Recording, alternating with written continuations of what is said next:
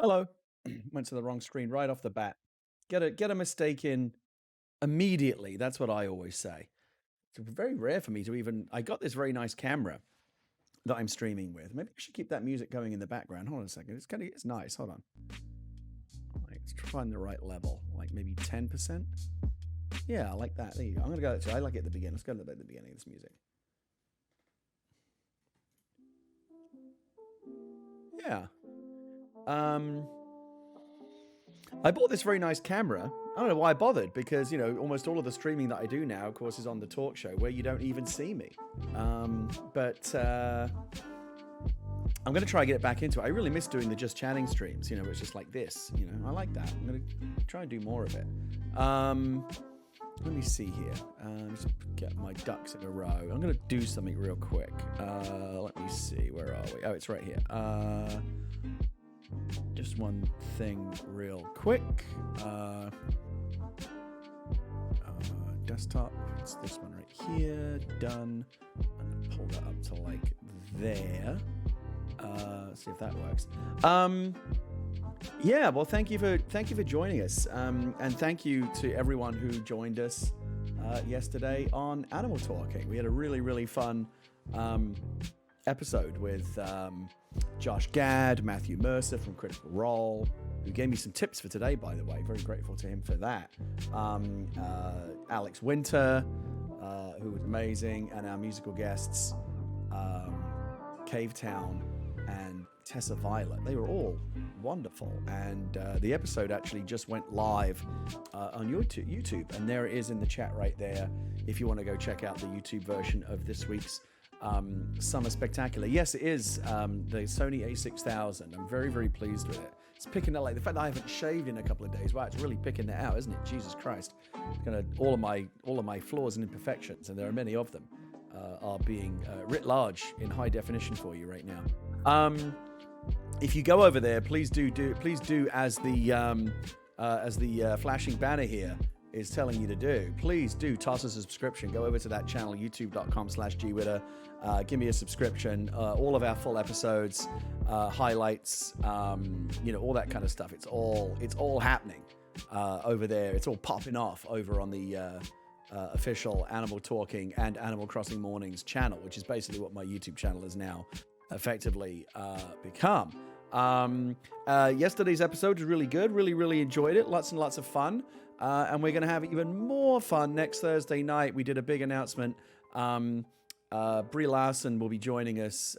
Captain Marvel herself, Oscar-winning actor and big time Animal Crossing fan, will be joining us live Thursday night, 7 p.m., July 23rd, 2 days after my birthday. What a lovely birthday present that will be. And of course, that's not all. Dr. Lupo, one of the biggest streamers on top. I'm not sure where he is in the rankings. He's got to be like, what, in the top 3, top 5? He's like one of the very biggest guys on Twitch. I mean, now that Dr. Disrespect is finished, you know, like he's got to be like right up there, right? I mean, who's number 1? Who's number 2? Who's number 3? Dr. Lupo's got to be one of them. He'll be joining us live as well next Thursday night. Be getting some tips from him on how to grow my Twitch channel without any gameplay skills. I don't know how what he's going to advise me, but yeah, he's a big deal. Very excited about Lupo. Frisk, one of my favorite streamers as well. She's got a really great channel. Very great community. Really excited about her coming over to the Animal Talking set on the beautiful sun-kissed island of Kauai.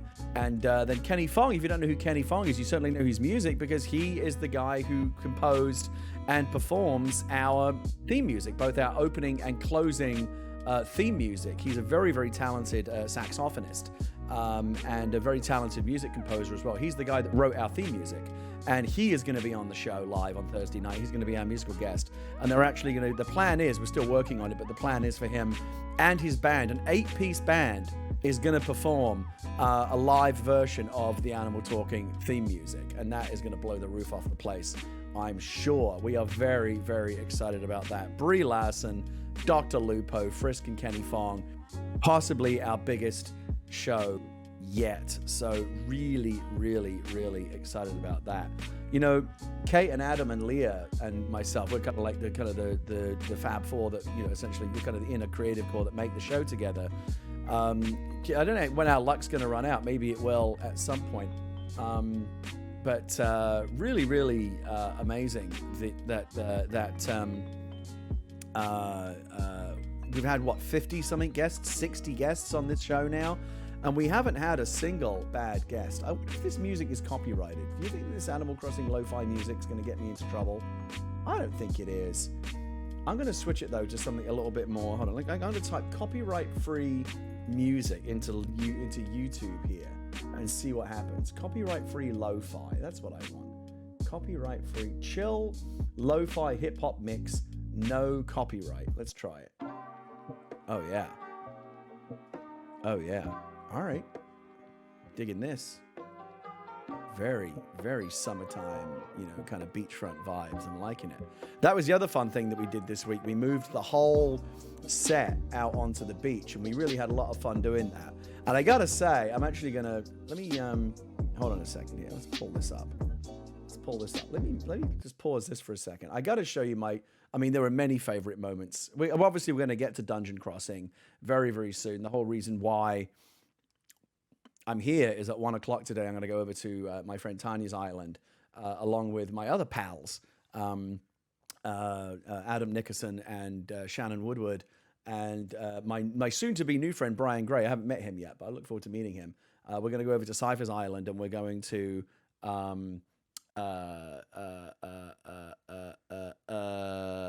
learn to play Dungeons and Dragons, which I've never done, and I'm finally gonna learn how to do it. But I wanted to pop on just a little bit early, just to kind of chat with you a little bit and catch up and share some cool stuff. And one of the things that I'm really, if you haven't seen this yet already, I got to share. I was so. Josh, hold on a second. Let's pull this up here. I got to pull the Chrome volume back up to 100%. I got to come over here and show. I was so excited with how we had Alex Winter on the show yesterday. And Alex, of course, is most well known as being one half of Bill and Ted. He is Bill S. Preston Esquire. And we're very excited about the new Bill and Ted movie that's coming out later this year. But he's also a very talented documentary filmmaker, and he came on to talk about his new HBO documentary, Showbiz Kids, which just dropped on HBO and HBO Max this week. But we couldn't let him go without hitting him up, you know, on a little bit on the bill. We did talk a lot about Showbiz Kids, so I didn't think it was too unfair to ask him a little bit about Bill and Ted too. And he was kind enough. To honor my request, and I'm going to show that to you right now, just in case you missed it yesterday. Olaf. Matthew gave us a little Captain Levi. I wouldn't put you on the spot if I hadn't already asked you if you'd be comfortable doing it. I know you said, I don't know if we'll be good at it, but I'll give it a try. Would you give us a little Bill S. Preston? Would you give us a be excellent to each other? Be excellent to each other. Oh, my God. Oh, my God. Amazing. Oh, my God. I love it. I literally got to chill. Matthew, how are you doing over there? Because I got to chill. Oh, no, I'm cloud 9 right now. I'm still kind of recentering myself. That really was. I'm so glad that we had that. I love it when we get people to do little fun moments like that with us on the show. That was just the best. Stream Beats by Harris Heller. Okay, all right, let's look at, let me look for that. Hold on. Stream Beats. All right, let's see. Stream. I think a lot of streamers right now are doing exactly the same thing as me, like typing in copyright-free music. Okay, it comes right up. Stream Beats Harris Heller. Let's see what he's got here. Stream Beats Lo-Fi. Is it? I mean, this is all stuff that you can play. Let's do that. All right. How's that sound in the mix? Does that sound okay? It's meant to be just like background music. It's chill. I like it.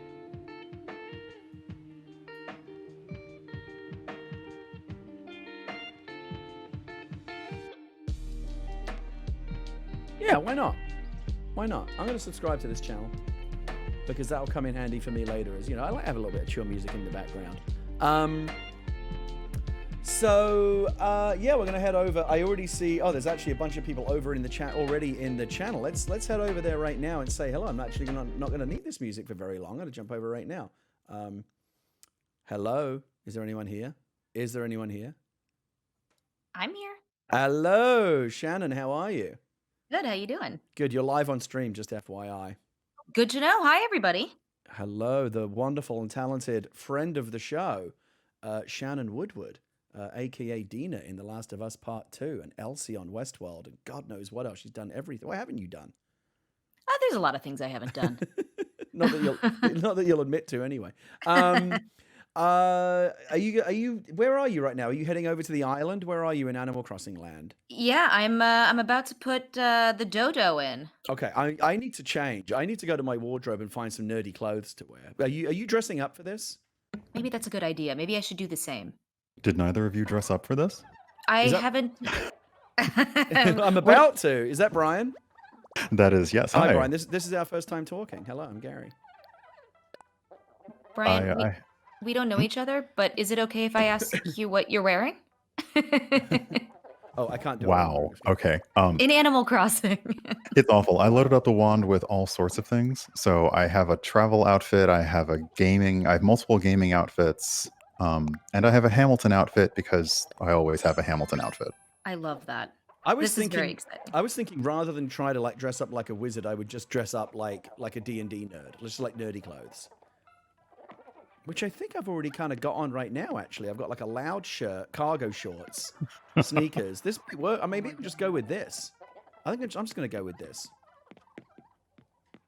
I'm checking out my wands real quick. Oh, are you going to do some costume changes? Well, no, just seeing what I got in the library here. Okay. Oh goodness, this is gonna be high comedy, isn't it? Cypher, we can barely hear you. Oh really? Hold Yeah, on. you're very soft. There we go. You're a Is little that louder, better? but still very quiet. Hold on. Is that better? It's getting better, but you're still quiet. Weird. I don't know. Is it just me, or is it quiet to other people? It's a tiny bit quiet to me. Okay. Hold Yeah, please. it's not horrifically quiet. I can boost you on my end, but you are quiet. Yeah. Alright, hold please. I don't know what's going on. Get you Windows. there. I've had to reboot like 3 times today already, so that's been fun. You hate to see it. You do. Yeah. Elgato sent me a lovely new microphone. Oh, is it the But wave? The Wave, however, it takes over all of your audio. And it's not set up. I actually had to unplug it because I couldn't be heard on a call earlier today. So I think it's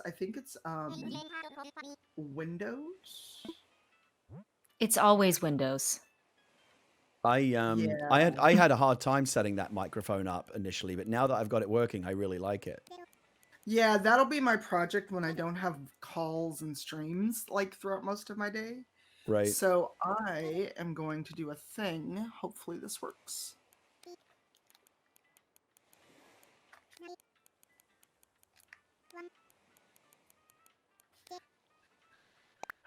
I'm going to make both my audio input and output the same thing. What I All like right, about I'm that on my mic is it comes with that software that's almost like a software. If you can get it working, it's almost like a software mixing board, and you can adjust all your levels. Right. Yeah. So I switched to my headset for both. Is that better?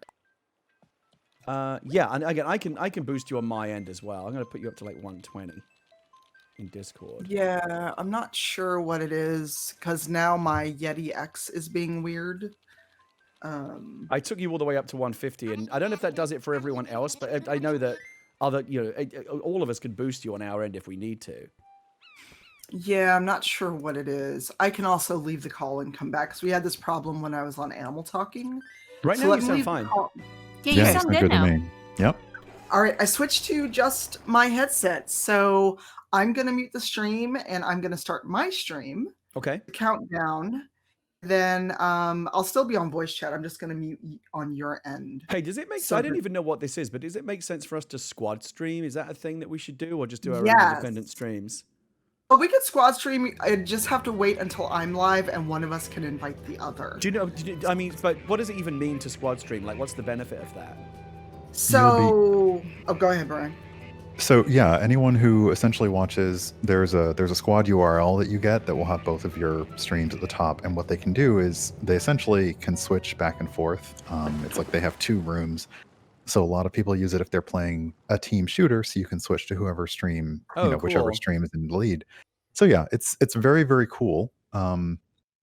Recently, a defected record company was doing it. They were doing a virtual like music festival, and they had 3 rooms, and you could choose like which room of music you wanted to listen to. So it's a Okay. really cool thing. That's awesome. I'm on Cypher's Island. Hello. All right, let Hello. me. Hello. I'm gonna mute my output, and then I'm gonna go live, and everyone can see our shenaniganry. Oh yeah. Let me know when I can do the squad stream thing, because I have a little button here that says I can do it. I just need to know when I can. Soon as I'm live, which is gonna be in a minute. Ooh, I am loud. Brian, you have a very very dulcet voice, mellifluous voice. Well, thank you. You should be on the radio or something. I hear that a lot. Yeah, we had And Matthew that's- Mercer on the show yesterday, and he's like another Oh my one. We're like, gosh. it's like caramel. I don't know what's going on. I'm good now. If my name and Matthew Mercer's name is in the same sentence, I am good to go now. Yeah, I okay? mean, gotta you, say- you do both have a very Hello. similar vocal quality. There's just that smoothness to it, you know? Hey, This morning- Gary. Gary asked me if I was sleepy when he heard me talk, so You yawned. Oh, That's no. why you were yawning a few times. Wow. I Wow. wasn't. Yeah, maybe I was yawning. I do yawn a lot. I do as well, and isn't it? You ever, scientists don't quite know why this is, but isn't it weird how yawning is contagious? Yeah, it used to Yep. be a nervous tick for me too. I used to yawn every time when I would work. When they'd say rolling, I would yawn, and I was like, "Oh, this is a nervous thing." Huh. It's stopped Alright. now that I'm a bit older. Shannon, where are you? I am at the airport, and I am about to roll through. Is it good timing? Yep, Yep. that is perfect. Great. We're I'm just all- pulling up. Yeah, the we're all dodo. here. We're just waiting on you. We'll all hold still for 15 Oh, seconds. and Adam. Where's Adam? Oh, and Adam. Sorry, I always forget about Adam. Wow. Oh, no, poor Adam. Poor Oh my Adam. goodness. That's very rude. Wow. Uh, All right, I'm going to tweet that we're live. And now you can invite me to a squad stream because I'm live. okay, so let me do that. So, and also, it's not 1 o'clock yet, so Adam's not technically late or anything. It's just we got here early. Yeah. Let's see. Start squad stream. True. That is correct. Hey, Belle. Hey, Uncle Add a Ook. channel. Here we go. Cypher. Someone asked where Adam and his big fish are. That sounds rather provocative. Okay, I think I sent you an invite. You did, and I get it? accepted. Okay. there we I go. did. All right. So. Hello, okay. everyone. Now, how do we? I've done that. It says invite sent. Did you accept it? I did. It doesn't say that you did though. And the button to start squad stream has not lit up yet, so I don't know why that's not working. Let's Might need a see. moment. Community preferences. Let me cancel that invite. Partner. It's weird when I type in your channel name. It's not like auto-filling your name or anything. I clicked accept. Maybe it takes a minute. Hey, Broly Knight, how are you?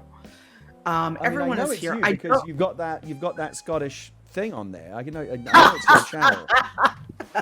Wow. You've got that what do you call it? The coat of arms. Oh my god. Brian, do you How want to dare- explain How, my evil how dare you cackle? have that coat of arms? Don't you understand that Harold? No, we're not gonna do that. Oh my god, it's hilarious because it was me at my most petty. No, I liked It it. was a fascinating people- story.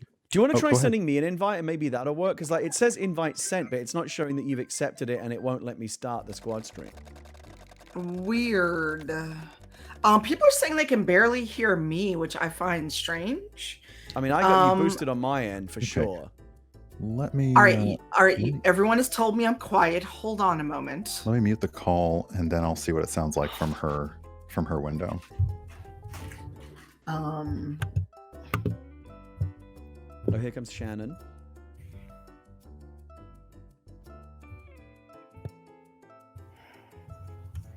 All right, I have boosted the gain as far as I can on this Okay, microphone. now you're louder even still. I can take you back down a bit now. People on my stream can hear you fine because I have you jacked up to like 140, 150%.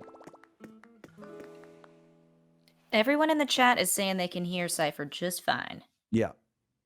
All right, is that better? Yeah, you sound fine right now. Confirmed. Okay. Listening through your stream, you are quiet on your own stream. Confirmed. All right, I boosted my gain as high as I could. I'm not sure what's going on. All right, I know that I sound low. All of you don't have to keep telling me. All of you have told me. I know. For those of you who may be interested in following Shannon's Twitch adventures, her channel isn't like really up and running yet, but Shannon is Live is the Twitch channel. I just dropped it in if you want to go give her a preemptive follow. She's going to be doing all kinds of cool stuff. Thanks. very Yeah, soon. just waiting on my graphics and stuff getting finished. Look, my character, my controller has drift right now, so if you see me Oh, you got the walking Joy-Con around- drift? Oh my god. I just had one fixed pre-pandemic, and now the other one has gone adrift. Oh no. All right, Oh, look is at her, that better? You sound again. that so better? it's hard for me to say because I've already got you boosted. So you've been sounding fine to me for a while. I don't know what matters. I think is how people are hearing you in your stream. Yes. Well, I apparently Windows didn't have this set as my mic set as default, even though it was set as default. So it was being weird and not choosing that option as default for some reason. So no one else has complained. They said there's no voices now. Do we have Ashley Johnson in the chat? Yeah, We do. she's here Oh, to wow. support my metaverse girlfriend. That's so nice. Nice to have supportive friends. We love each other. Aw.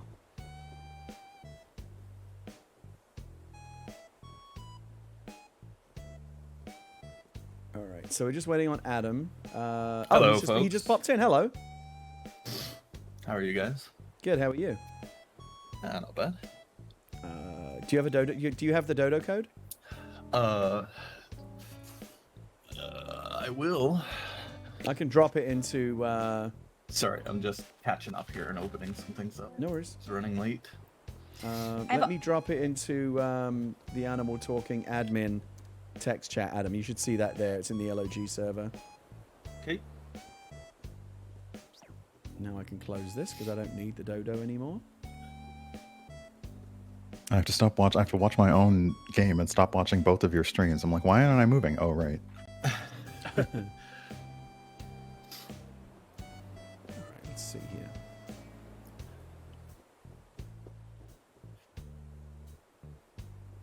Oh, are you guys both already live?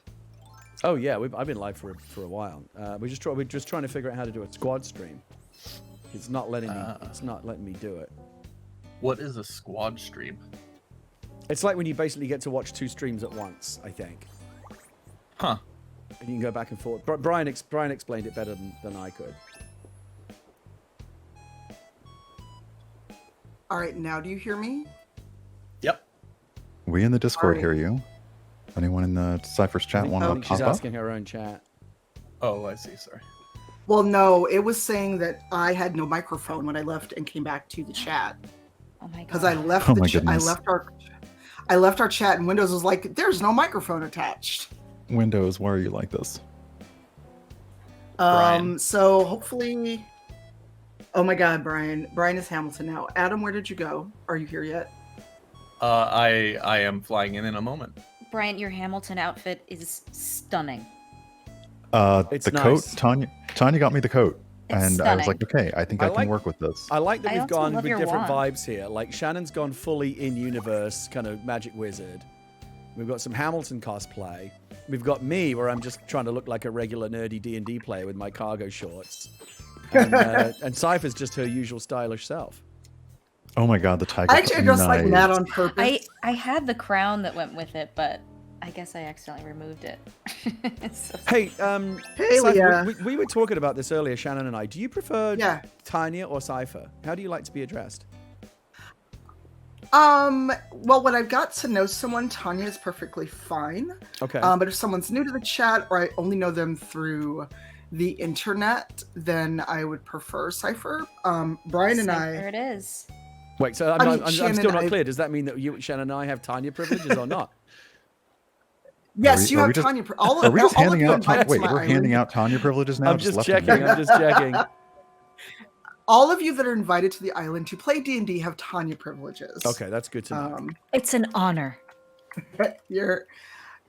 It's fun. So while we wait on Adam, why don't you tell folks who you are while we're waiting on Adam? Who goes first? Who has initiative? Well, not me. It's here. I feel like we should get into the spirit of this and like roll dice to see who gets to go Okay, first. roll initiative. I forgot Roll to get my initiative dice. That's for what I forgot to do. I forgot to introductions. get my dice. Dang it. All right. While we wait on Adam, roll a d20 and tell me what you get. Do you think I don't have a D20 in front of me? Can I roll? Is there a website that will let me roll one? Hold on, Yes. I'm gonna That's Actually, the do- website you're using today. Here we go. Roll a D20. Here we go. I'm gonna roll. Everyone, we're on the honor system here. Although I can actually show it for real. Here we go. I'm gonna roll one right now. I got a 6. Okay. The site we're using today, D&D Beyond, has virtual dice. Okay. I went to rolladie.net. That's fair. Oh, nice. All right, you got a 6. I got a What did you get, 6. Brian? Oh, let me go get some dice because I don't. I should get some. Even though I'm not a big D&D player, I just love D20s as like nice objects. Whenever I go to like gaming conventions like PAX, they have those booths that have them all, and some of them are like really pretty nice ones. And I'm like, I kind of just want to have them, just to have. They're just nice things to have. Guys, I just rolled a 14. How do we know that though? Okay. I rolled a 9. I can send you a screenshot. Oh my God, they're saying they can't hear me in the chat after I've asked like how That's many weird times. because we can hear Oh, that's you. very odd. No, I know. I'm. Did you change something recently? You know what? I think that. Well, I plugged in the wave, and I think the wave may have messed up my. I'm telling you, like Adam will tell you when I first got that, it was a nightmare getting it set up, and Adam had to basically figure it out for me. Yeah, there was weird USB permission issues. Yeah, it did not like my USB controller. It just wouldn't recognize it, and I still don't know what Voodoo Adam did to get it working, but he eventually did. I've turned up the volume on your stream, Tanya, and I don't believe any of us are coming through on that one. All right, I don't know what's happening. I may have, as much as I hate it, I may need to stop my stream really quick. I don't want to reboot entirely, but Whatever you need to do. Right. Yeah, my chat says do the you, only sound on Cypher stream know. is the Animal Crossing music. So it sounds Do you maybe think that- are they getting any of our voices over there? No, I mean I have her stream up Apparently. completely loud, and all I hear is the Animal Crossing music. Oh, I wonder how if the if changing the audio settings changed your the XSplit input. maybe. All right, I'm gonna stop the stream, make sure I have everything done, and then I'll be back. But everyone, hang out. We'll be back. Yeah, we'll sorry. do some small talk.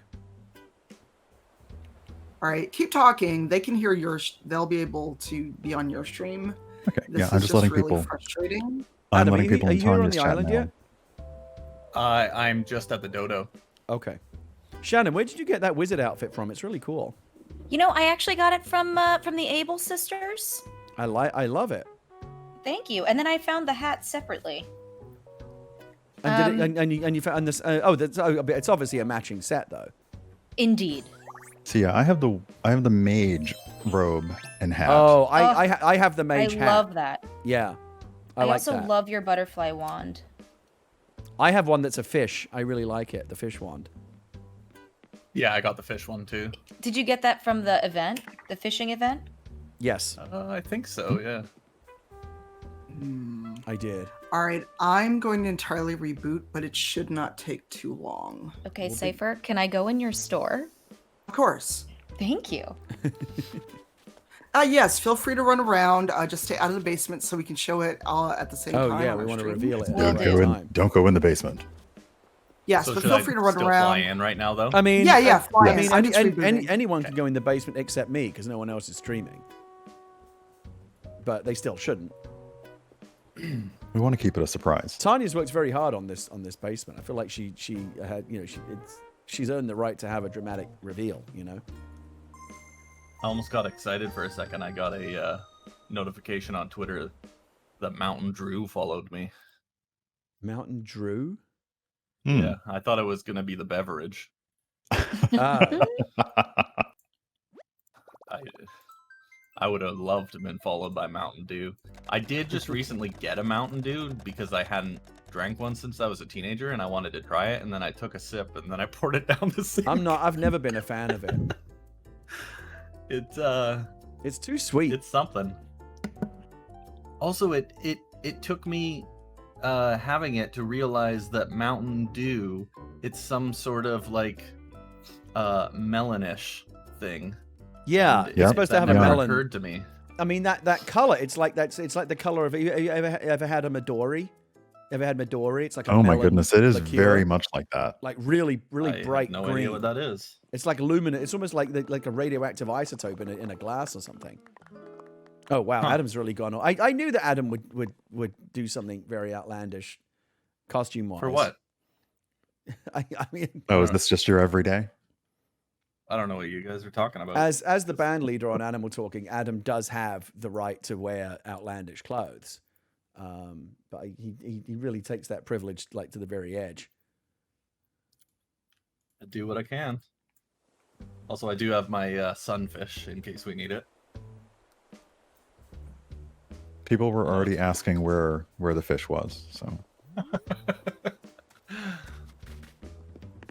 Your fish. The best part about the Sunfish is okay, that outfit though. That I can completely cover Gary with it, and that upsets him. This is Adam's new thing: is busting out giant fish in the middle of the show. It's his new way to draw attention to himself. So I was talking to Danny, about it, and he caught a sunfish. It's funny I say that. Sorry, I was talking to Danny Trejo about it. And he was telling me a story about how he caught a sunfish and how they I guess they come up to the surface and, you know, bask in the sun, but they do it like sideways and look all stupid the way they do. It's pretty amazing. And he said the one he caught was something like 4.5 feet across or something. Wow. Yeah, pretty ridiculous. We got Mrs. Dr. Lupo in the chat as well. It's all kicking off right now. Some big time streaming royalty in the chat. I'm loving it. I guess I should open your stream. I mean, you don't have to. You can just play. Oh, look at that. There's us. Where is Shannon? I'm shopping. She went shopping. Oh. I'm coming back. I got a new dress. That is some wholesome tourist activities, though. I mean, you visit someone's island, you go in the shops. You got to shop around. You never know what they might have. Every shop's got something different. I bought something called the frugal dress that felt right. And what is that? Well, you'll see. I was very close like to peasant dress. I was very close to putting together the frugal outfit. Oh, that actually, I mean, that's kind of D&D as well. Like it has it kind felt of a right. Yeah, why not? That's like that. You look like a level 1 role playing character before you start to get good gear. That's me mentally going into this D&D game. Fair. I am That's prepared to be that's humble. a cute dress. You look like Humbled. something out of you look like a Disney princess or something in the first act of the movie. Thank you. You guys like my dragonfly? Yeah, it's nice. It's a big one. All right, we're just waiting for Cypher to reboot her stream and troubleshoot some technical issues on her end, and then we'll be, I think, good to go. Julesy makes a good point. I'm glad I opened the stream because I would miss all the hashtag Team Adam emotes. I haven't seen any. Well, that's just because you have your blinders on and you try to ignore them. Yeah, I mean, I see what I want to see, and I don't want to see that. Brian, what do you do over on your channel? I'm not super familiar with it. Are you a gamer? Like, what do you do? Mostly games, although every now and then we'll have a special cooking, baking, cocktail making stream. So we'll have some fun with that. Oh, wow. What? Hi, can you hear me? Yes. All right, we can hear you in Discord. Let me Exploit is still refresh. booting Okay. in a hot second. I will keep people updated. So on Gary's stream, I just rebooted because Windows was like, you have too many things plugged in. We don't know who you are at all. I'm telling you, when I plugged in that Wave, I'd never seen this before, but I got this thing that said like too many USB devices connected. I think like that Wave might be like a USB resource hog or something. It's weird. Wow. It is. So I just unplugged it. I did an interview this morning via Zoom call, and it was just plugged in. It's not set up. And they were like, we can't hear you. And I went into my sound settings. Everything was attached to the Wave. And I was like, it's not even set up. It's just plugged in. Even just muting it didn't make a difference. Adam, do you remember what So you did to finally solve my problem with the Wave? I did what I used to do in my IT days. I basically went into all the options, poked around, pressed refresh, deleted a bunch of things, and then rebooted the computer several times, and then suddenly it worked. Okay. Sounds So- simple enough. Nothing that I can specifically remember, but I could definitely help you out. Probably not right now, but at some point. That would be great definitely. if, yeah. Is that just the equivalent of pulling a bunch of wires and praying? Yeah, that's all IT work is. Yeah. I was good at it. All right. The stream has started, and I'm in Tanya's channel, and I hear all of us acting up. Yay. A reboot fixed it. Huzzah. I hate when So a reboot good- fixes things. That is unfair. This is indicative of D&D and dungeon mastering. So now that we're all actually here and the stream seems to be working, praise to whatever you or don't believe in, let's go check out our D&D room, and then we can get started on creating characters. And for those watching on my channel, oh, you know what? Let's try a squad stream. I forgot about that. Oh, Sorry, God. Gary. Yeah, no, it's fine. Everything's going wrong over on my channel right now. I accidentally made Shannon Oh, a mod, no, and what's now she's wrong? going to be drunk with power. Hold on.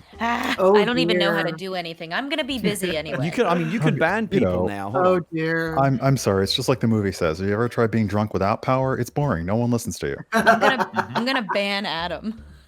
Oh, Oh no. suddenly Not if I beat you like to it. suddenly I like where this is going.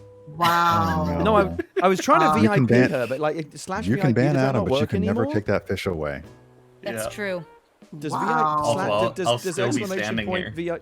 is it slash VIP? Is that what it is? It is. Okay, that's what it is. Okay, I'm gonna give Wow. Shannon is now a Toby VIP. Blue said, "Ban me, Shannon." And I don't know if that's a weird thing. I'm just too hip to understand. That is All right. that is not the equivalent of step on me. It's not. All right. here we go, here have we go. Start accepted squad your stream. Here we go. invite. I got it. It says we're squad Huzzah. streaming. In squad with Cypher of Tyr. All right, There you go. there you go. There Oh, you We go. did Awesome. it. We did it. It's all happening. So just like any D&D adventure, something has to go wrong before you get started because you need somewhere to go and something to do. All right. Since You want we're to show us the room? Yes, let's go. Let's go check out the room. Oh, and there are gifts for you. Take one wow. of. Oh, look at Take this. two. Take I totally two? stole that idea. Take two. Oh. Are they both the I same? totally stole that idea. Are they all from the you, same Gary. thing? No, they're all different. Oh wow! All right. I'm gonna take an orange one. That one, and then that one matches my outfit. So Oh my god, right. do we open these now? If you like, yes, feel free. All right, I'm going. There was a request to lower the game sound. Oh, damn it! Let me do that. Ooh, Let a me- golden What? slingshot Goodness. and a golden golden axe. Wow, This is a game changer. Thank you. that golden I axe is looked a up- big deal, Shannon. You're welcome. I just got money and gold nuggets. What? No fair. I got a fossil just gold and a nuggets? stand mixer. Don't be ungrateful, Golden Brian. Okay, slingshot? see, Wait, Brian, do you want to trade? You need something? No, no. I'm Oh fine my with the God. gold. I'll take the gold. I'll take the gold. I just Here, this, I got this, 2 golden things. Maybe do you this want got game show want- on us for a moment. you I want was the very golden- confused. the golden slingshot? Oh, I have a golden slingshot. Okay. I see Gary peeping the habitual first balloon present on the popper. ground.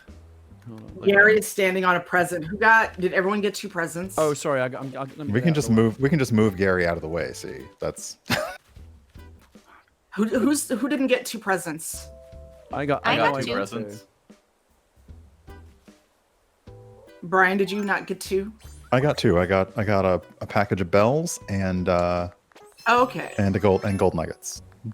Very very I mean, happy that's- with All that. right. Well, then nice. we can leave it out there. I may have done 9. All right.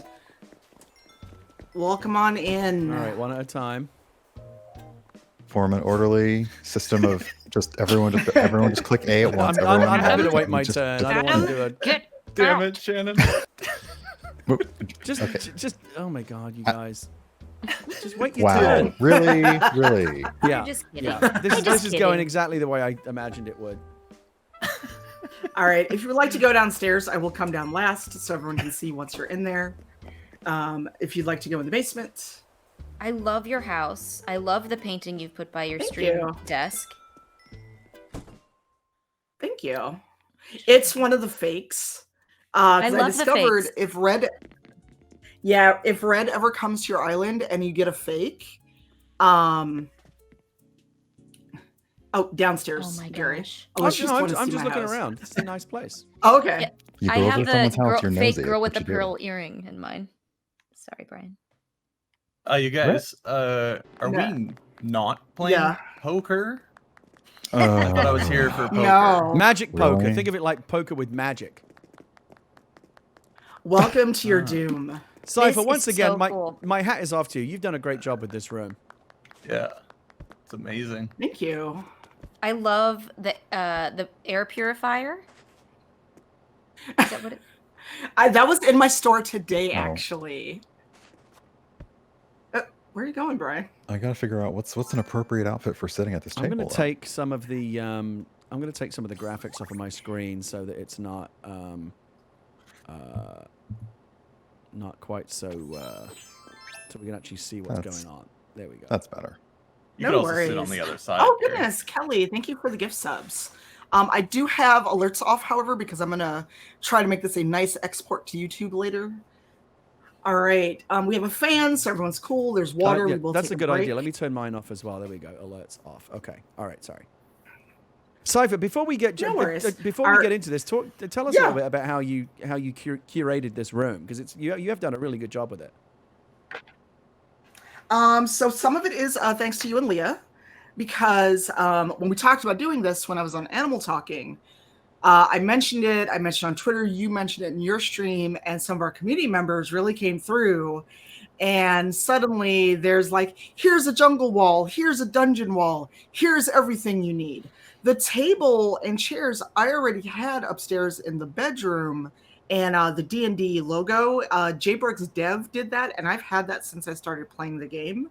The simple wood table has fabric you can customize, and I decided to put the D&D logo on it since that was one of the things he did.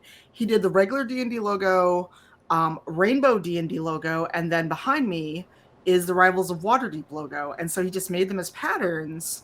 And, you know, I was trying to think of the classic kind of sitting around at a table with your buddies feel for a room. You know, we're already doing the stereotypical thing of being in a basement and playing D&D. So I wanted something fun. I definitely wanted books to be around because I grew up pre-digital anything to do with D&D, so you had to lug around like 6 books if you wanted to play. I love You know, that. So I finally got enough books to make a bookshelf. And Gary, I still owe you books because they were finally in my shop the other day. Oh, Leah and actually then- made a bookshelf for me, so I'm all good on that. Thank you. I have one now. So you don't. You're Yes, all but I good. still feel bad. I said I'd No, that's send you okay. books. I think the ruins um, wallpaper works really, really well. Like this is like the most D&D wallpaper I think you can get. Yeah, I tried the dungeon and I wasn't exactly feeling how it looked. Yeah. The skull door plate just kind of fit. I'm like, it's supposed to be a faux dungeon. Let's have a skull door plate. Hot water so we can stay hydrated. The diffuser was literally in my store today and I thought it was cute. And the box I just had down there because I'm like, it's a basement. We all have one No, it's box. perfect. It's perfect. What are these stuff. papers in front of us? So there's the scattered papers that you can get as a DIY. But I think it's a little broken because you need like scrap paper to make the scatter papers. You need scatter papers to make the scrap paper. But a friend had it in their store, so I bought enough of them. And then because we're all nerds, someone made a pattern for character sheets. So that is like a 5E custom pattern. thing? Yeah, those are Oh, customized. cool. So IRL, you would not need a literal stack of paper to play D&D. But it's the closest thing other than having a book in front of you. Right. So it's like, it looks like a character sheet. Let's run with it. So It's a shame the game doesn't have like a Dungeon Master's screen. That would be perfect to have. yeah, on one of my outside tables, I used to have the board game sitting around. And it's not the same feel, even though you can touch it and dice kind of roll. It's not quite the same feel if you're trying to emulate like D&D or something. I'm trying to take photos of us. Okay. It's not easy. No, it's not. It's hard to do when you're sitting because you can't go in your menu. You can't go in like your inventory unless you get up. I just take a capture. Yeah, well, like your in-game phone. Eventually, you get a phone and a camera, so you can take a photo of everyone. I really like the rug with the arcane pattern underneath as well. It's amazing. The rug is so cool. Yeah. Yeah, that's just the magic circle rug, and since everyone's visited, I could send you one because it's in my inventory. Amazing. Ooh, I love it. I feel like we're sitting right on like Yeah, a 'cause portal straight to hell or something. So Cypher, should we pull up our character sheets? Yes. So before we get into your character creation, I wanted to know. I know Brian has played a little bit, but it's been a while. But everyone else, none of you have played D&D before ever, correct? Correct. Not even one Correct. time. Wow. Okay. So I wanted to answer any questions you might have about D&D itself as everyone kind of pulls up their character sheet and I open up the campaign so I can look at your sheet. And for those watching at home, I enable the D&D Beyond overlay. So if we do this more regularly, once everyone's done with their character, it'll show your character portrait and your hit points and your name. So people watching at home can kind of go, oh, that was a bad hit. You lost 20 HP. And they can see what your character's health and name and class is on the side of the bar. So yeah, so who wants to go first? And actually, before we Shannon. go first, oh, wow. Adam, just for that, you have to introduce yourself first. Boom. There you go. Okay, what? Who What am I are introducing? Yeah. So we'll who try are into that you? one. Who are you? What do you do? And why do you want to learn to play D&D? My name is Adam. I'm an alcoholic, and Adam. my name is Adam. Hi, Adam. I am a game developer, and I have always dabbled in video games and nerdy things, and I just somehow, as I said to Shannon and Gary before, I owned an internet cafe for many years and still somehow never found myself in a Dungeons and Dragons group. So here I am. I would love to know how to actually play, and maybe it'll make me more imaginative. All right. Gary, what made you want to jump in and do this? And who are you? What do you do? My name's Gary. I'm a writer by profession, mostly for film and television. and I'm also the host of Animal Talking on Twitch, the celebrity late night talk show that takes place inside Animal Crossing. Tanya, you and Shannon have both been guests on the show. Adam is my sidekick. And now it's awkward. I got to invite Brian on the show, I guess, because he's the only one who's not been on. So I hereby extend an invitation to Brian to come on Animal Talking. This at is some so point sudden in and the future. unexpected. I should have had something prepared. This was your plan all along, wasn't it? So I'm, look, ever since I was a kid, I've been into nerdy stuff, reading science fiction and comic books and playing video games. And yet, like Dungeons and Dragons, which is, one of the true kind of pillar stones or cornerstones of nerd culture, is something that somehow has always passed me by. I think it's because I grew up in the UK where, Dungeons and Dragons obviously is a global thing, but it was never, when I was a kid, was not as popular as it was with kids, growing up in the United States in like the kind of 80s when I was a kid. So I just kind of, it just passed me by. And for years, I would say to people, I would kind of bemoan the fact that I've never played it. And I spent a long time trying to find a group that would be willing to onboard like a total newbie player and have the patience to kind of teach me the rules. And it never really came together. And so I'm really, really glad that this has happened, because not only do we get to do exactly that now and get to learn how to play from, very experienced people, but we get to do it in this really cool way as well inside Animal Crossing. This is great. I love it. Yay. Brian, who are you? What do you do? Why did you want to relearn to play? I am Brian. I am Urban Bohemian pretty much everywhere. Mostly variety streamer on Twitch and very talkative everywhere else on the internet. I played D&D way back when, like hardcover Big Red Book, back when it was like Satanic Panic was starting to fill in, and we have the Jack Chick tract that everybody makes fun of. And then I just sort of lost touch with it. A big reason for that is a lot of the reasons we talk about today. The hobby itself wasn't very welcoming and open to any to people of color, especially. And it just, other things happened. So I'm wanting to come back to it now because I kind of want to revisit this world. And I have friends who play over Discord, by mail, message boards, and even do like some RPG shows. And it's like I kind of want to get my toes back in the water, but I really need to reacclimate myself because so much has changed since I have been away. Yes, and definitely not last or least, Shannon, because you joined us kind of just a couple days ago. I in did. This shenaniganery. Yeah, and shenanigans. When I was younger, people used to call me Gans because shenanigans. I love it. Oh, I probably shouldn't have mentioned that because I probably don't want to encourage that. But yeah, Too thank late. you guys for having me. I've never played D&D, and the only reason is I feel like I missed my window where I got really insecure because everybody that I knew who played was already really good at it. And I kind of just missed the boat. So I'm really excited to have an opportunity to learn. I've watched people play a lot, but I've never actually done it myself. So I'm really grateful for the opportunity for your tutelage.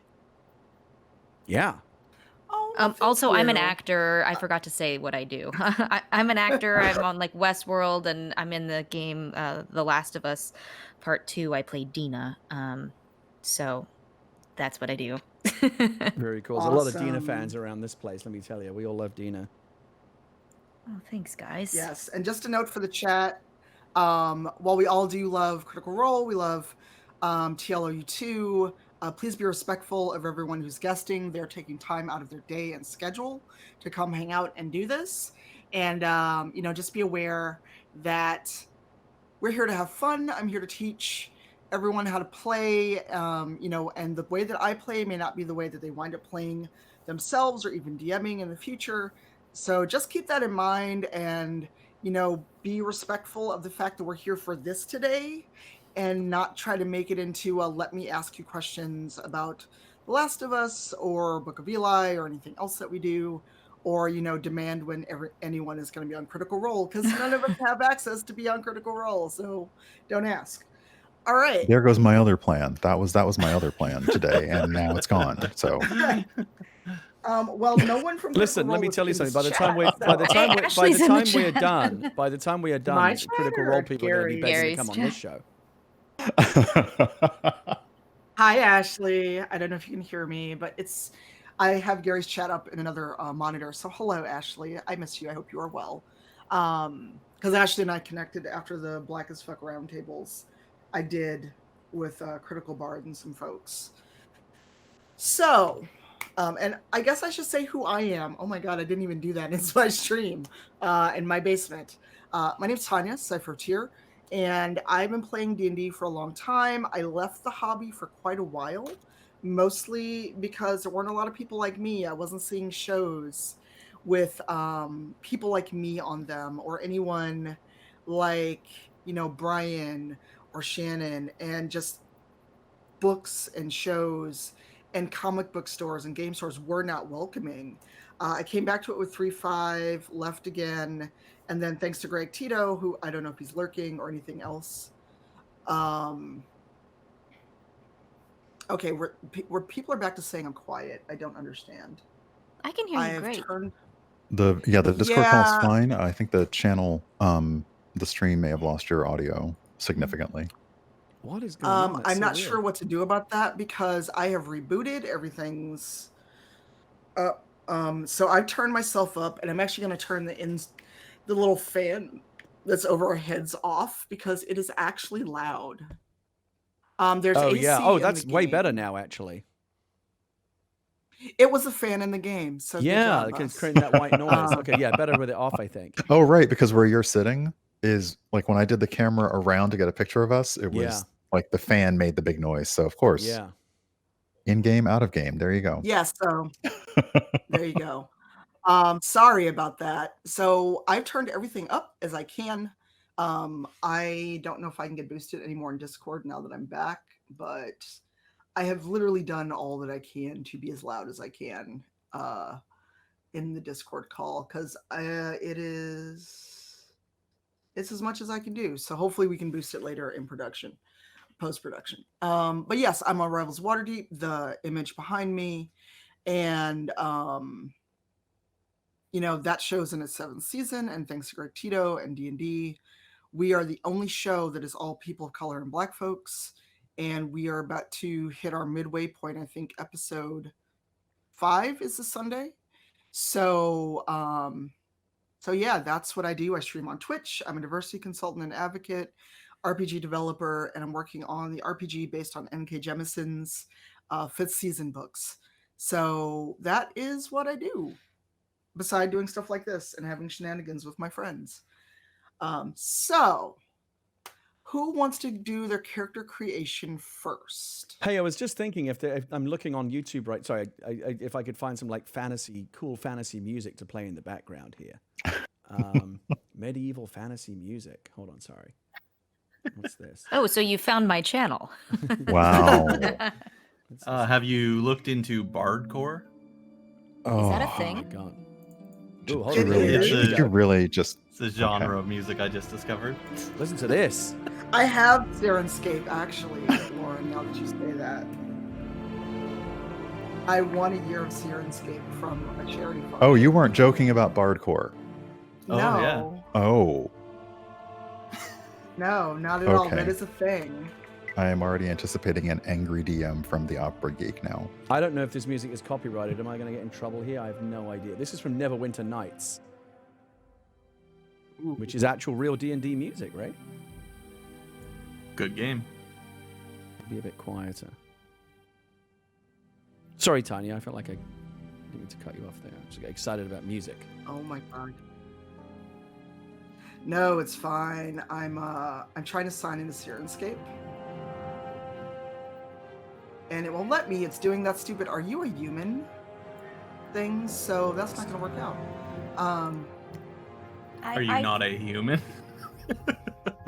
It makes you click arrows to turn an image upside on the right side up.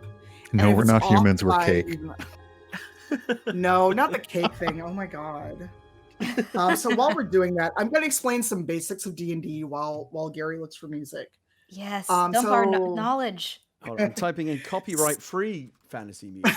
Oh god. We can but hope.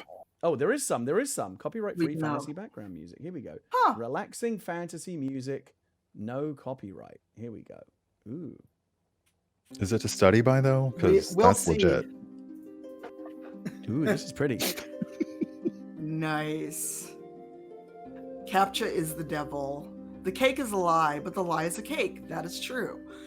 So Dungeons and Dragons is a high fantasy setting where you have elves, you have orcs, you have dwarves, and other things that we've all come to know and sometimes love, sometimes not, through things like Lord of the Rings, Tolkien, other high fantasy authors that a lot of people consider the grandmasters and fathers of the genre. And in D&D, you basically get to set your own story, or you can play a story pre-written for you in one of the books. And a lot of times when people are starting out, they will get a more experienced dungeon master to guide them through it, and they will have a pre-made character and a pre-made story. And so you can get a feel for, you know, if I'm a barbarian, for instance, what does it mean for me to be in combat? What do I roll to hit something? What do I roll to then do damage? Or if you're a bard and you need to be alluring or evocative and tell people, you know, a very pretty lie in order to get them to do what you need them to do, how high is your charisma and how high is that other person's charisma? And how will you then, you know, get your way? And if you fail, what is the penalty for failing? And all of this is tied together in an adventure. You know, the joke is you meet in a tavern and all of you somehow know each other, or you meet in a tavern and you've been called together by the wizard or whoever. We're not going to do that. If we get to play, we will do a little bit of pre-made adventure, because while I do have a couple things I've written, I would not send you literally to hell in D&D on your first time ever playing. I will save you from that. Although if you ever want to run with that, we can do that later. And so, you know, you're just 2020. Touche. That is 2020. So, I mean, we're living in Avernus right now, so I don't want to give you a fantasy version of Avernus as well. Gift Nova, thank you for that raid. So, you know, and the idea of it is to have a collaborative storytelling experience. A lot of people feel like D&D or any other RPG is basically, I go into a town, I get a quest, I go into the mountains and I find a dungeon, and I murder everything and bring back the gold. For some people, they love dungeon crawling. That's what they'd absolutely love to do. Other people prefer to tell a story. And, you know, all of us have either created or, you know, taken in stories, you know, with the Book of Eli, if that could actually be a really good RPG setting or RPG adventure of this trek to bring this book back. So that would be something you could actually modify into a campaign if you wanted. So things like that, where you have a quest, you have a reason for going, and along the way, your characters, if they go from level 1 to level 20, and then beyond that is epic level, you are basically godlike at that point. It's ridiculous if you play an epic level campaign. But your characters need a reason to be together. Either they met, they knew each other, maybe they met along the way to whatever adventure you're going on. And then you have to decide, will you fulfill the adventure you're trying to do? Will you bring the king back the sack of gold, the runaway, you know, son that doesn't want to get married to save the two kingdoms? Whatever it is that you've set out to do, will you do it? Or you be like, you know what? I'm going to go on a side quest. Peace out. I'm gonna go like find a dragon and make it my own and come back with a dragon familiar or something. So it's all about storytelling. It's all about having fun, and everything is determined by a D20. So that's why when people talk about D20 systems, they're talking about D&D. So a D20 determines if you succeed or fail on most things that you do. So if I say to Brian, roll me a D20, and let's say if you rolled it and you got 18 and you're in a fight, that means if the creature's armor is 18 or less, you successfully hit the creature.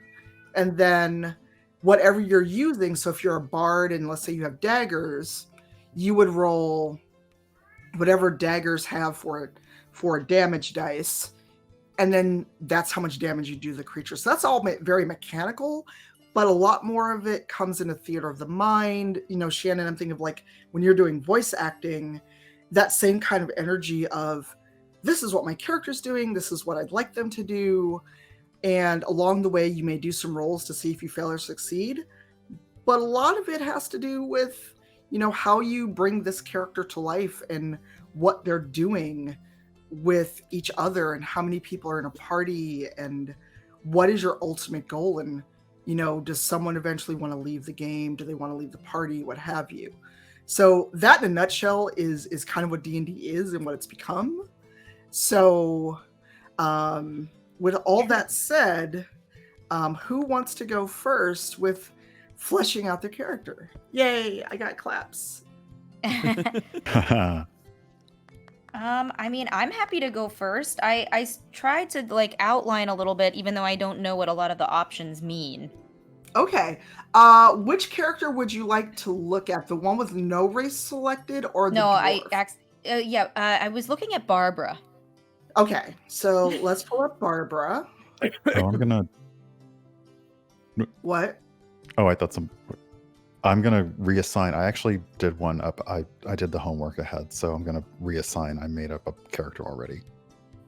I'm trying to click on it and it's not letting me. Oh, you know what? Because I clicked on it, so let me get out of that. So you click on it. Wait, is there some kind of shared web resource that we all need to be looking at right now? Yeah, the D&D Beyond. Yes. I'm on it, but is there a particular group or a section within that I need to be in? So the campaign link I sent you goes directly to the link. Oh, where and your character's there, Gary. Oh, I may have misplaced the link though. Hold on. All right, I will put it in our group DM. Yeah, okay. Let me go ahead and do that. Are we using a chat channel in Discord or Twitter?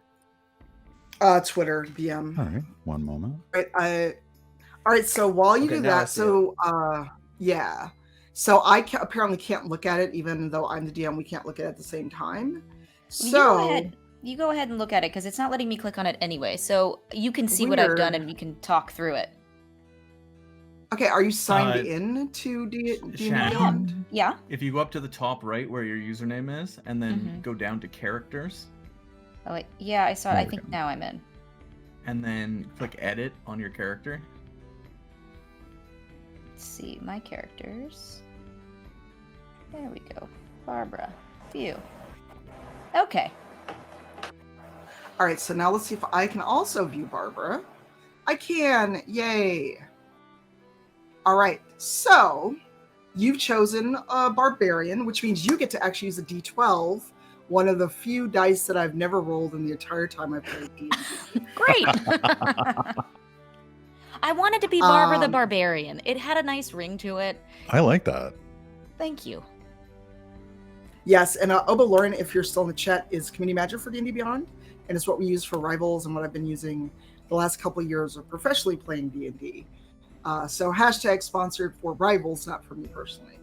All right, so let's see if there's a way I can share your character.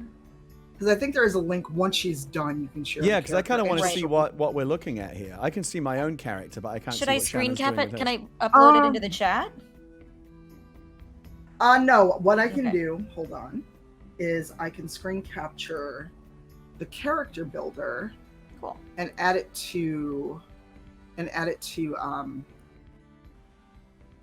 Aha. So there we go. I'm gonna put it up in the corner. This is on your channel, right? and It's not on we mine. Yes. Okay. So if people I'm back here. I'm trying to do it in a way where I don't cover everyone, but that's not going to happen. But now people can see the character creator. Cool. And I can do that with everyone's character when we build out. So you have 13 hit points right now. So it tells you how many hit points you'd have as a level 1 character. So the most you can have is 13. And hit You have points is how 12. many times I can get hit? That's how much health you have overall. Right. So if we wind Okay. up in some combat and something hits you and I say, well, how much hit points do you have? And you go 13. And I'm like, oh, that character hit you for 20 points. Then you're dead. Got it. Sorry. It's like Pokemon. I know this. Yes. Perfect. I'm very cool. I don't know if you know.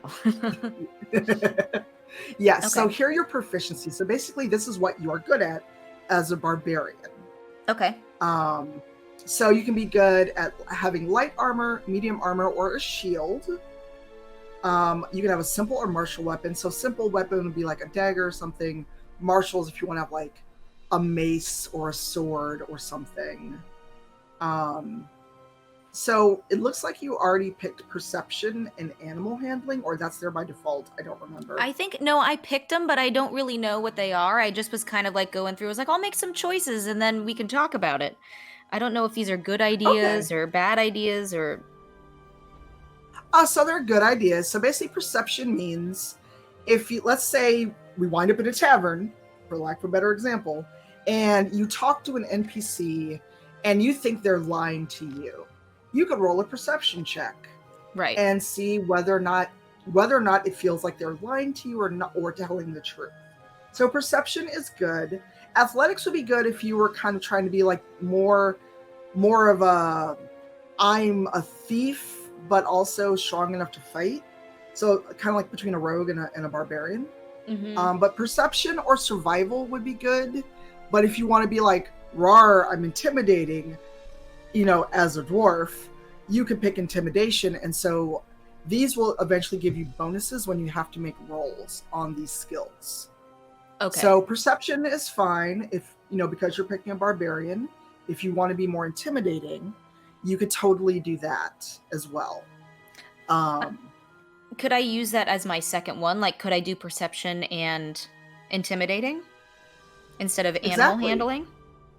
I just thought maybe Yeah, being because able to you wouldn't sweet really talk have an animals would be animal. cool. I don't know. I imagine... It is cool. Sorry. Go ahead. Oh, no, you go ahead. It is cool. But a lot of times barbarian, at least, and I should say this with the caveat, I've never played a barbarian, but I don't remember if barbarians can get animal companions. Oh. I feel Well, like then- Shannon would want to have an animal companion. I have Yeah, a lot just a of guess. IRL animal companions. And I just imagine like we'd run into a dragon and I'd be like, hey buddy, can we talk? And he'd be like, totally. And I thought maybe I'd be able to like, befriend a dragon or something. But intimidation sounds kind of fun. So I thought I'm gonna go with perception and intimidation together. My dog is upset. I changed from animal handling. Oh no. Oh, She's barking. doggo. Yeah, There are dogs dog- consent. there I are mean, you dog can always, opinions. yeah. I mean, you could always try to talk to a dragon should you meet one, but if your class doesn't have that, it would be at a disadvantage. Makes Which good means you- sense. So I'd be like, you could try. We don't know how that's going to work out for you, but please go forth and do that. If you would like to rage, you and you get this as a barbarian. I don't know which chat, because I don't have chat up now that we're looking at this on my screen. But if Ashley is around, yes, you could rage. And basically, it's like real life. If you get angry and ragey, that's it. You get the red haze. You are Love just it. like, I'm beating everything. It seemed, So I that's like. something good. It seemed also like a good disadvantage to have, like a fun duality, to have a rage problem. Yeah. I mean, you could totally do that. And that's where character backstory can come in as well. Yeah, So I yeah, wrote that's some something you get. stuff. Oh, I'm excited to see it. I wouldn't get too excited, but I tried. I've always had a teacher's pet problem, so I just really wanted to make sure you were proud of me. Yes. And then unarmored defense, because as a barbarian, you still are like deadly as can be, even without your armor on. So like somebody catches you asleep, you don't have armor on, you're still good. Okay, cool. So we're gonna make everyone level 1, and then if we do this again or make a campaign, we can bump people's levels up. So this is your basics. So here's where we talk about your abilities. So the things that you just picked, Mm-hmm. you get ability scores. So you can do standard if you wanted to manually pick and choose of what you want. Let's say because you're a barbarian, you're going to by default be a lot stronger. You may not be smart, but you can manually pick and choose what you want. Or if I said, here's 30 points, throw them amongst your ability scores, you can do whatever you want. I see. So to make it easy, let's just do standard. And D&D Beyond does this for you. So these are your options. So you can decide, do you want to be super strong? Do you want to be dexterous? Constitution is like how hardy you are. Mhm. So like if you wind up in a place like Icewind Dale, which is basically the tundra, how long could you be out there without needing like a coat and some food? Or would you like find a creature to cut open and crawl into because your constitution is such you could survive till you get there? Intelligence, obviously how smart you are. Wisdom, you know, you've seen some things, you've survived things. This is your wisdom. And charisma is how charming you are. So you can pick what, like lowest to high, what you would like to do, and then those numbers determine your bonus. So after your ability scores are filled in, it'll show you what bonuses you get. I see. And so how many points do I get to put through there? So you have to choose, you have to put one of these numbers. You have to put an 8 in one of these, a 10 in one of them, a 12 in one of them. So like, let's say because you are a barbarian, we said you had a 13 strength. So now you see that you get a +1 to any rolls using strength. Okay. Am I supposed to put those in there physically now? Yes. Okay, so where it says other modifier or override score, is that where I do it, or I put it in total score? So you pick this, and then we can go to the other modifier after you do all of your scores. So the drop down at the top. Oh, I see. And Who's click... actually driving this web browser right now? Is that Shannon? Is she the one with the mouse? I've got it. No, that is me. Okay. Okay. That's me, so you can see it on my stream. But Shannon, I think you are still managing your own character. Yeah. Okay. So I should pick standard array or manual? Standard array, because manual means you have to pick and choose. Roger that. What you want. Okay, I see now. Okay, so you said strength 13. So that's what I just did as an example. You could make it as high as 15 if you want. I like your example. I'm gonna take your. I actually would love if you would kind of drive me through this, since I kind of don't know yet, just so I can get a feel for it when we eventually played. How does that sound? Okay, so because you're a dwarf, go ahead, Brian. Like what kind of standard or weirdly unorthodox actions are kind of tied to each of the attributes? So dexterity, let's say you need to climb sheer rock face. And while you may have a rope on you, and you can like throw a rope and a whatever you call the hook, and let's say you throw it up there, it's strong, you still need to do a dexterity check to see if you make it up this sheer cliff face. Right. Intelligence, you know, let's say you are in a battle of wits with a 200-year-old elven wizard. And you need to make an intelligence check to see, he told me X, but I know Y is true, or do I know Y is true? I need to make an intelligence check against him to see who's right, you know? Mm-hmm. Charisma, you know, Brian, if you stick with wanting to be a bard, for instance, a lot of things you would do, trying to charm someone, charm your way out of a problem instead of fighting, that will be a charisma. So as a bard, I would suggest a high charisma score. Okay. You know? So when I pick, like, for example, 13 for strength, and then I go to dexterity, I only have a certain amount of points to divvy amongst all these things, correct? Correct. So the way this is set up, so like if you pick 8 for your dexterity, let's say because you're a dwarf and you're in armor, maybe you're not very silent and stealthy. So dexterity would be your lowest stat. Uh-huh. So constitution, you'd probably have a 12 or 14 because you are a dwarf. You have survived all the things that have gotten you to wherever it is that you will meet up with the rest of the party, and you know how to survive in the wilderness. So Constitution is kind of like how you survive, how well you are built for the environment. Got it. Okay, I'll go with 14 then. Okay. Intelligence. So, intelligence is literally just how smart you are, and it's more of a if you need to like see if you know something and do a history check. Let's say we find some ruins, and while you're a dwarf, you may not know dwarven history, so you would do an intelligence check or a history check powered by intelligence to see what you know or what you don't know. I see. Okay. And since I picked like perceptive as one of my qualities, do you think that that would apply to like I should have a higher intelligence, or do they not correlate at all? I would say for your perception, I would give a higher to your wisdom since you took that. So maybe should I do So you like could have 10 intelligence? Okay. Yeah. And then wisdom. So I guess 12.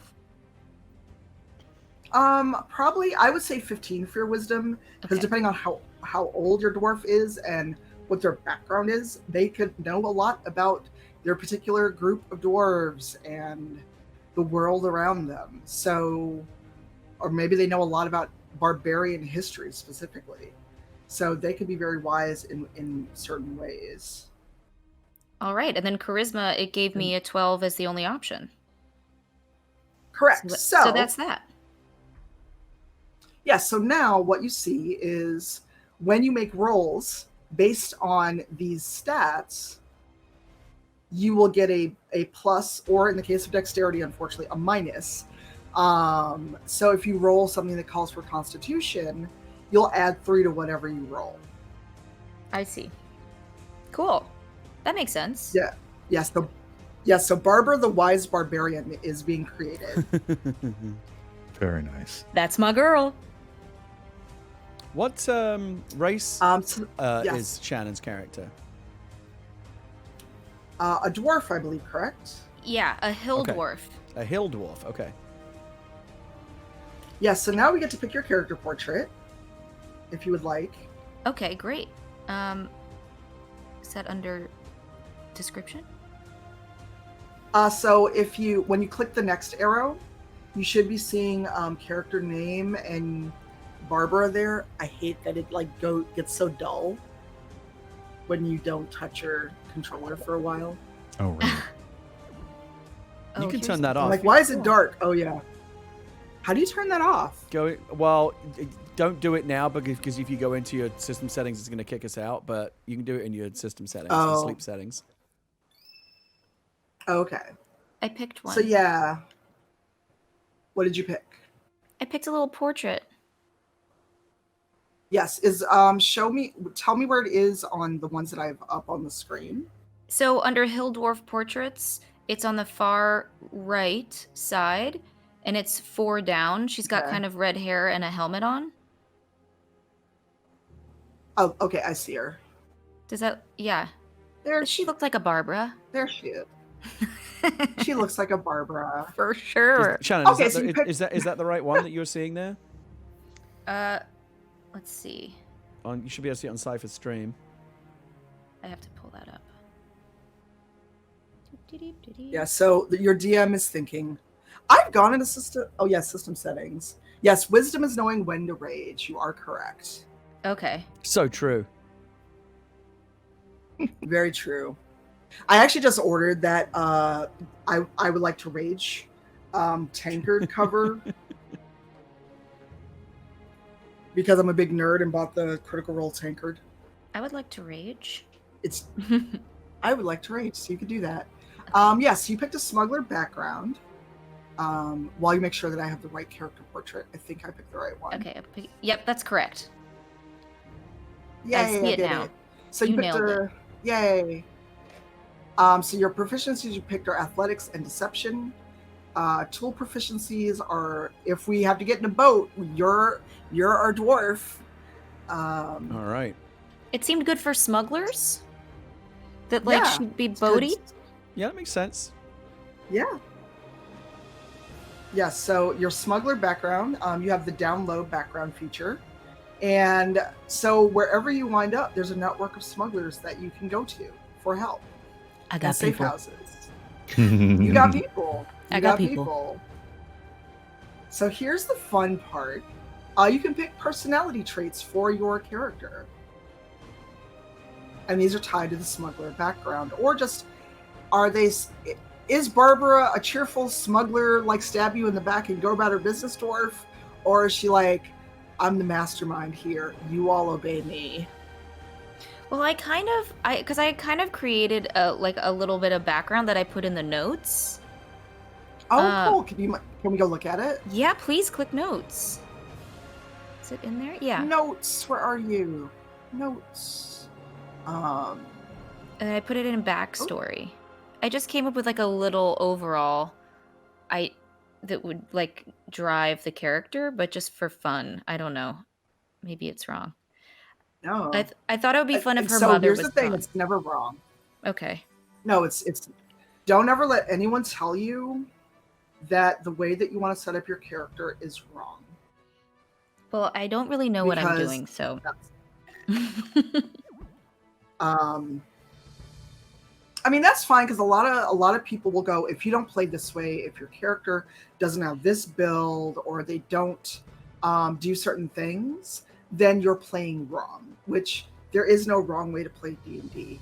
You know, unless, of course, you're a jackass and tell people they can't play at your table because they're a person of color or queer, then you are playing it wrong. You're being a Yeah, jackass. that's wrong. Definitely wrong. That's how to do it wrong.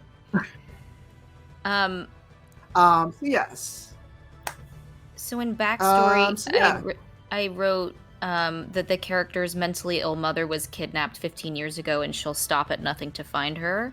So like the smuggling is just to like monetize figuring out like the journey, and that would maybe have her have a hard time trusting other people or accepting help. And I kind of wanted her to be religious too, just so we could do things like be like, is God on our side? This is pretty good. It's I mean, kind of fun. That's good. Nice.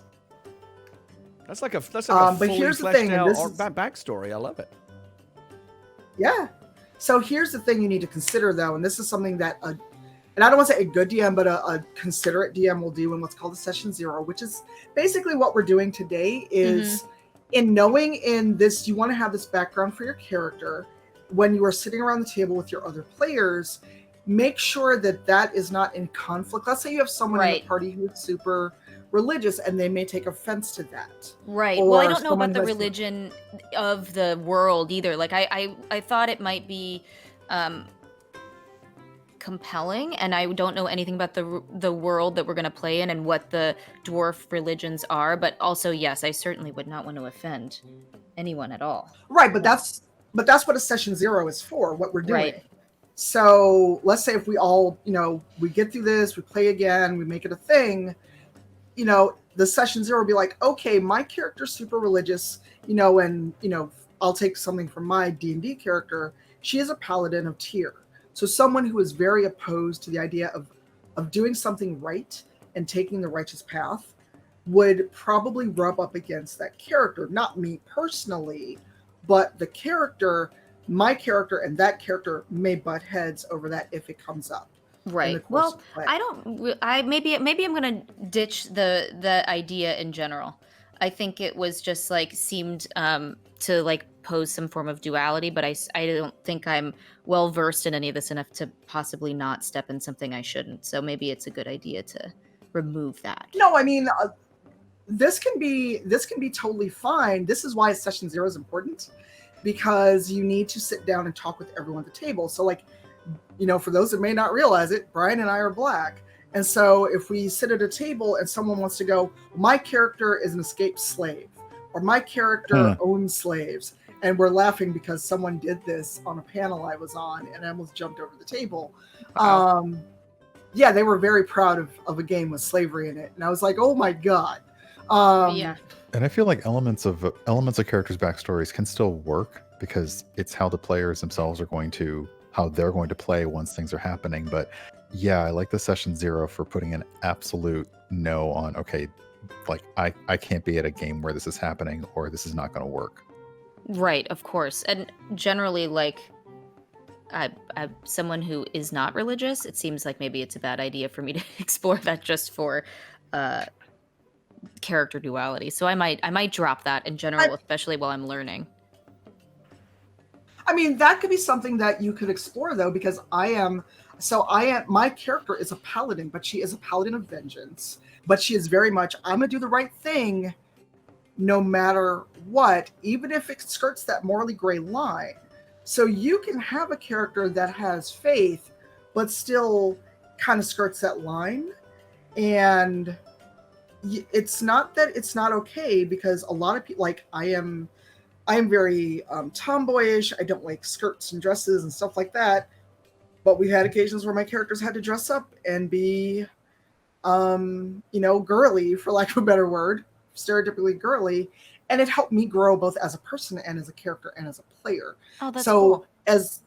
So as long as you have a good group that can sit and talk about these things before you hop into adventure, that's what a session 0 and boundaries and safety tools are for. And we can talk about safety tools once everyone's made their character.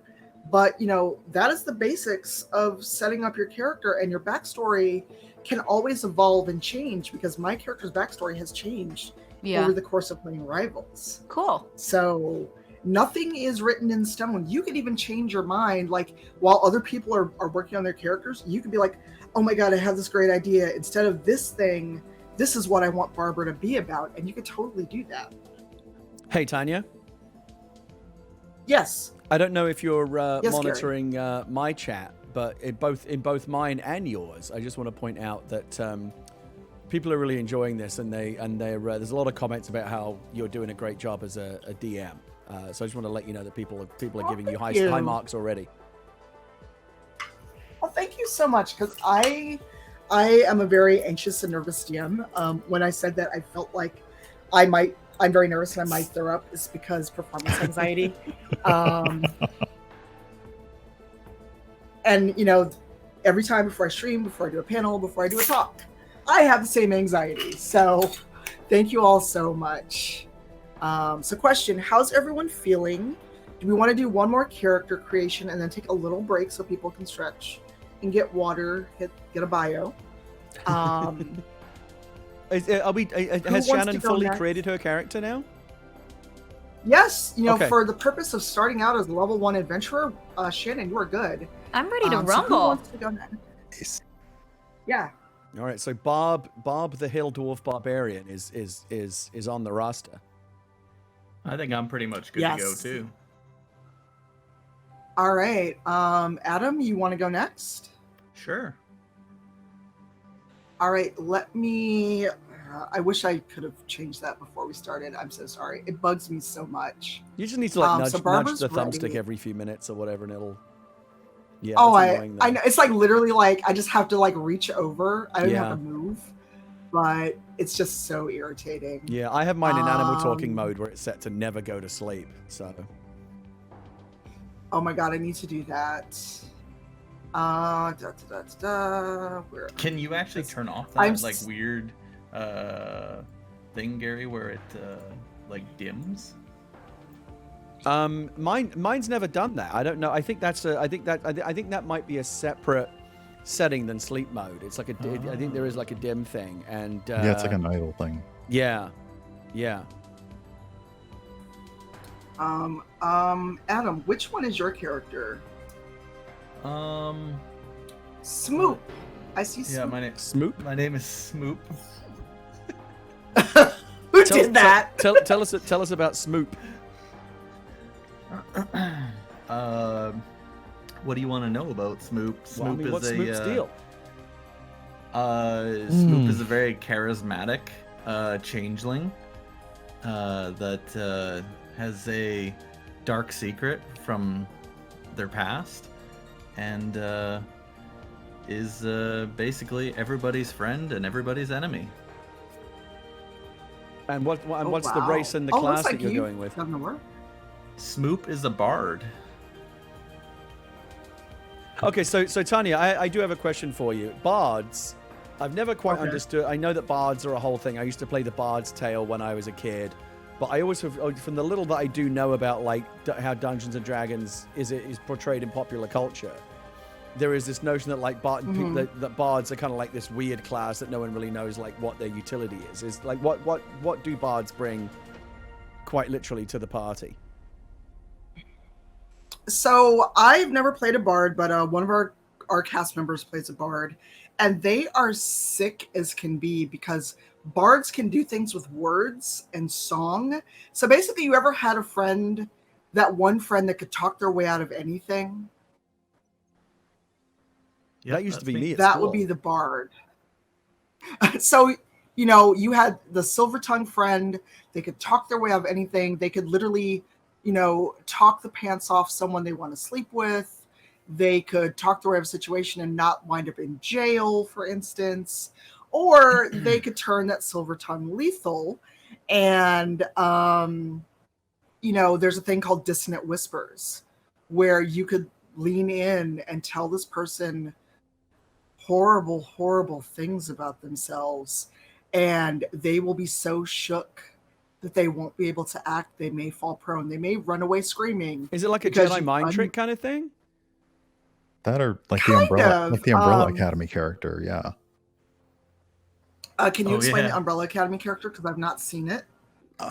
There was one character, I can't remember specifically from the comics, but from the show, her ability was to sort of like say, I heard a rumor, and whatever she said would kind of come to pass, whether it was changing someone's mind, changing a tiny bit of reality. Yeah, that's wild. And so bards and musicians, can they also like play like magical, like cast spells with their music and things like that? It's funny you ask, Gary, because as Smoop, I do possess some bagpipes, a lute. I knew you had a lute in there flute. somewhere. Yeah. What was the last thing? A panpipe? A pan flute. A pan flute. Okay. Bagpipes, lutes, and pan flutes. Okay. I hate this guy already. Yeah. Wow. So, I mean, if you job well done. So here's the thing: you can have strife within your party, but it's usually frowned upon to kill the other people you're traveling with. For the most part, there can be exceptions made to this. You only said frowned upon. You only said frowned upon, right? Frowned upon, yes. Smoop sounds like the kind of character where he'd be like, the kind of music I'm into, you've probably never heard of it. That kind of guy. Yeah, like I learned this from the fairies. You probably never heard of them. Oh. But also Smoop's the kind of guy who convinces you it's the best music ever, and then suddenly you're all about bardcore. Smoop. Hardcore. We got a hipster in the party. Hey, I have a question. All of us kind of went away and came up with our own ideas of like classes that we want to play. But it seems like also beyond just that, you need to think about like the party balance, right? Like you wouldn't want to have like, if we all said, we all want to play barbarians, you would probably say, oh no, don't do that. Like you want more of a mix than that, right? So I would say a mix would be ideal. However, sometimes you can have all of one character class. One of my friends is in a game that is all bards. And, while bards may not walk around with a giant longsword, they can still be pretty strong and pretty effective in combat. Or, it's all about the different ways in which you use your character and your class and your skills. But as beginning players, I would strongly suggest you have someone who can at least either heal or has a skill in medicine, because what if you run across something? So Smoop has 7 hit points. That's only 2 more hit points than a kobold. And if a tree falls on you, you will die. So one thing that I know about kobolds from playing World of Warcraft is they're basically just trash mobs, right? They're easy to kill. Yeah. Fairly dexterous, kobolds, though. True. But or let's say you annoy Gary's character. Oh, that's guaranteed to happen. And Gary's character is like, you know what? I don't like this guy. That ship has sailed already. And then he stabs you in your sleep or something, and you're prone and you're asleep, and he gets a sneak attack. Well, you died in your sleep because you got stabbed through the heart. Sorry.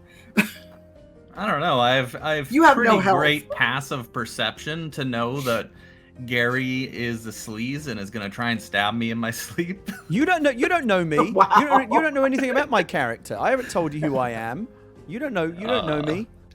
You'd be amazed. You're What making I a know. lot of judgments, Adam, based on a character you've never met and know nothing about. Oh my god. Smoop, you don't know me. Oh. Wow. Sorry. What did you say, Brian? You make me want to. No, this. You make This it, yeah, happens a no, lot, I'm Shannon. I'm having a hard time not going there myself right now. It's fine. You make me want Oh, to go smoke. for it. Smoke. Go for it. Uh-huh. Smoop's already. We haven't even finished creating the party yet, and Smoop's already emerging as like the one guy. We're like, can we just get rid of this guy? We're just gonna wake up one morning and there will just like remember that didn't we have a bard with it? No. And no one ever spoke of it again. That's because I'll have killed Gary and disguised as him, and you won't even know it. I'm Wow. gonna pitch a TV show that's set in a fantasy universe about a band of D&D adventurers, and it's gonna be called God. It's gonna be called That's So Smoop, and basically Smoop fucks up every. So he's gonna be like the Urkel of the group. He's gonna fuck up every week.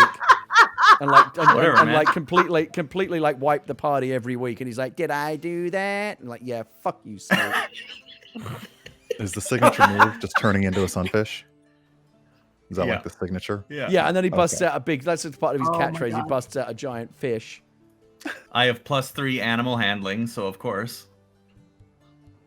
Oh my god, you're gonna call a fucking dolphin out of the sea or some bullshit. Well, Don't give him ideas. honestly, at this point. As the dungeon master, I can say no. Or a favorite thing is yes and or yes but. So you Mhm. could do that, but what is the consequence of let's say Smoop does decide that he wants to lead the party and he challenges Brian's character. It's like, okay, well, Brian's character is a higher class bard and can cast Vicious Mockery at level 3 because he did really well in bard school. So I'm like, you can do that, but what's the consequence? Are you prepared to let your character die? Because restricting your players to things where it's like, the rules don't say X, that is not fun for anybody. So a lot of DMs will go, yes, and, or yes, but. Yes, and what happens next? Or yes, and what happens if you fail? If you want to do something that is so just, no one would think you could ever succeed unless you get like a nat 20 plus you've got a plus 10 on whatever the skill is. And let's say, yes, and you're probably going to fail. What's the outcome of this? Because you don't want to discourage people from trying things because we're all supposed to have fun. If it's not fun for anybody, then people aren't going to play. That adds up. Yeah. What is Smoop's class? Did I miss that? Oh, he's a bard. That's right. Yeah, bard. A bard. He's a bard. His So race he's a is fluid changeling. changeling. Changeling bard. Okay. Oh, that's right. Because you Yes, said you wanted to be so- able to turn. You wanted to be able to change yourself into Henry Cavill, right? It's pronounced Cavill. Cavill. Sorry, that was your big dream. Well, that's one of my big dreams. Is that why you have unarmed strikes so you can like reload your arms?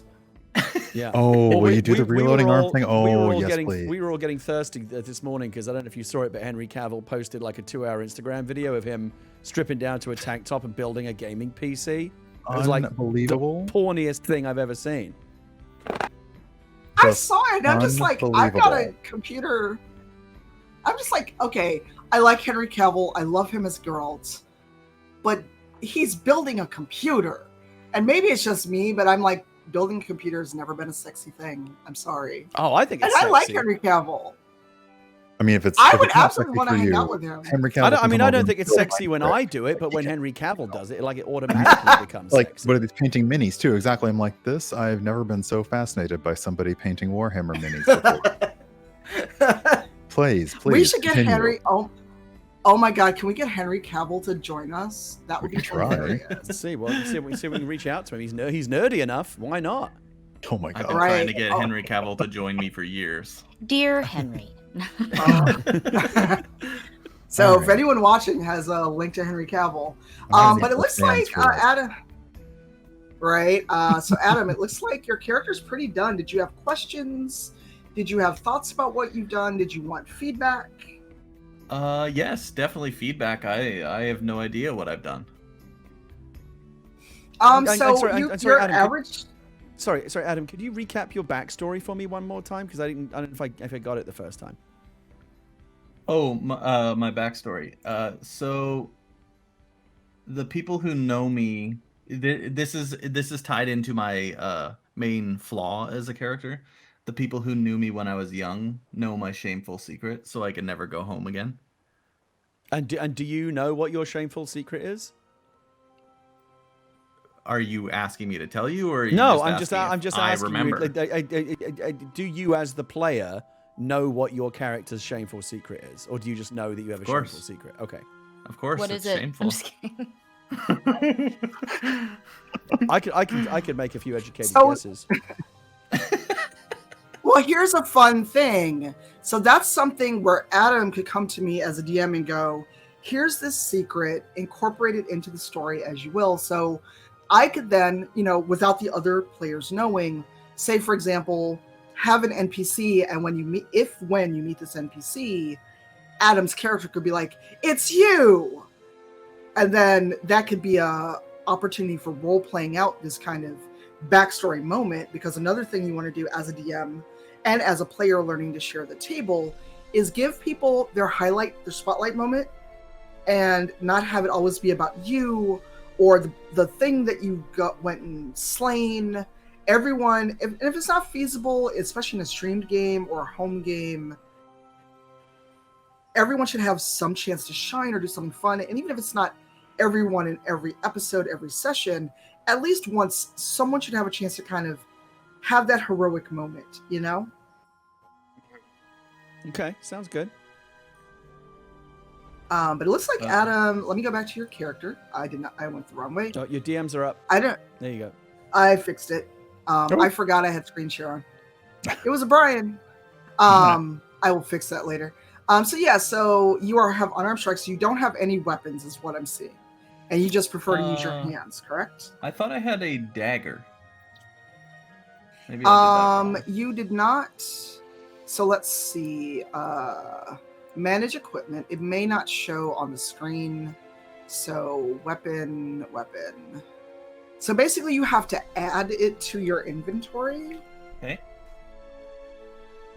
So do you want one or two daggers? Just a single dagger. Okay, so now when you go to actions, why is it not there? Yeah, so if I go to my equipment, I can see I have a dagger in there. Okay. You have to check the box. There you go. So you have two daggers. That's what it was, yeah. So now, whenever there's combat, you will roll a d20, and you'll add 3 because that is your bonus.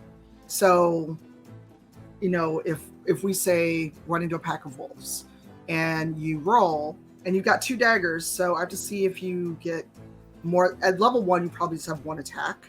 So you would use both, like you would dual wield your daggers. And so you roll a 3, and then depending on the armor class, so this number up here is the armor class. That is the number or if someone was attacking you, they'd have to roll at least a 12 to hit you. If they rolled an 11, it would be a contest of strengths. Whoever has a higher strength would be the one that actually does the damage. So if you win, you defend and they don't hit you. If they win, they hit you and they roll damage. And so this is what I was talking about with different dice. So if you successfully hit a creature, you roll a d4, basically the caltrops of your dice, and you add a 1. And the fun thing is with daggers, you can either be in melee range, which is like right face-to-face combat, or you could throw something up to 20 feet away or 60 feet, I think. So if you spot someone across a clearing, if you know, I'm squishy, I don't want to hit that person because I am squishy and I don't want to get in their face, I'm going to throw my dagger at them, and then, the further away it is, the more of a chance it won't hit them. But you cannot get right in combat and melee range, because as a level 1 Wii character, you may not always want to mix it up with everyone. Leave that to the barbarian or whatever other class that people are. Dreaming of Roses. I know the box that I need to click. Thank you. I use D&D Beyond all the time. Can I ask a question? So yeah, sure. In D&D, can the party ever get separated, or are they always together as a group? You can absolutely separate your party. There's actually, I know there's a nerdcore folk song about never split the party. You can, so I think actually in Rivals, we're kind of split up at the moment where some of us went into a creepy house and the rest of the party stayed outside because my character had an item that I was the only one allowed in the house because I had this item and everyone else was outside. You can do that. And so as a DM, you then have to kind of balance, when are you showing the group that is the center of the action? So like if two of you go off in the woods and you're looking for a lost centaur, for lack of a better example, but it's a very special centaur, you have to find it, and two of you stay in town and talk to NPCs. So as the DM, I'd have to figure out, when am I showing the group, the duo that stayed in town, and what are you discovering as you talk to people?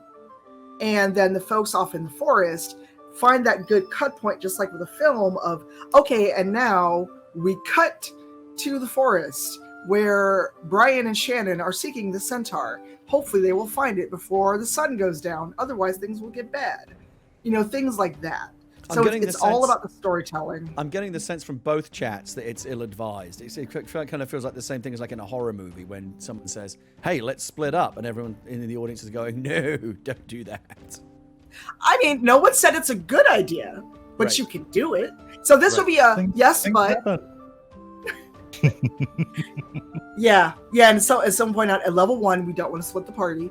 But, as you get to be more seasoned adventurers, as you get to be... like higher level, and sometimes it just happens that way.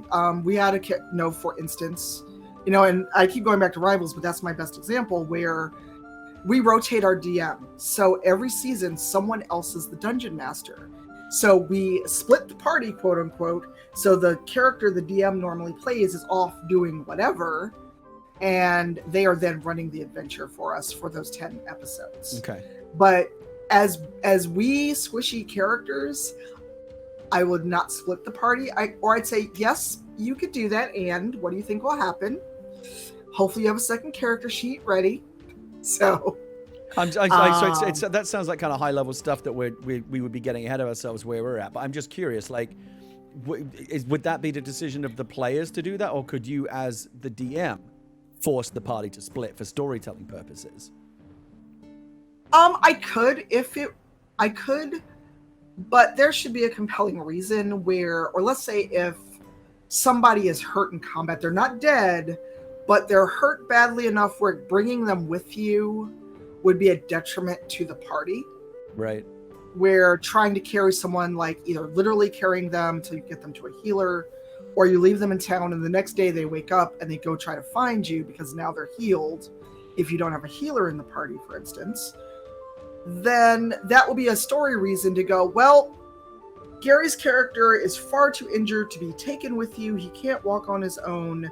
But if you can wait till the morning, the healers can attend to him, and in the morning he'll be okay, and you all can go about your way. We gotta go. We Wow. can't wait till morning. That's cutthroat. Wow. Yeah. Wow. Smoot will absolutely leave you for dead. If you leave, if I guarantee you right now, if I get like a stone in my shoe and I'm like, I just need a minute, guys, and Adam's going to be like, no, we can't wait. Sorry. Gone. It's always nice to know which party member is always having a mental inventory of everything in your pockets as well as theirs. Yes. Oh, yeah. Yeah. I guarantee you, Brian, Smoop cannot wait to loot your corpse. Cannot wait.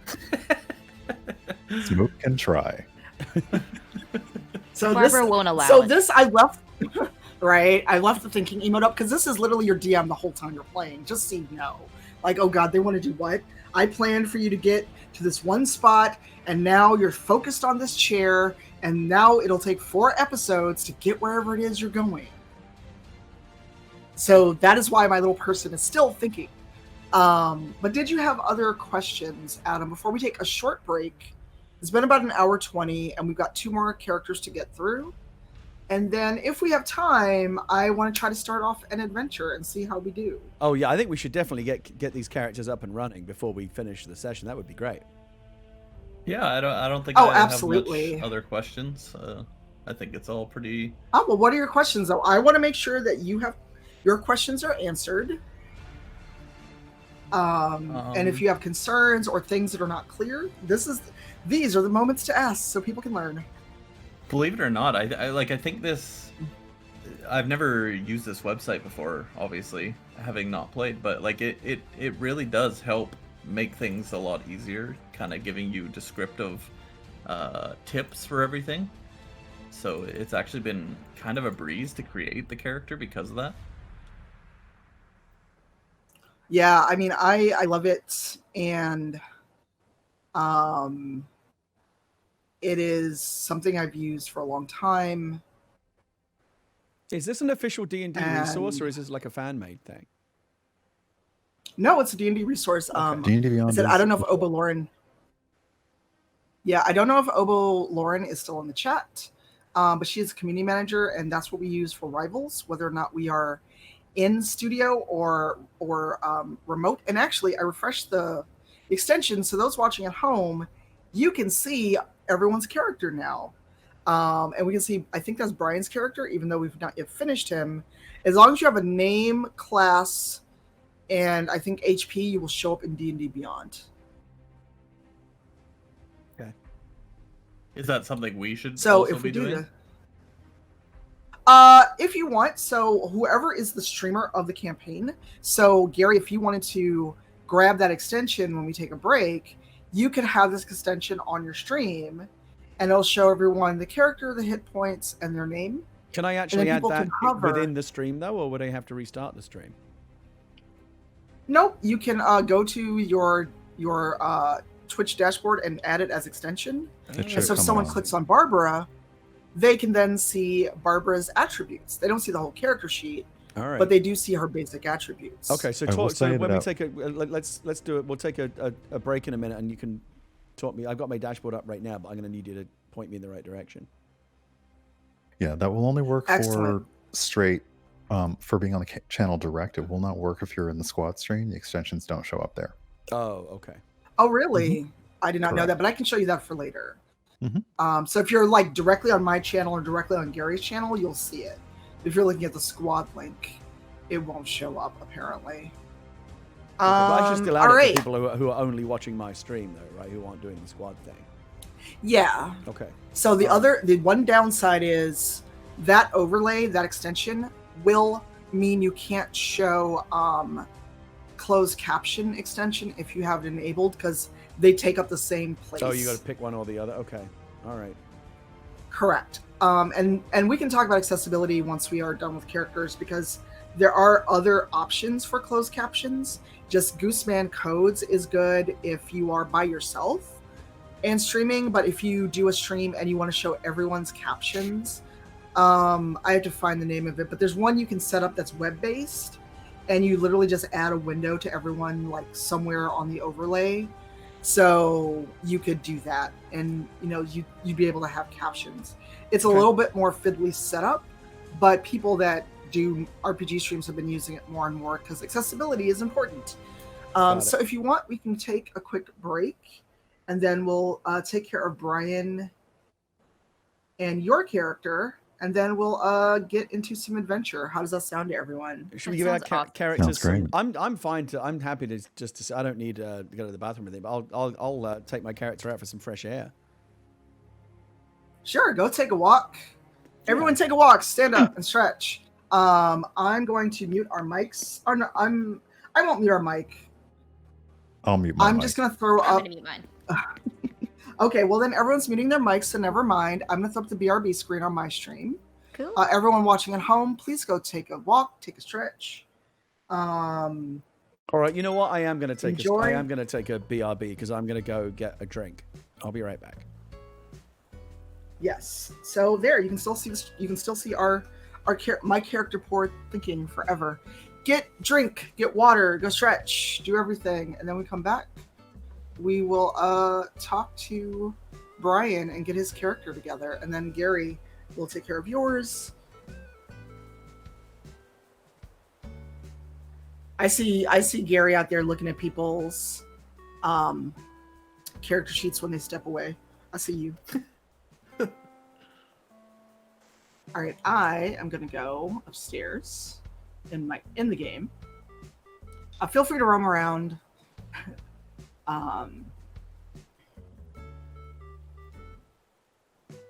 Shannon, feel free to run around if you like. I'm gonna show my house really quick before I get a bio break.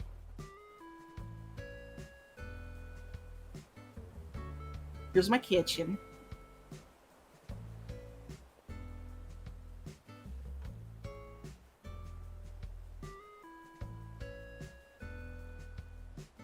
Don't look at the G. There are no GM sheets. Mine is all on my phone that I took in my pocket.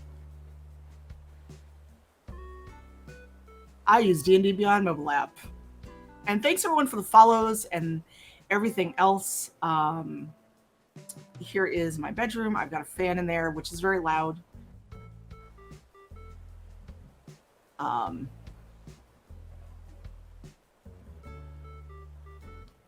There's my crown and royalty dress that I've been wearing. Thank you all again for all the follows, for coming on by. Oh, thanks, Michael. How are you? And again, sorry for no alerts, but I do want to have a nice version of this to upload to YouTube. So I'm going to actually do a little bit of video editing. And Lauren, I don't know if you were still here, but we are using D&D Beyond. The bathroom.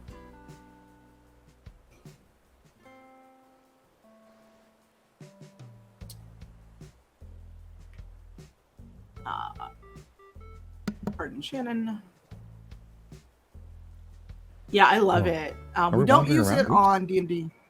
I'm just wandering around showing my house before I get a quick bio.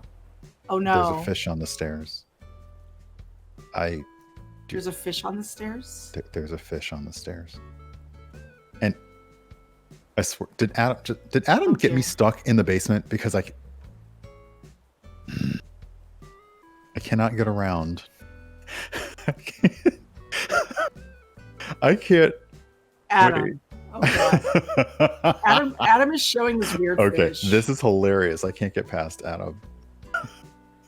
I'm gonna take out a net, sir. Adam. Get. Oh,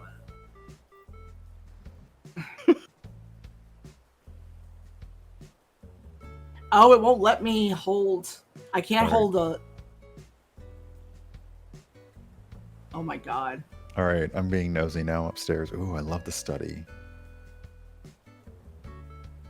All right, I'm gonna look shocked at this fish while it makes very strange noises. Yeah, I know, Kaneas. I was just gonna pull out an axe on Adam. So y'all hang out or whoever's here, please feel free to chat. I will BRB.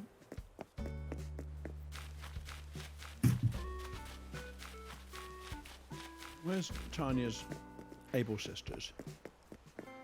That's a map question. I never know where it is.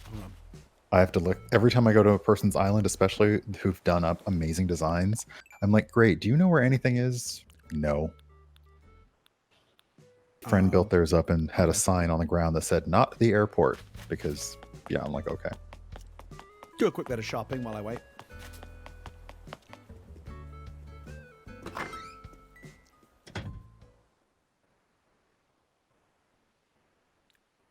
This is fun though. I've also put a bard together, so I'm wondering, will that go well in the same party or not?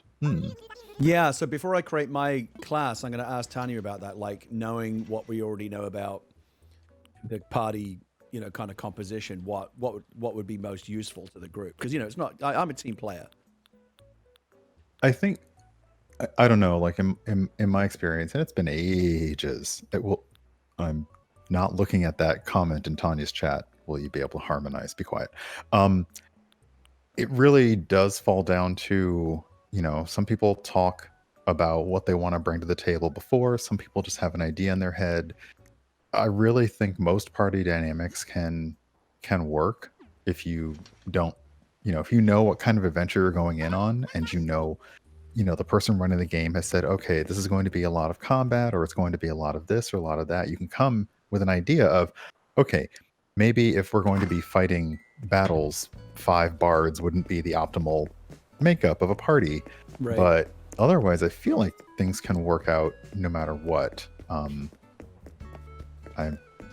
just staring at this giant fish. And I'm feeling I was a in a little high-end self-conscious. Warcraft raiding guild for years, and I remember there used to be a lot of like, oh, sorry, you can't come with us because we need you're the wrong class. Like I used to remember, like, if you were a priest in Warcraft, you could always get a party because everybody wanted healers. Right. Like they always wanted priests and healing classes, but or tank. And I think, as Tanya said, that's really valid. Like, you're going in as a set of level 1 characters. Perhaps you want somebody who can who has this skill, and perhaps you want somebody who can heal, and perhaps you want somebody who can, be a distance. So yeah, there's a lot, but just like WoW is sort of like a good translation of that, where you're doing a very specific thing when you go on raids, and you're going to need very specific assortment of skills. So yeah, it makes sense to say, okay, no, that class is not going to be helpful here.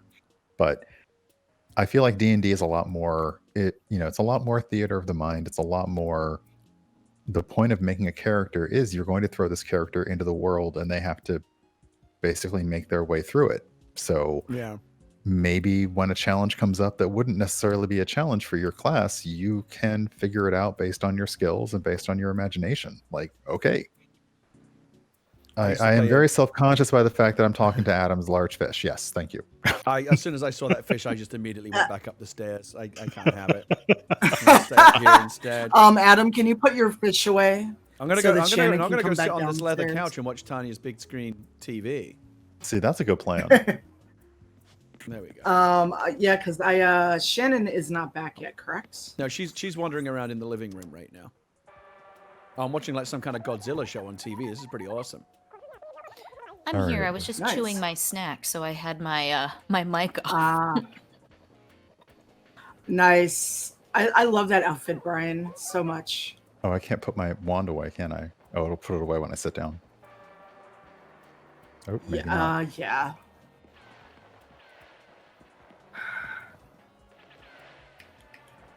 Oh, I can't sit there I because think you know what? I think put those that shelves are shelf those in the shelves on the way. wall stopping from sitting there. That's so bogus. I hate I think putting so, rooms yeah. together in Animal Crossing because you get everything aligned up perfectly, and then the game is like, nope, you actually can't sit Here, there. Tanya, I'll scooch over and you can sit next to me. Right, there Wait, you is go. everyone What watching? are you munching This is on, what Barry? happens IRL in D&D. I just go with these blue diamond almonds, and they come in a variety of flavors, and it's the salt and vinegar flavor. I'm addicted to them. I can't get enough of them. Lou Diamond almonds? Blue diamond, not Lou Diamond. Oh. But Lou Diamond Phillips. I thought he. Wait, Lou my Diamond God. Phillips has Branched out a into- brand of nuts? I mean, if he did, I would definitely check them out. But look, I'll I- check here. Look, this is here's your free product placement. Blue Diamond, bold, salt and vinegar flavored almonds. Oh yeah, they have So some lime ones too. These are real. Yeah, Nice. they have like a Thai sweet chili, Favorites. sriracha. They have all these good flavors. But this one here, there's a wasabi one that's really tangy. But this is my favorite here, the salt and vinegar ones. And So they're, for you the know, record, they're Oh, low, no. they're low carb too. No, So I can eat. we're not suggesting Lou Diamond Phillips nuts on screen. That's what we're not suggesting. I mean, now I that you brought it up. mean, Okay, all right. I think we should go back to playing D&D. All right, hold on. Not much, Cherry. Oh, thank you for saying that, cranky girl. Oh. Did everyone hydrate, stretch, get meds and water? Yeah, I got some I snacks. did. And I'm since back. somebody, I'm oh, hoping Finished somebody my said, what did I snack. miss? I'm Let me go hoping back that into RJ's Hamilton. voice is going to filter out the ASMR chomping and crunching as I eat these snacks. No worries. Hey, Sassy Black. How is everyone doing? All right. All right, Brian, are you ready? I am. Let me hold on. I have 15 windows open. Okay, there we go. So do I. So I did let me create go a back. character. I see. And let me do a new window capture because part of D&D Beyond was getting cut off. Okay. So I don't know why someone in my chat says they think that almonds are high carb. I'm looking at it right now. 2 grams of net carbs, 5 grams total, 3 grams fiber. It's all good, baby. Maybe like- they're thinking it's high blue- calories. If you have a lot of them, I mean, Well, that's the problem. They are very Moorish. It's hard to eat just a handful of these things. yeah, it is pointless for me to buy any small container of like almonds or cashews or peanut. Like, nah, just there is no point in buying the small one at all. yeah. All right. So Brian, we have your character. Yes. You are Tiefling Bard, I see. Mm-hmm. So tell us about your character and what led you to these choices. And also, we need to get you a weapon because you too have unarmed strike. That was that was a question I had. I really thought about what would be kind of fun and easy to play. I generally play spellcasters, but I've always I've heard about bards and it sounded interesting to me. I know the stereotypical bard that's going around. I don't really subscribe to that, but it just seemed kind of fascinating to me. And then there was something about the tiefling race, how it's wait a second. Hold on. The description here: to be greeted with stares and whispers, to suffer violence and insult on the street, to see mistrust and fear in every eye. This is the lot of the tiefling. And I was like, that sounds like something I could probably associate with a little bit. It might be fun to play in the game. And I like being a little bit infernal. I'm like, yeah. You infernal. Just Could a little never bit like, imagine that, Brian. Someone in chat just said tieflings are the queer race in D&D. Is that true, or is that just an interpretation? I think it's an interpretation. I feel like a lot of things have been adopted over the years in terms of how they're coded. And right. I think some of that is. Oh, go ahead, Shannon. I was just saying I read that article that you sent and I found it really interesting about all of the projections and stuff on the D&D world. It's really interesting. Oh yeah. Wait, Spell Theory Online. Let me find that article. It is resources for addressing racial stereotypes in D&D. There it is. Is this connected to the thing I read recently about how Wizards of the Coast were saying they were retiring the concept of some races being inherently evil? Is tied into that? Somewhat, but that article precedes that coming out, I think. It does. I know it mentions Gabe's creator.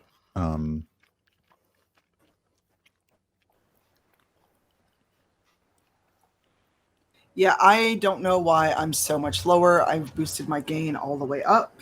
It's weird. You sound fine to me. Yeah, I know I sound fine in the call. Discord's being fine, but your something to do with the way your stream's outputting it. Your streaming output is being a nut right now.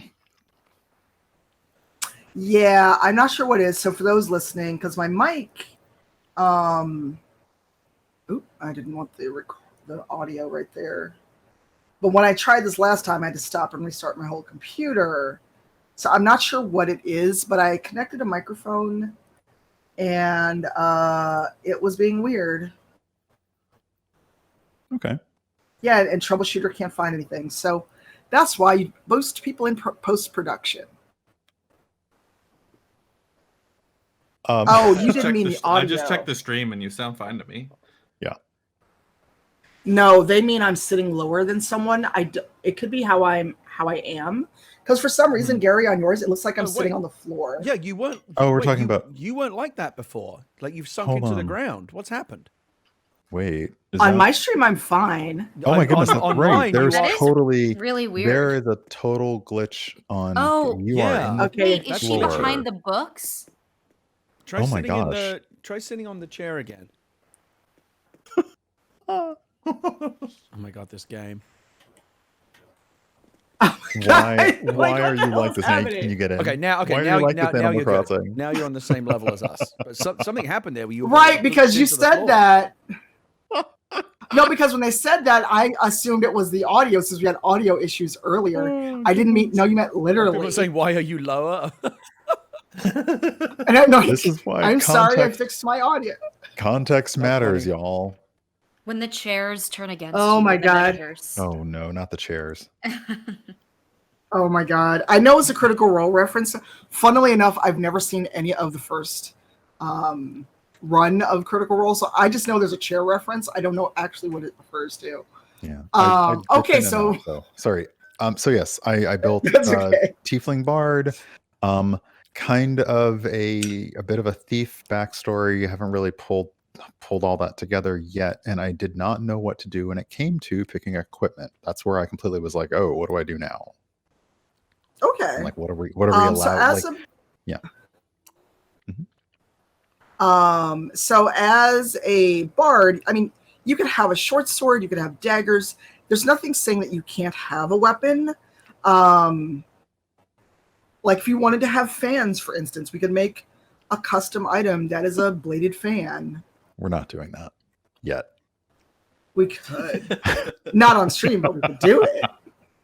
That's where homebrew comes in at. Okay. But yeah, so let's go to your equipment.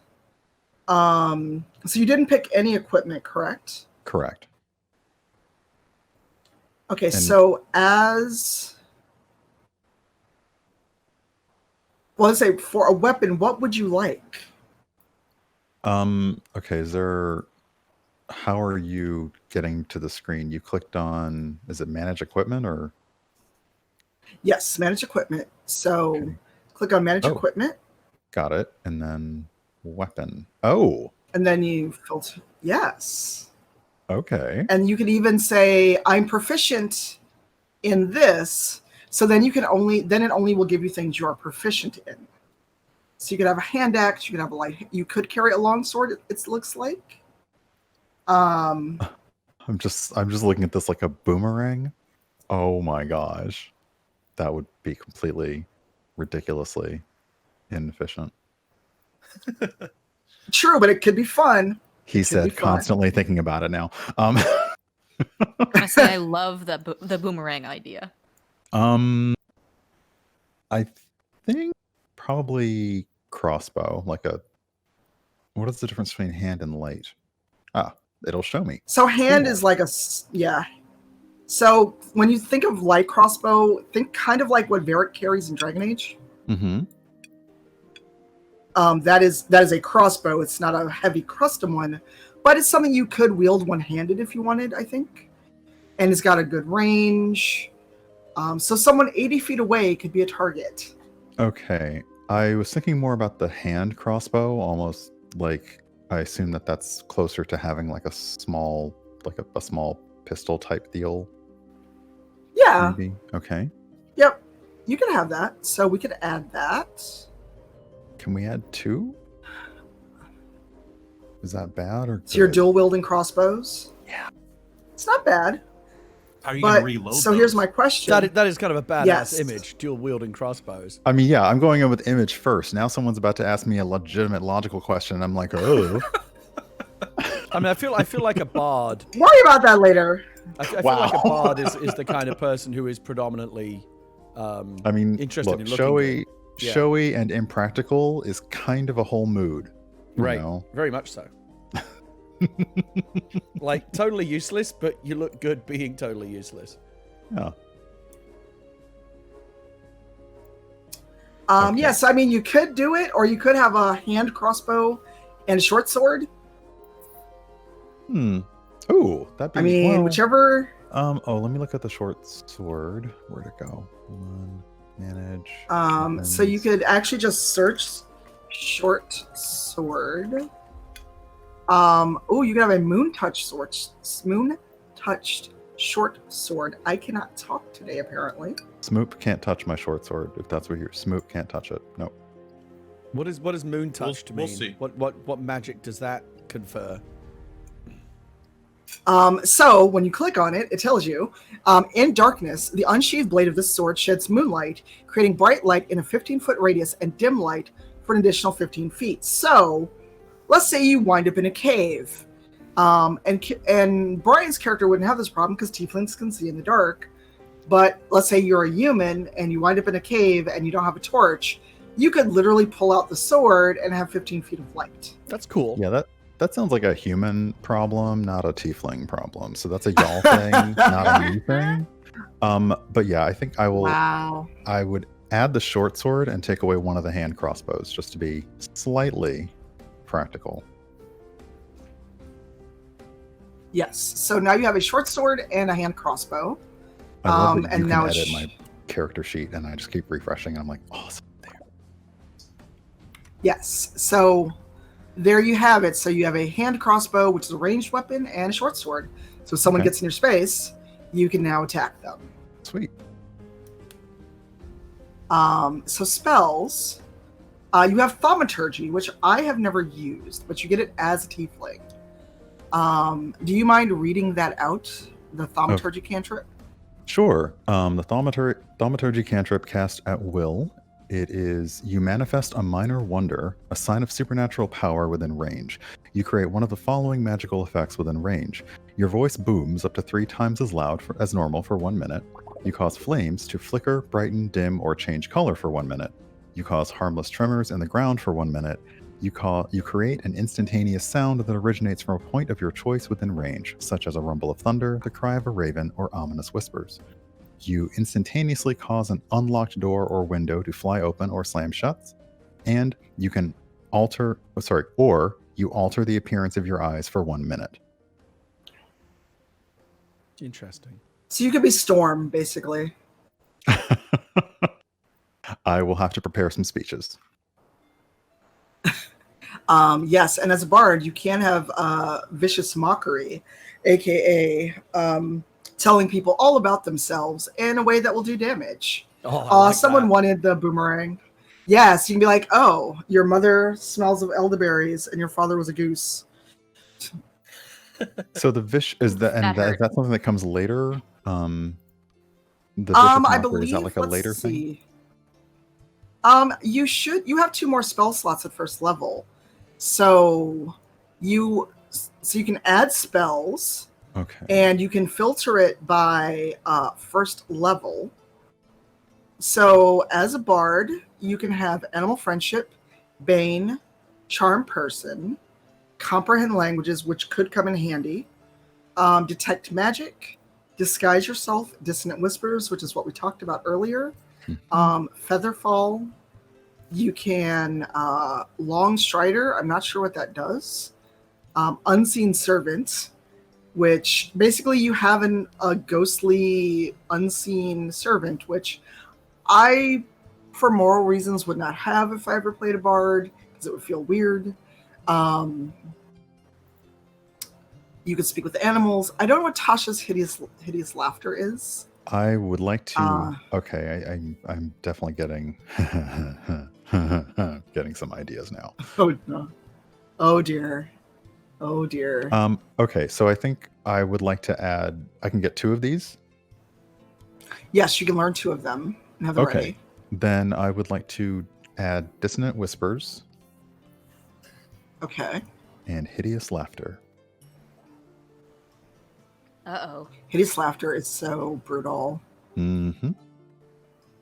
I'm having flashbacks. All right, those are your those are your spell slots. So now you can do that. Have you put anything in the notes Not yet. about your character? Okay. Not yet. So you're not very strong, which is fine. You are very you're dexterous. You have a high charisma, which is good for a bard. You're intelligent, which is good for a bard, and you're wise. Constitution is a nice middle of the road 10. So you are pretty good. You're not going to be the buffest tiefling out there, but you are a tiefling and as such have bonuses. And then your passive scores are good. So the number here, these saving throws, if I say make a Constitution saving throw, then you wouldn't roll anything extra. You would just be like, well, I rolled whatever I rolled and I don't add anything. But if I say a Charisma saving throw, you're going to add 5. Got it. Okay. So yeah, any other questions? Because you filled it out pretty well. Are there questions, concerns, anything specific about either being a tiefling? And I know Sharif is in the chat who plays a tiefling warlock. So if you have specific tiefling questions, Sharif may be able to answer as well. I think I'm good. My biggest thing coming back to this is essentially just reacclimating myself with the world and its fictional universe. So I'm going to read up more about things, and I can flesh out the notes and the backstory and things like that. Yeah.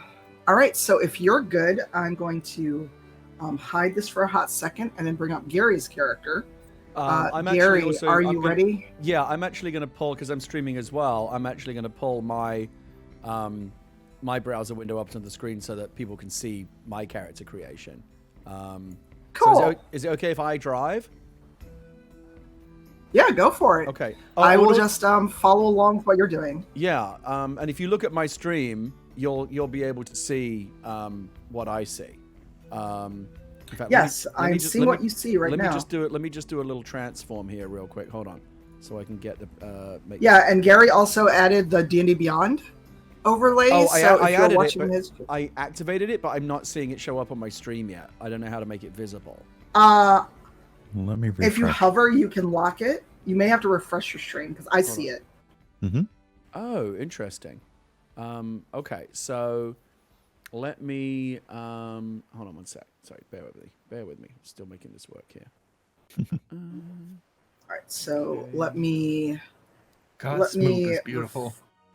Wow. So wow. You can see the extension on mine because I'm not seeing it. Yeah, I can see it. Yep, I see it. Yep. Yeah, I had to refresh. Oh, you know why? Because I'm only looking at my output in Streamlabs. I'm not looking at the actual stream. That's why. Okay. Yep. Well, let me. Good job, Gary. Good job. Hold on a second here. Let me do a little something. There it is. I see it. Okay, now I see it. I see it. Okay, I'm gonna move my face over here, so it's not in the way. And then I'm also going to go here, so you're actually seeing what I want to see. And then... Oh, I got out of the chair somehow. How did I do that? Okay. I wasn't even trying to. I want to be able to move this so Fancy that DM. Okay. If I do that, does that make it so that you can see the extension bar and the browser's not obscuring it? Yeah, so the bar will hide itself unless you click the lock button. So I locked it, so I can see it at all times. It's just however people at home are viewing, it's like the window on Mac where it'll hide by default. How do I lock it? How do I lock it so it's on? At the very bottom, right above D&D Beyond, there should be a lock icon. Oh, well, hold on. I need to actually pull up my channel. Hold on a second. All right, hold on a second. Hello, everyone watching our chats. Oh, I see it now. Okay. Yeah, so there should be a lock icon right above D&D Beyond. Oh, yeah. Okay, now it's gone away. How do I get it back? There we go. Hover Now over it's- again. Now it's going to stay on. Okay. Got it. Yep. Got it. Okay. Now, if you want to go back to your character sheet, yeah, I just want to move this browser window so it's not. Give me a second here because the stream takes a few seconds to catch up. Okay, I got it. Evil F, please stop asking for Shannon to say hi to you. We said that earlier in the stream to please be respectful, and a lot of us are not looking at the chat. So we're looking at the chat in moments like this where we have a little bit of downtime. But please stop asking for folks to give you a greeting in the chat. And hi, Matt Mercer is God. I've seen you around. Okay, so my Cypher, if you look at my browser window here in the stream, you should be able to see what I've got so far, which is still very early. Yeah, I see it. I'm just gonna look at your stream. Yeah. Yeah, Tanya, I think if you keep refreshing, if you've got Gary's up and refresh, it will change as he's Yeah, you'll only it should be a few seconds behind. So I created an aquatic half-elf named Merengue. And what's funny about that? Nothing. An aquatic That half-elf. face Gary made. Hold on. I gotta do one. Wow. What? Why is it? Hold on. Translate. Nothing. No. It's fine. That's a great. I feel it's like a everyone's great laughing at me name. already. It's a great name. No, we're not laughing at you. It's a great name. Okay. Merengue was actually the name of my mage in Warcraft for many years, so it does actually come with some heritage. Thank you very much. I'm just remembering the TV series. Well, I mean, that's where it comes from. Yes. In addition to the dance, so like the merengue. No, okay, never mind. Okay, so I have an Wow. aquatic. That one killed it. Moving swiftly on, I have an aquatic half-elf named Merengue. And my racial traits are +2 charisma. And then I like this +1 to 2 other ability scores. I get to pick those for myself. Plus dark vision, I can see in the dark. Fey ancestry, which I don't know too much about. Yes. And skill versatility. So you're an elf. Yes. So an elf being Fey, you have that ancestry. So that half elf side is your Fey ancestry. Okay. So my first job, it looks like, is to increase by 1 any 2 abilities, and my choices are Constitution, Dexterity, Intelligence, Strength, and Wisdom. Do you have any advice for me? So which would you like? Well, you're half elf, so I would actually up your Constitution or your Strength, or those are your 2 things, because unfortunately there are still racial bonuses and things like that. It's not going to give you as much of a bonus as if you were either a full elf or a full human or a full pick any ethnicity in D&D. I've been trying to get away from saying race because it's not quite really race, because dwarf is bigger than some specific kinds of dwarf. Right. So yeah, as a half elf, because elves are usually kind of wispy, I would up your Constitution and your Strength. Okay, I upped those 2. I have dark vision. Thanks to your elf blood, you have superior vision in dark and dim conditions. Well, this party is going to be good if it gets dark. I know that, because we're all good on that. You can see in dim light within 60 feet of you as if it were bright light, and darkness as if it were dim light. You can't discern color in darkness, only shades of gray. Okay, and then I have to choose an additional language that I can speak, and there is a massive list. I don't even know where to start here. So you are an elf, so you'll speak Elvish by default. Right. Some of these you may never, like Abyssal. Abyssal would be good if you wind up in Avernus, which is hell in D&D. Draconic, if you think you'll run across some dragons, it could be useful. What is deep speech? That I don't know, actually. If someone in either chat could help me with that, because I'm not sure what deep speech is. So what would you advise here? What other language should I speak? I would advise something like either Dwarvish, Common. Well, you're going to get Common and Elvish anyway. I would say something like Dwarvish or Orc, because you're more likely to run across orcs or goblins or halflings or gnomes. Some of these you may never run across. And then I have additional swimming speed as well, so that's nice. Okay, so those are all locked in. Now here's the big one, class. I got to pick my class. So here's the thing, Tanya. Yes. Since I went last, and we already know how 3/4 of the party is composed, I'm a team player. And Smoop's all out for himself. He's made that much clear. I, however, want to help the team. And so, given so we have a barbarian and 2 bards, if we want what would be the most useful thing to add to that party? I would say a paladin because you can fight and you can heal. Ooh. But keep in mind, and you can also be a paladin of vengeance. You are not locked to a lawful good alignment like you previously have been in D&D. Oh, so I could be like Previously a dark until paladin. 5e, you could be a fallen paladin. So maybe you found a god that you pledged to, and you failed them. All right, and now you're a fallen paladin. This actually fits into the backstory that I was working on for myself, so I'm going to go with it. And paladin has a little bit of historical significance for me because I played World of Warcraft all the way back to the beta when you could only get to level 39, and a paladin was what I played. Like that was the first World of Warcraft character I ever had. So I'm gonna go. I'm doing it. It didn't ask me to add a subclass though, or it says add another class. So that will be if you're multi-classing. So as you go further, as you level, you could say instead of taking another level in Paladin at level 2, you could take a level of Cleric or a level of Warlock. So let's say you failed your chosen deity as a Paladin and they've abandoned you.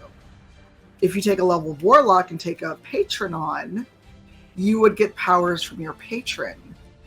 And that could be an interesting conflict of, I've failed this god, but this patron has taken pity on me or interest in me, and I now serve them. But with serving a patron comes things where you may or may not have to do stuff for them.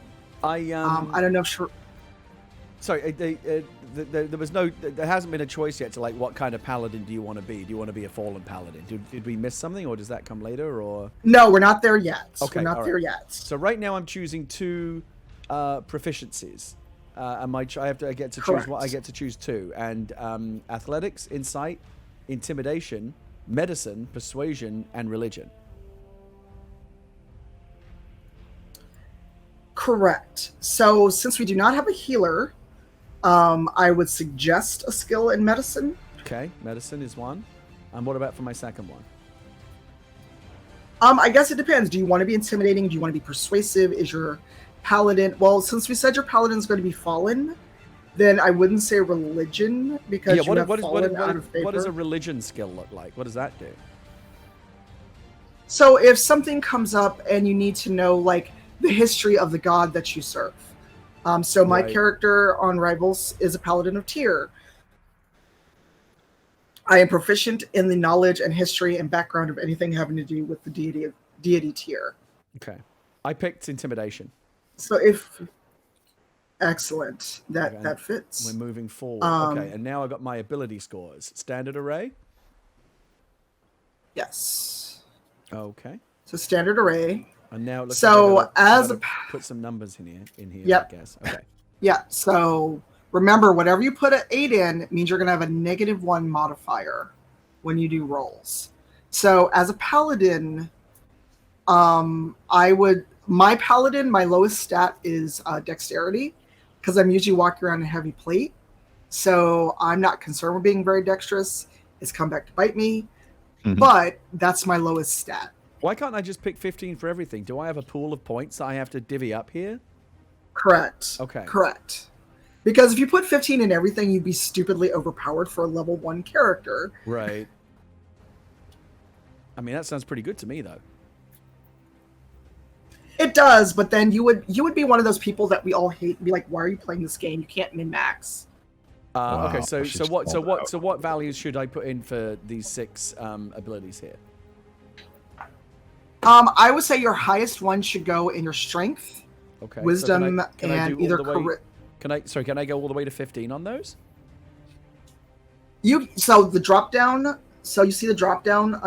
So go to strength. Weirdly, the drop downs don't show in the browser window here. You can see the window, but when I do a drop down, that doesn't translate. It's strange. It won't show in the capture. Yeah. Okay, you try again because it showed for me when we worked on Shannon's. It didn't show for us on stream. So, it's definitely not showing. It didn't? My own stream, yeah. Okay, well, let's say if you want to say your strength is 15. Okay. You put a 15 there, but that's your 15. You have 8, 10, 12, 14, 15. You have to choose. Oh, so I basically put one of these numbers in each of the 6 boxes. I got it. Yep. Okay. Correct. Correct. All right. What is the difference And, like- between intelligence and wisdom? Intelligence is literally how book smart you are. Wisdom is kind of you have lived and seen some shit. Okay. You are wizened. Okay. I like that. I like that. I think I know where I'm going here. Okay. Sturdy. I'm just copying what you're doing. What did they say? Intelligence is knowing a tomato is a fruit. Wisdom is knowing not to put it in a fruit salad. Boom. Correct. Knowledge dropped. Okay. I think I've got it laid out the right way. Tanya, do you see that? 15, 12, 13, 10, 14, 8? I would actually make your charisma higher because you took intimidation. Because otherwise, you're going to have a negative roll, a negative modifier when you do something requiring charisma, like intimidation. Okay. So what like should in real life. What should my lowest thing be?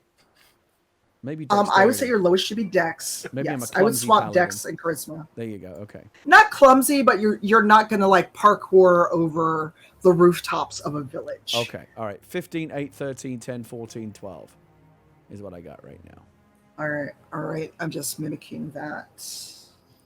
Yeah, because your charisma is going to really serve you, especially since you took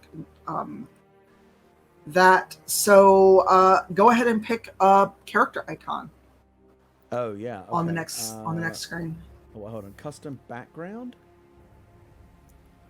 That's if you wanted to write up a custom background. So if something did not fit, like if you didn't want to be any of these, like a failed merchant, a folk hero from Baldur's Gate, a city watchman, a charlatan. If none of those suited you, you could write up a custom background. But you'd have to put it in as a homebrew item and then pull from there. Right. Okay, I picked a very handsome-looking dude for my face, and I now see. now I'm on equipment. How does Wait, it you look? didn't pick a background. Go back. Oh, sorry. Go back one. What would be a good one for me? Do they have a paladin? Go back. So you are a paladin. That is your class. So you could be an acolyte. You could be an anthropologist. You could be simply an athlete if you want. You could be a legionnaire, a celebrity adventurer scion, if you like, which means you might be a little more well-known in the realms. Or you could be a celebrity adventurer scion that fell from grace, thus fitting your fallen paladin status. Wow. You could be a Okay, criminal. There's a lot going on here. Yes. Oh, a knight. Well, I'm just looking at it. I haven't picked yet. Cloistered scholar. How much does this really affect the game? This background.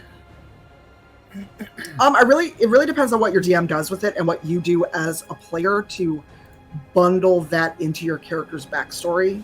So you could take this and kind of craft that backstory from this background. So if there's something in there, let's say if you want to just be a noble, like you're a noble for whatever reason, you have gone off and sworn an oath to Nalzor or someone.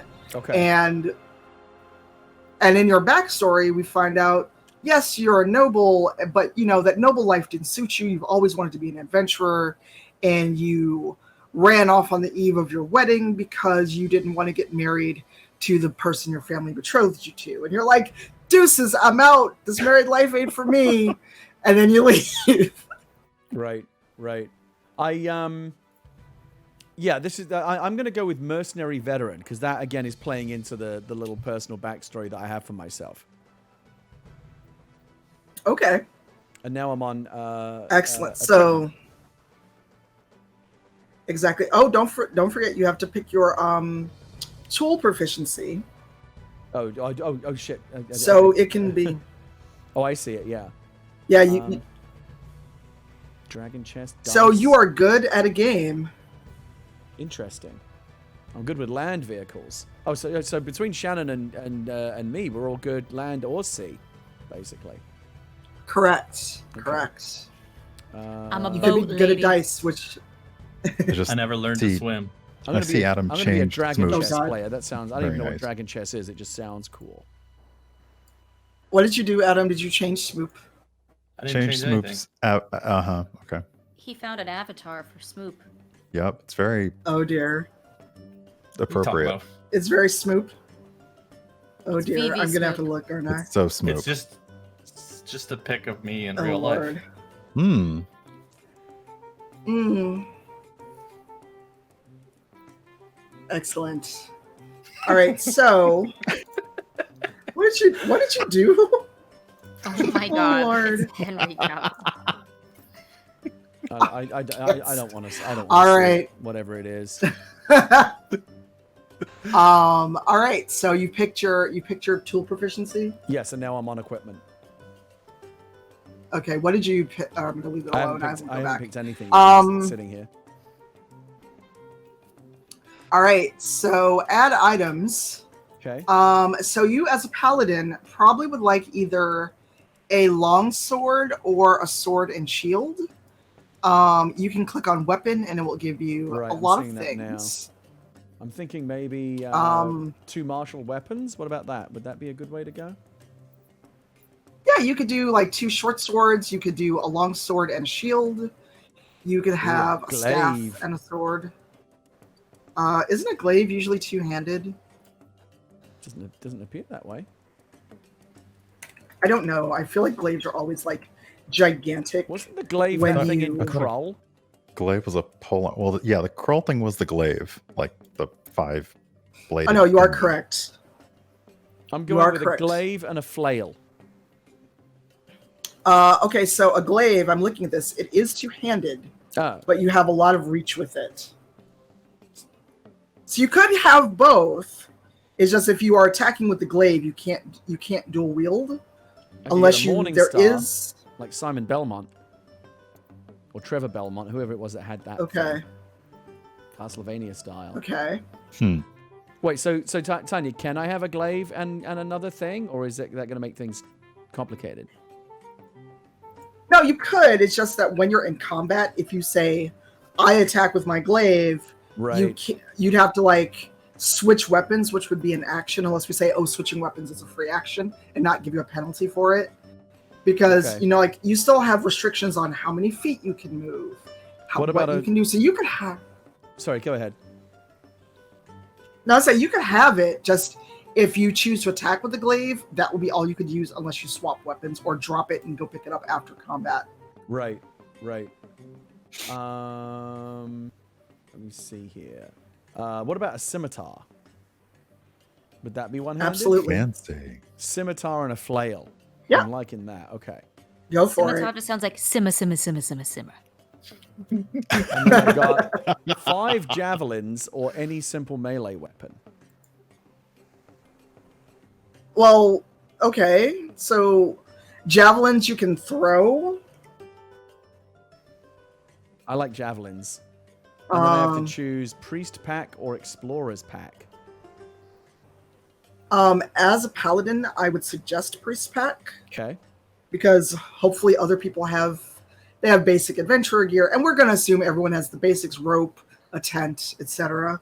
Right. I'm not gonna be that pedantic DM that's like, "Well, you didn't say you bought a tent, so you sleep on the ground." I'm not gonna do that to people.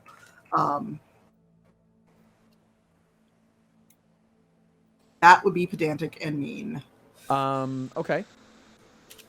Did I somehow go back? Hold on a second. Oh, what the hell's going on? Where did my character go? Go for it. Oh, Okay, I'm view now character looking at my sheet. sheet, but I didn't finish it. What do you? Oh, so you know what? Let's go to manage equipment. So click on where is- equipment on the character sheet. Down. Oh yeah. Okay. Oh yeah. Manage equipment. Do you Okay. see equipment? All right. So do a check mark. Check off the boxes next to your equipment, and it now is there. So the Okay, square flail, boxes javelin, next scimitar, add custom item. Because there was a thing like add like a holy seal, but I don't see that now. to. Was that in your priest equipment? It was in the priest pack. Yeah. So let's see. Priest. Did I screw up here? What happened? No, you're fine. So manage equipment. let's go into manage equipment and get that for you. Yeah. So I've got the three, the flail, the javelin, and the scimitar selected. Simma. Simmadan. Is it starting equipment? What would it Lord. be? Oh, I thought it was okay, starting equipment. equipment. Oh, here it is. Let me look Okay, at I other got it back. I got it back. Okay. So a martial weapon and a Okay. shield. No, 2 martial weapons. Yeah. Okay, here we go. Scimitar and flail. 5 javelins, priest's pack. Yeah. And then holy symbol, amulet, emblem, reliquary, or holy symbol. Yeah, so you could say like you have an amulet. My character, her shield is her holy symbol. It has the rune of Tyr engraved on it. Okay. So yes. Okay, I'm gonna have the amulet, and then the dragon. The dragon chest set. Okay, add starting equipment. Yeah. All right, I think. Okay. Okay, added. Yes, so you are good to go. Is that it? And because you are a paladin, yeah, that's it. And because you're a paladin, you will have to tank because you have the most hit points. Oh, that's so, great. That makes me important. So when you, so when we have combat, Hey, makes you the person to put out in front. The one thing I remember about my main reference point for this is Warcraft, and I remember, like, whenever there wasn't a warrior available, it's like, oh, I guess the paladin's gonna have to tank, but like, no one was happy about it. Wow. Yeah, I mean, paladins just aren't as good I'm at the- tanking. Just in terms of more True. important, we can debate top billing later, but yes, you would definitely be the prominent member of the party in encounters. Oh, I'm liking it already. Okay, so I got my character, character created. Excellent. All right, everyone has a character, and this did not take as long as I thought it would. So, if you want, we can do a little bit of adventuring if that is okay with everyone. Yeah, of course. That Do is we okay. need a name for our party, for our group? Sure, if you'd like to make one. I find it hard to believe that all 4 of us would agree on something.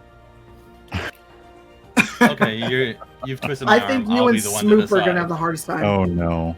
How about we Oh, call Lord. ourselves the Smooper Troopers? Oh my god. No. Oh my I have a god. No. That's Smoops gonna be a troops? no from me. The Smoop group. That's gonna be a no from the DM. This always made me think about like Bon Jovi back like when they first started. Like they're sitting around in a garage somewhere and they're like, "What are we gonna call the band?" And John Bon Jovi says, "What about Bon Jovi?" Like, why don't they all just say "fuck off"?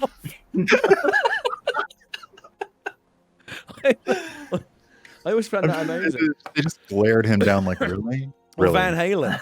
What should we call Oh, the yeah. band, Eddie Van Halen? I don't know. Van Halen? Fuck you, Eddie. It's a thought. Just tossing it out there, guys.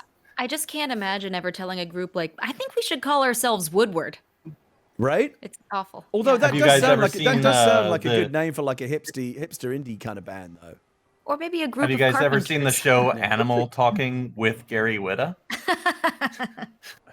Wow. No. I feel like there's something to flesh out there. Okay. Cypher, do you have any ideas for our...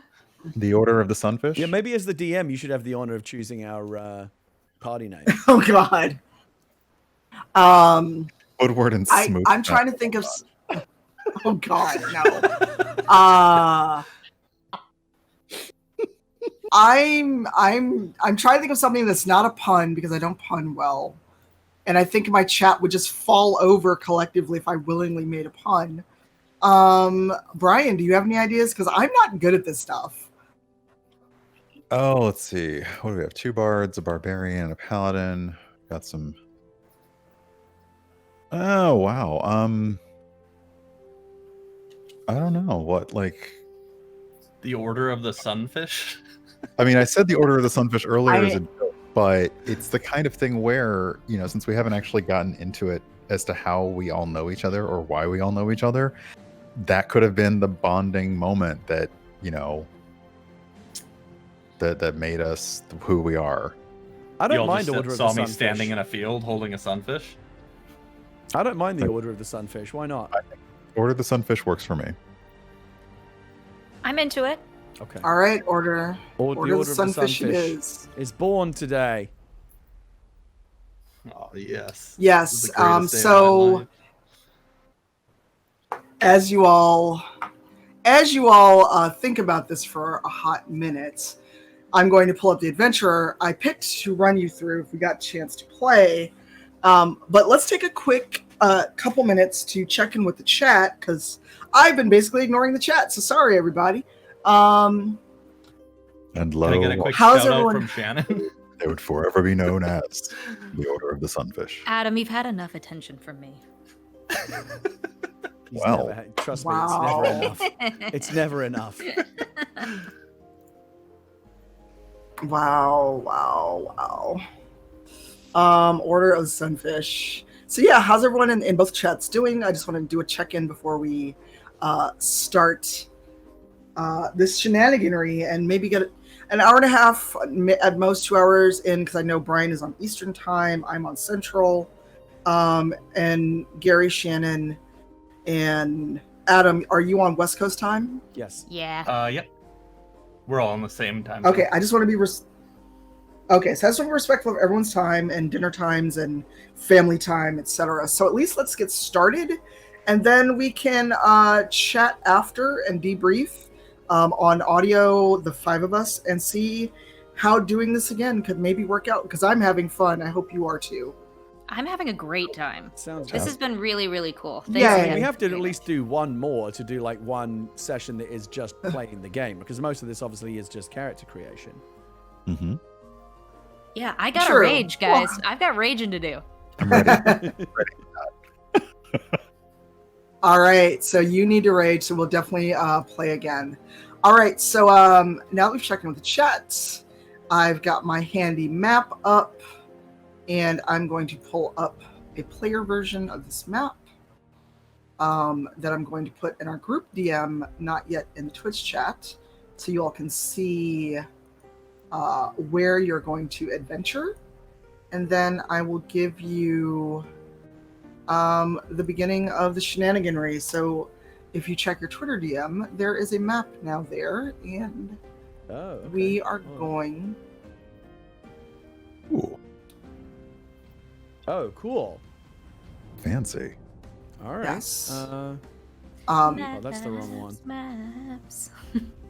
Hold on a second. Sorry, that was the map song. So Why do what? I know the name Fandolin?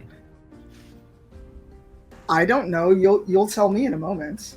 Oh, Or you mean in real life or in the game? just in general, is that like a thing? Is this? I don't know jack about any of this, but Fandolin sounds very familiar. I was gonna say forgotten. be. Songs, You know- but yeah, like I've seen this in a book somewhere. What is this map a Yeah, map so of? this- What are we looking at here?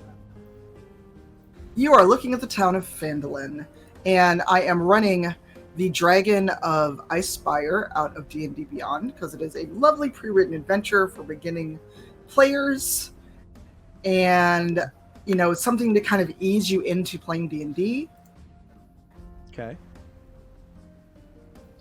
And it is pre-written. I did not touch any of this, so I'm just making sure I have all of my notes up as a DM. So if you get to the point where you want to run adventures, this is going to be a lot. So the actual adventure is called the Dragon of Icefire Peak, and I am running it right out of D&D Beyond. So I've got 20 windows open. By the way, I just want to point out, nobody asked me about my backstory.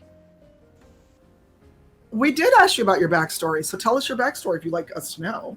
Gary, let her rip. It's okay. If Yeah. you don't, if you don't care, you don't care. I don't want to force it. on I don't care. No, I care. Oh, okay. Look, now. The rest of us care. The rest of us care. And as a DM, I really care, so I know what to do to your character. So I'm okay. So here's my backstory. So I'm a paladin, but I am a fallen paladin because I used to be super devout, super zealous, like super religious. I was like really hardcore into the church and big time believer in whatever aquatic half elf god I worship, and devoted my life to the church. And then bandits came through my village one day and completely wiped out my entire family, including a newborn baby, which they stuck on a spike, and it was horrible. And it was so distressing to me and upset me so much that I basically renounced God and said, like, how can God be real if he would allow something like this? I devoted my life to God, and this is how I am repaid. Fuck you, God, basically. And I've now turned my back on the church and the light, and I've devoted myself to a life of nihilism, which is why I'm a sellsword, why I'm a mercenary, why I am I'm just out for myself. Like I used to all be about like charitable works and Christianity and all that kind of stuff, and now I'm just like, whatever, fuck you, I'm just gonna get mine. So I'm like very much a fallen paladin, very dark in my mindset. But deep within me, there still is like the germ of hope and redemption, and like I won't admit it to myself, but I want to believe again, and I want to believe that there can still be good in the world. But for right now, I'm just very emo, very kind of wallowing in the darkness, and still kind of haunted by the very vivid visions of my half-elf baby on a spike being dangled in my face by horrible monsters that raided my village. And pretty fucked up in the head basically, but there's hope for me yet. That's Merengue. Well, as you can see, my character is like, well, that escalated quickly. As a DM, I'm just like, well, that went places. Now I mean, is that not good? Is that not appropriate for D&D? I don't know. No, it's excellent. Okay. No, it's excellent. I mean, my paladin's backstory is that her wife was murdered in front of her. Yeah. And she's been spending 6.5 seasons to find this dude, and just now found him last episode. Oh wow. Ooh. And he was like, "Oh, it was just a Tuesday to me." Yeah. Our DM is in my chat. I've spent a good portion of our 6 seasons and 4 episodes in season 7 looking for this dude. And he's like, I don't remember killing her. It was a Tuesday. And I'm like, oh boy. Okay then. Well, I guess that's what we're doing. It's kind of legit. That's amazing. So this is really interesting. This is really interesting to me, Tanya. Whenever I've seen my main experience of Dungeons and Dragons is really just kind of seeing it like fictionalized, like in TV shows and stuff. When I used to watch like Freaks and Geeks, they would play Dungeons and Dragons. But when you saw them doing that, you would always come into the scene like in media res, like in the middle of a campaign or whatever. So I'm actually kind of interested to see for the first time what a D&D campaign looks like at the very beginning. What's the start of the story? Yes. So while I'm setting the scene, you all should think about kind of how the Order of the Sunfish came to be in this town. So this is not going to be as polished as it would be if I knew the adventure super well or if I'd written it myself. But we're gonna go for it and see what happens. All right. The adventure begins. What is that noise? I'm hearing a weird noise. Sounds like a clock. Nothing here. I hear something that's like brushy or ticky or. Yeah. I don't know. Oh, and it stopped, I think. Oh well, we'll figure it out. All right. Let me welcome you to Phandalin.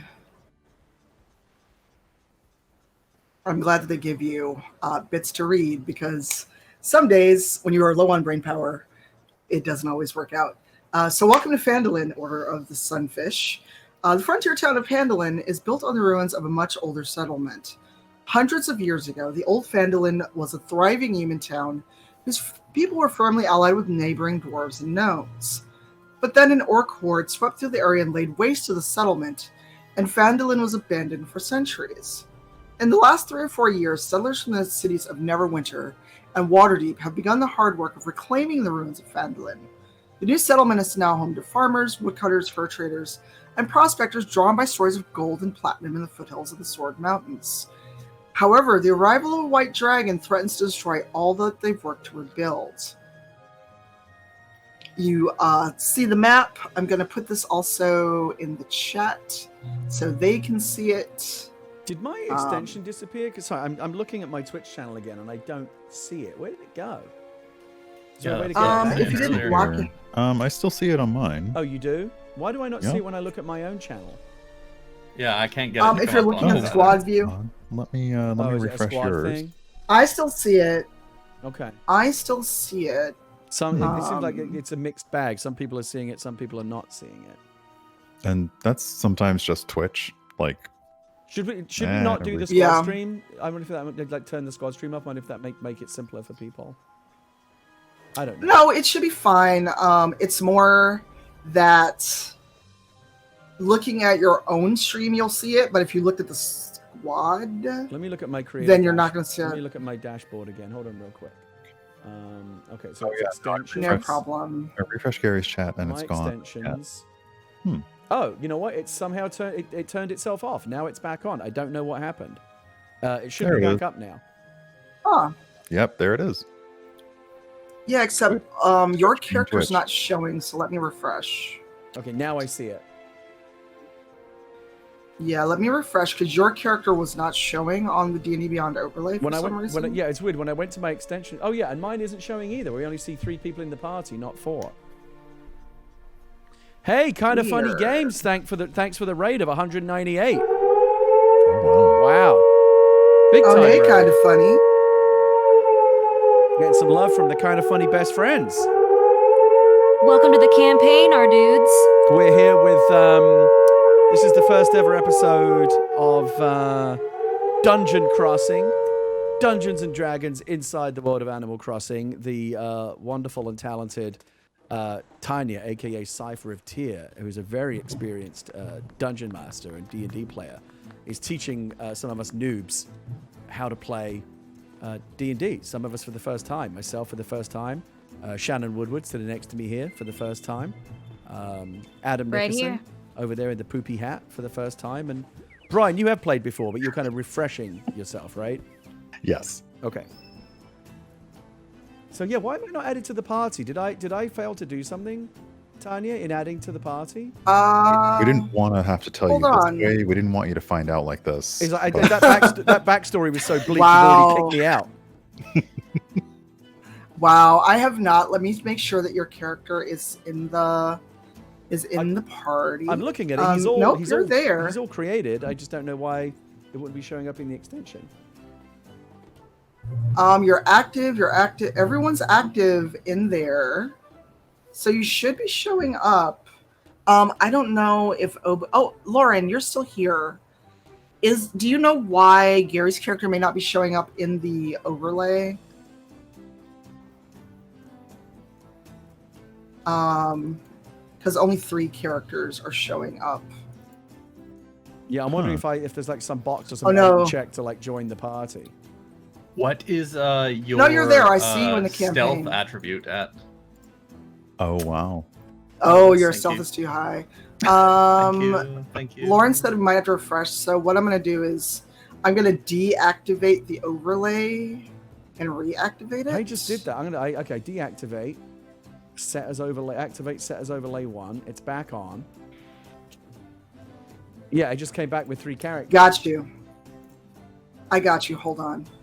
I had to go into Dungeon Crossing, and now you should be there if you refresh. Okay, let me try that now. I had to go into the actual overlay app. Still seeing 3. And let me deactivate and reactivate. A refresh. Hold on. You are there now when I see you. Okay, let me try it again. It was me. I had to go in and fix you. So you need to go into your overlay, into the extension. Yeah. And choose your character. And then save. And that's what it was. Okay, hold on.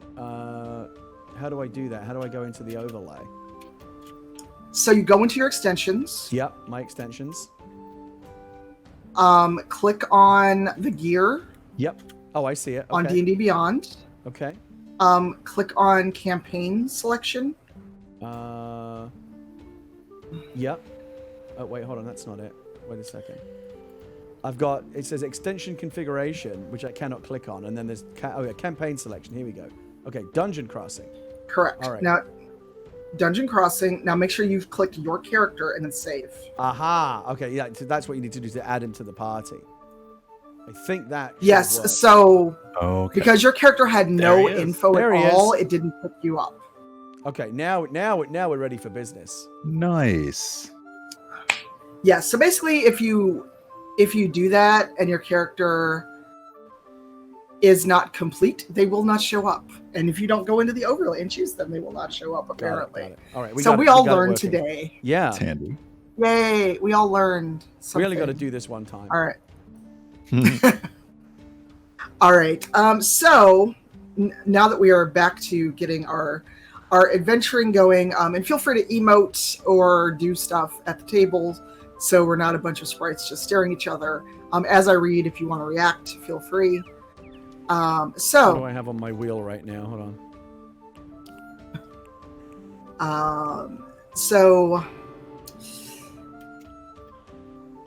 Oh dear, This someone is is the shocked. this is the face that I had after my family was murdered in front of me.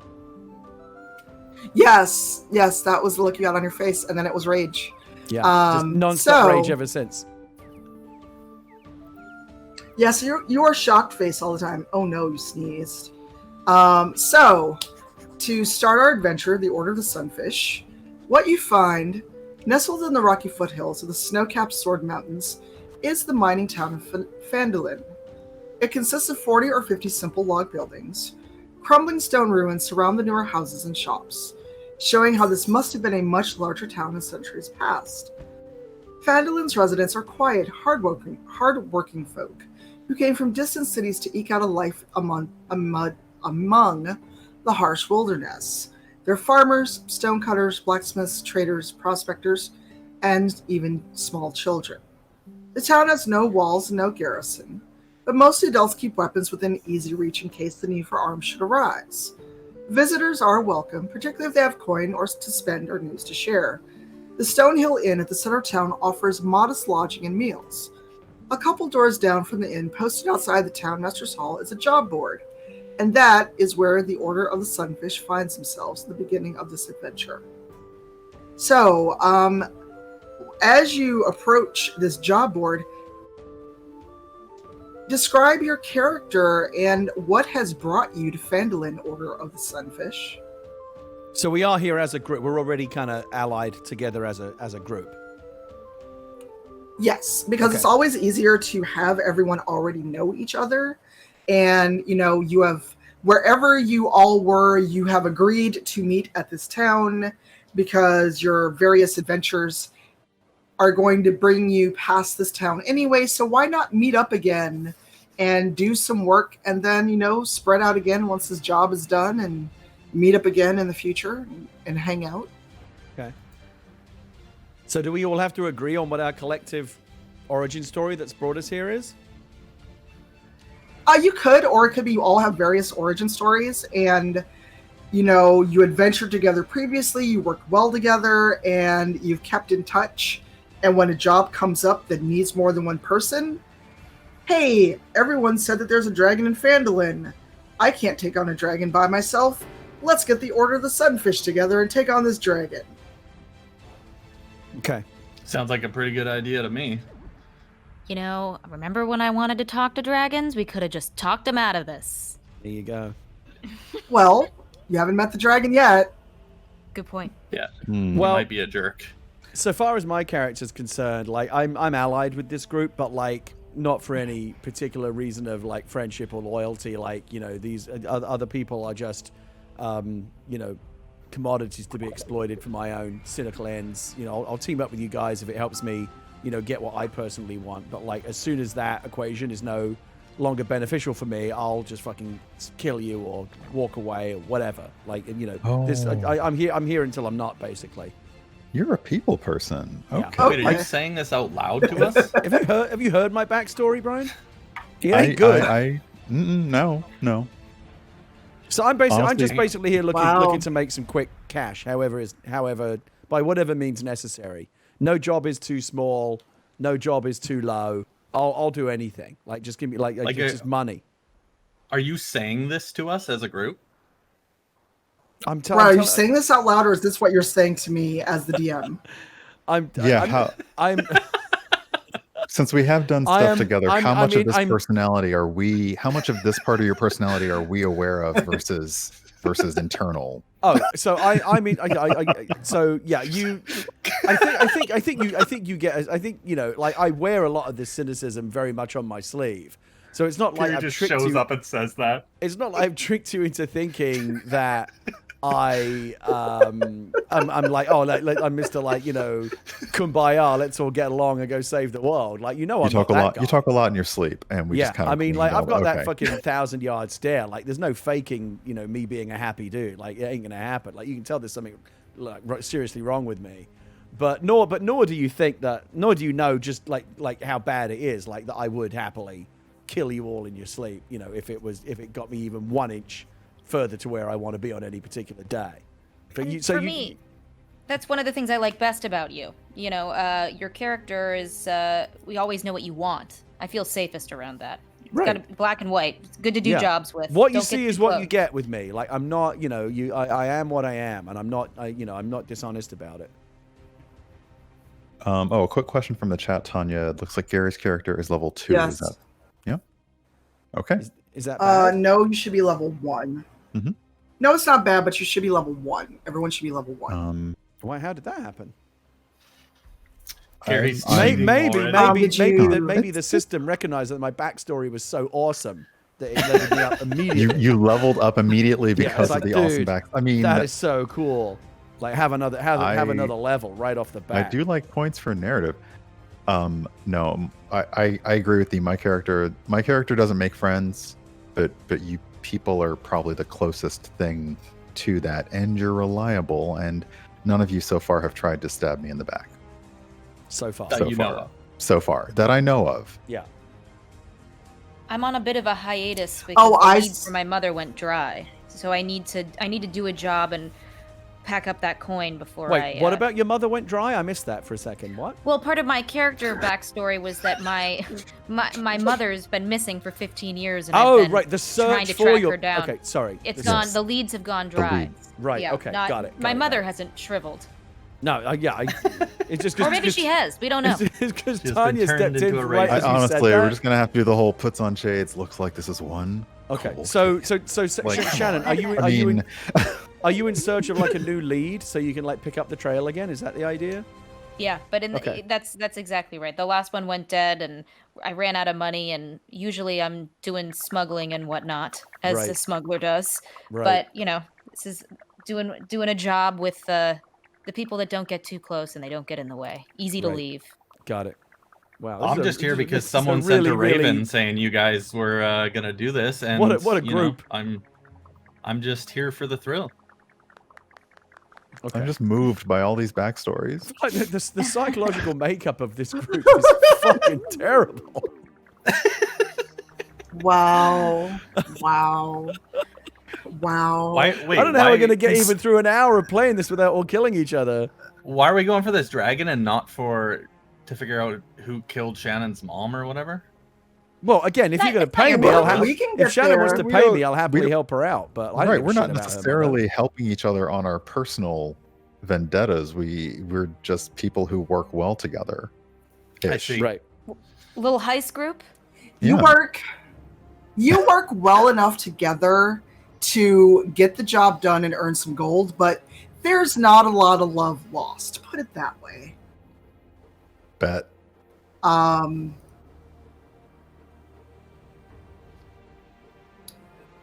mean, is that fair? Oh, yeah. I feel like it is. Yeah. And we still don't know Smoop's mysterious backstory. My mysterious backstory? Mm-hmm. Yeah, yes. I would appreciate it if you guys would stop talking about my mysterious backstory. The mysterious backstory that you constantly bring up that you won't talk about? Just because it's a mysterious backstory that I constantly talk about doesn't mean I want you to talk about it. Oh, okay, because it just sounds really mysterious, is all. It's very mysterious. I guarantee you it's not as interesting as he wants you to think it is. That's what he's Oh my doing. God. He's Alright. by saying, "Oh, it's too mysterious for you." He's making you think, "Oh, but it must be really good then." But I guarantee you, it ain't. If it was really good, he would have told you. Lord. So job board. Why So are we here? question. Yeah, so you all are gathering in front of the townmaster's hall to find out about this dragon that someone would like you to look into. So as you approach the townmaster hall, it is a building that has sturdy stone walls. It's got a regular wood roof and a bell tower at the back. There's a job board. So if you've ever played Dragon Age Origins, the Chanter's board that's in front of all the chantries in the towns you go to, it's kind of like that. And they're all written in common. It's got a bunch of job notices. So are you going to inspect the board? What would you like to do now that you are in the lovely town of Phandalin? I investigate the job board. We need to make some money. Yeah, I'm all about Someone- the money. All right. How can I make some money? Someone's gotta be willing to pay for something that we can handle. I want to find the job that has the most coin. Yeah, that sounds good. Mm. I mean, do they want us to kill this dragon? Like, what's going on with the dragon exactly? Has the dragon been, like, All right. terrorizing the town or something? It has. The dragon has been terrorizing the town, but people don't quite know where the dragon's nest is. All they know is suddenly there's a white dragon that has been showing up. It hasn't done a lot, but seeing a dragon is pretty terrifying to the average person that just wants to farm their crops. They want to, raise some cows and chickens and go about their life, maybe have a kid, maybe not. They just wanted to rebuild this town, and that was all they wanted to do. And suddenly a dragon appears. But for right now, all you know is this dragon has been spotted.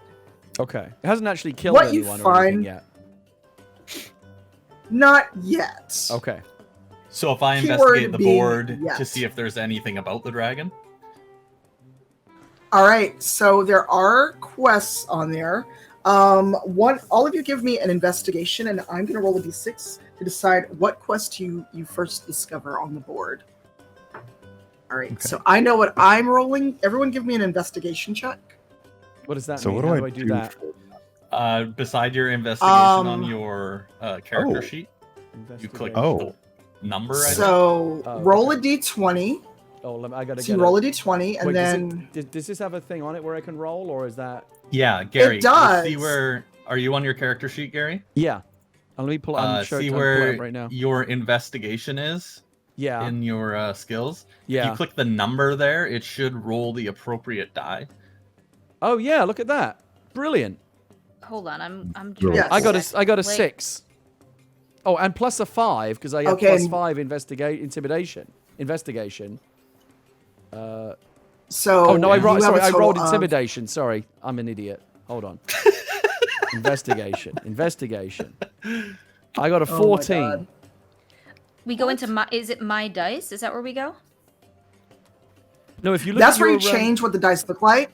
Okay. If you look For at your this one, character for- sheet, Shannon, Okay. where it has all your different skills like acrobatics, animal handling, arcana, athletics, whatever. Yep. Just click the number and it'll roll a die for you. Oh, okay. Where's investigation? Mm. It's Oh, I about see. halfway down. Got it.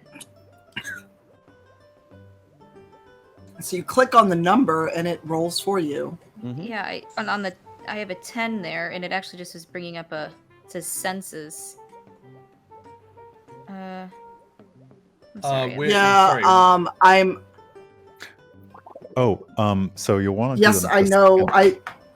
So Shannon, you'll want to do the second column from the left. That lists all the skills, and then the number that's in the bonus column to the right of the investigation skill. If you click on that. Okay, hold on. I feel like I'm on the wrong page. I'm clicking on my character. I'm sorry. This is a bit No worries. cumbersome on my phone No for worries. some reason. Okay. Skills. Oh, sorry, Cypher. Is see. there a way that I can fix that paladin problem? Because I clicked on paladin twice. I fixed it. I It did looks it. like the. What did you get? 16. There you I go. got a 13. Yes, you. The 16, 13. Adam, what did you get? Oh, geez. 23. And Gary, what did you get? 14. Okay. So just for the chat really quick, yes, I did fix Gary's sheet. He picked Paladin twice, so that's why it looked like he was level 2. Double paladin. So it is fixed. It's fine. That's like extra Um, trick. Yeah, I thought there was something odd about that when it showed up twice. Shannon, are you good with yeah, that? so You basically somewhere in there. Yeah, you figured out the die roll? You got that working I for you? did. Yeah, Okay. I got a 16. Yeah, Okay. I found it. I had to swipe right because I'm on my phone. Oh, okay. Just because the way my setup is, Yeah. it's easier to use it this way. Yeah. So yeah. So Smoop got the highest investigate score. And what you found first is That's my new thing. Please oh don't. my god. I told you I Lord. hate this guy already. Wow. This guy I might kill just for fun. So Lord have mercy. You're level 1, so I'm not going to send you after the dragon yet. So we're going to get a little adventure under our belt first. And what I'm going to send you on, because I rolled a d6 to decide what quest you would do today, you're going to go on the Mountain Toe quest. What you see is notice about the Mountain Toes gold mine that lies about 15 miles northeast of Phandalin. There's a new overseer, Don John Raskin, who just made the trip from Neverwinter to Phandalin and needs to be escorted to the mine. There's no telling what danger lies between Phandalin and the mine. It's only 15 miles, right? Once you deliver him safe and sound, return to Townmaster Harbin Wester and collect 100 gold. I like the 100 gold Oh, part. that sounds great. Did this guy So explain that's- to us why he needs to get to the mine? What does he need? What does he need? Why does he need to get there? Do we He's care? the new overseer of the mine. Okay. I mean, fair. I heard 100 gold. I heard escort someone to some spot, and all we gotta do is walk through the woods. No, you're right. I'm actually that was actually a bit of a out of character for me because I don't give a shit why this guy needs to get to the mine. I just want the money. Focus on your character. I Yeah, mean, exactly. if you ever want to ask something, just always say, "Hey, out of character, blah blah Oh, blah." Okay. Because Okay. if you don't, the players and the DM are going to think that you're asking in character. So, My bad. Yeah. so so whenever anyone wants to ask a question, especially since everyone is new, if you want to go, "Hey, got a question about why are we doing this?" Because sometimes the character's motivation can be important. So depending on your story and what your character's up to, you as a fallen paladin may very much care about a gold mine because that could maybe, I don't know, fund some things that you want to do to get revenge. Because Yeah. maybe you're obsessed with getting revenge on the god that failed you, and you might really care about why he has to get to this gold mine. never know. Someone in your chat, Tanya, asked, I think it's a very relevant question. Is this 100 gold each or total? Total. So and how exactly will we be splitting that up? 70 to me. Well, no. Oh. It would be We 25 gold each. But what if Smoop doesn't do anything? Why does he get 25 and I do all the work? we have already gone over this several times. If we don't split it up evenly, all we do is stand in the middle of the town square arguing, and then night comes and somebody else does the quest for us. Do y'all want to get this gold or not? If we don't get That's a good moving, we're not point. going to make it before sundown. I just think let's get this out. Do this ahead of time so there isn't any awkwardness later. It's already Why do you have to decided. make everything so difficult, Merengue? So we're splitting it evenly, no matter regardless of who does the most or the least work. Well, you can agree to split it evenly and then see what happens. And, Yeah. I don't trust Scary that your character may not just stab everyone in I their don't sleep know. and try to take the This- gold anyway. This sounds more like comrades of the Sunfish to me. We said Wow. order because order looks better on the letterhead. Oh man. All right. All right, whatever. You guys, I fine. think we should definitely hit this guy up and take him on over down the miner's trail on the way to the mine. Where is he? I don't know. He just left this notice on the board, so now we have to find him. Oh So, my god. All right, so first you need to go to the inn to find this gentleman. And after you've pulled this parchment off the job board, and now you need to go to the Stonehill Inn because obviously he's staying there until someone comes to escort him. He's not just, it's not a video game. He's not just loitering in one spot no matter rain or shine. I was looking for the exclamation point over his head. He doesn't have he'll have an exclamation point once you get to the inn. All right, well, let's head over there, guys. So, Shall we? all right, so yes. So How I'm far going are to we say, from for the the sake of like a 5 to 10 minute walk. This isn't a very big town. Poor Shannon can't get back into her chair. It won't. There she we is. go. There we go. The controller drift is very real for We me. got to get you some new Joy-Cons. I know. We need someone at Nintendo to sponsor us. Help! Seriously. Left Joy-Con. Oh, is by sick. the way, we should totally come up with a Dungeon Crossing logo. I think that's going to have to be the next step here. All right. That works for me. We just have to figure out when we can do this. Mhm. When this works out with people's schedules so we can have shenaniganry. All right, so you walk through the town, and it's small. It's not like you're visiting a major city like Faerun or Waterdeep. Within a couple minutes, you see the Stonehill Inn, which is just a 2-story roadhouse. It's only got 6 rooms on the upper floor for rent. It's relatively cheap. If you were to stay and adventure out in the morning, it's only 5 silver. A meal is only 1 silver. And you enter, assuming you can not argue about who's going to pay for the inn, and you find a human barkeep wiping down the counter, keeping an eye on the few patrons there are, and he looks up when your group walks in. So are you all going in and chatting with him? Are you looking for this person you're supposed to escort? What are you all doing? I want to drink. I want to get wasted so I can forget my past.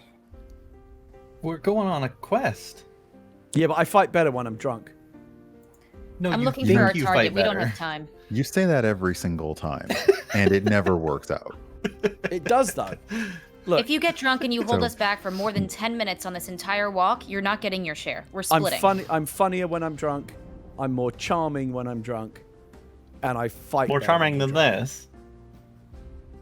In that I'm case, a please drunken drink something. master. Oh dear. Well, I'm Okay, going to go hold with that thought. Barbara and Pause. find the guy. I mean, Okay, all so 4 of us pause. don't need to Oh, talk to one- this okay. guy, right? Why can't I have a drink at the bar? Right. You go talk to him. Okay, you can have a drink at the bar, but I want to pause here and point out something. This would be another example of if your character is going to be kind of an abrasive personality and do things like this. This would be another good thing to bring up in session 0 because you never know. And and I'm not saying don't do it. We're having fun. This is just a pre-written adventure, so you can get a taste of playing. Yeah. But if we were setting up, like, let's say we decide, okay, Dungeon Crossing is going to be a thing, and we're going to either come up with an adventure or something in that session 0. If you go, I want my character does have a drinking problem. My character does have an anger problem. That is something to bring up and go, this is how I intend to play my character. If this will get to anyone, or if this will be a problem for anyone in how I portray this character, there's a safety mechanism called the X card. And since we're playing digitally and we're literally doing this live on Twitch, what you could do is, like if we were in a Zoom call and we had a nice overlay and we weren't doing Animal Crossing, in that chat, you could type a capital X, and that would tell me as a DM, okay, scale it back. This is not okay. Because, Oh, what if okay. someone IRL, it does struggle with alcoholism, and your character interesting. doing that would be an issue. Okay. And you're doing this. I'm over the top of this character. This is his story and how it manifests. But again, the objective is always to have fun. Right. And so like, let's say next year we go to Gen Con and you sit at a table with people you don't know. And Right. there's no chance to have a session 0. There's no chance to get to know people. And you do something like that, and you maybe don't know this person to the right of you has been struggling with alcoholism for years, and that Right. and it upsets them. Right. So in a convention situation, it's harder, but in a planned game where you sit down, you plan out your characters, that would be here are the faults I want my character to have, or Okay. they've got an anger issue, and I'm gonna scream and yell when I don't get my way. Right. For someone that has a history of abuse, that could be a trigger. So things like that are something to think about. And again, we're just doing this to have fun, but that's just something where if we had a sit down, like spent 4 hours just on character creation and walking you through every little thing step by step, but you also never know what will do something to someone. Right. So let's say any of us had a real issue, it'd be like, okay, hold up, stop, not okay, or just type a capital X Right. in either the Twitch chat or our Okay. Discord or whatever DM. So yeah, I just wanted to point that out while since you did that with your that's character. really, really good to know, and it's all part of learning how to play this game. I'm kind of feeling out my character as I go. Like, I didn't know that was going to be an aspect to my character until like right as it happened. Like, you kind of improvise as you go along. But the sensitivity issues that you raise are totally valid, and I agree that we should all consider those. It's funny. I am a recovering alcoholic. It never even occurred to me, but it totally should have. So I'm glad that you brought that up. Right, and so for you playing this character, it could be very cathartic. But if you're sitting at a table with someone else that doesn't know that about you, and they do it, it may trigger something in you, and you wouldn't know until it happens. Right. Right. So yeah. So proceed. So, well, I am gonna have a drink at the bar, but just one, and I'll do that while and maybe Smoop or whatever. No, not Smoop. Maybe. Sorry, Brian. What's your character's name again? Archon. Maybe Archon can go talk to the quest giver here. Has anyone I'm sorry.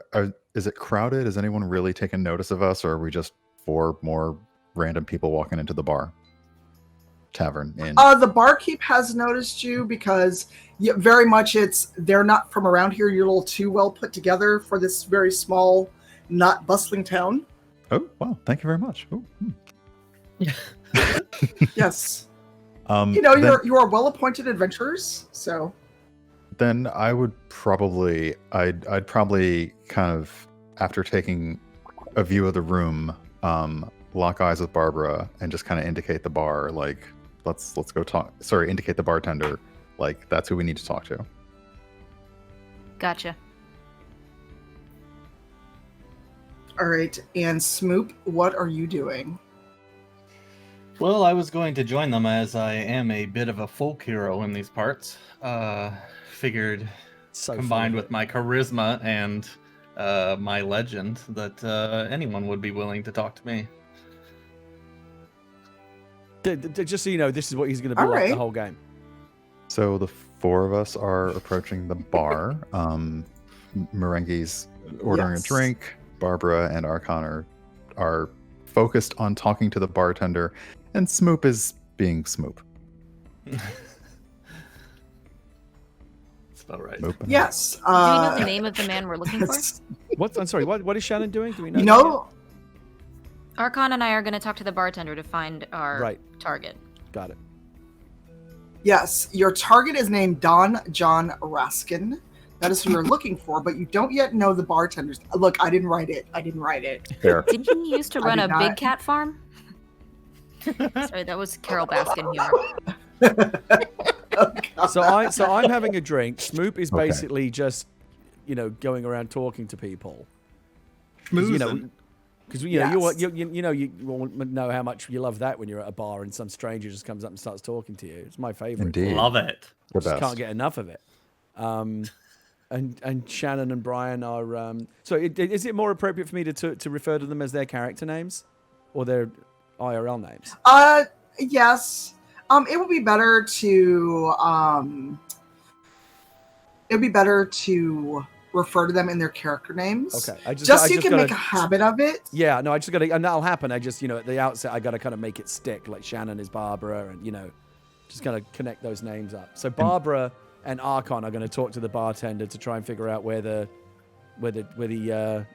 quest giver is, the John Raskin guy. Correct. Okay. Outside of character, do they serve food at this tavern or inn? They do, because there are rooms to rent, and you would expect to at least have breakfast and dinner, if not lunch, because the assumption is you're out doing business or you're working and you would have packed a lunch to take with you in the field. But at the very least, there is breakfast and dinner served. Are we going to be staying overnight at this tavern, or are we just in and out to get this quest? It depends. What time of day did you arrive at town? Do we get breakfast. to decide that? I mean, you could, or I could make a suggestion. I'd love to hear your suggestion. I'd like Yeah. Because I'd rather... This was Yes. this was like a DM department. Well, okay. Well, I just want to be sure, because I want to give you all as much leeway as possible, especially in your first time kind of feeling your way around.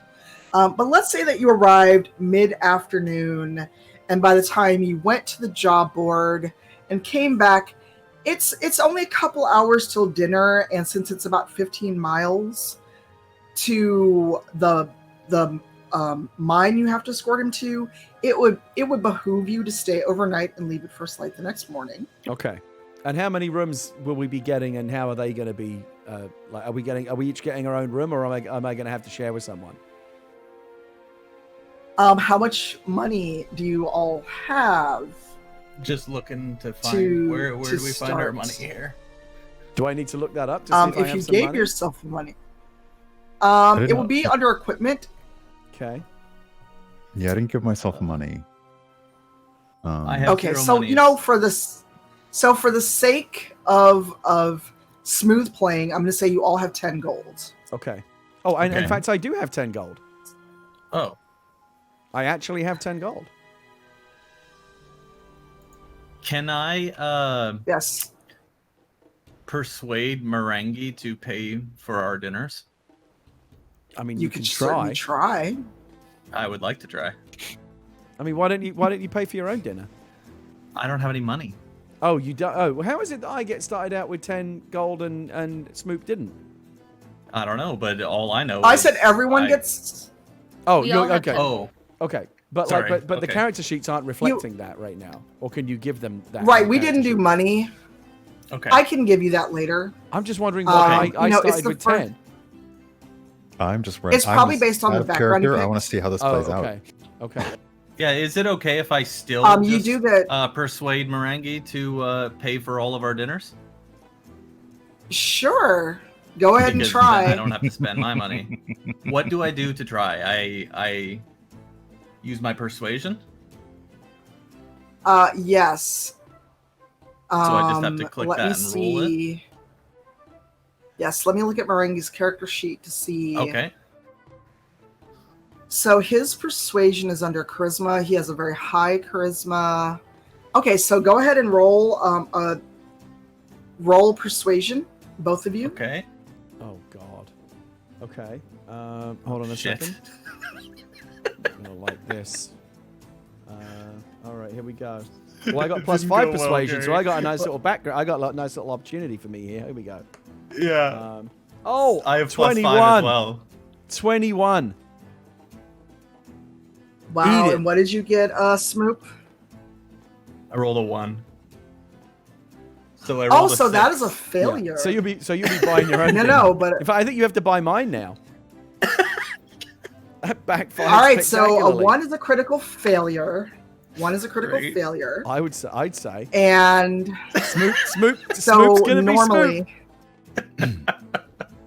So this is going to be an opportunity to play this out, because not only did you not convince Merengue to pay for everyone's dinner, Yeah. you pissed me somehow you pissed him off, and you also kind of get the displeasure of the other people in your party for trying to basically That's so con smooth. him into paying for food when you have your own money. So tell us what your ultimate failure looks like. Oh, I'm loving this part. This is great. Oh, what do you mean my ultimate failure? So one is a critical fail. Okay. So I want you to kind of role play and tell us what your attempt at conning Merengue into buying everyone's dinner played out like. Oh, I see what you mean. Oh, you mean like he narratively has to do that? Yes. Okay. It's fun. Okay. Well, I just walked up to Merengue and he was half into his drink and I may or may not have said, "Hey, Merengue, wait, what race are we here?"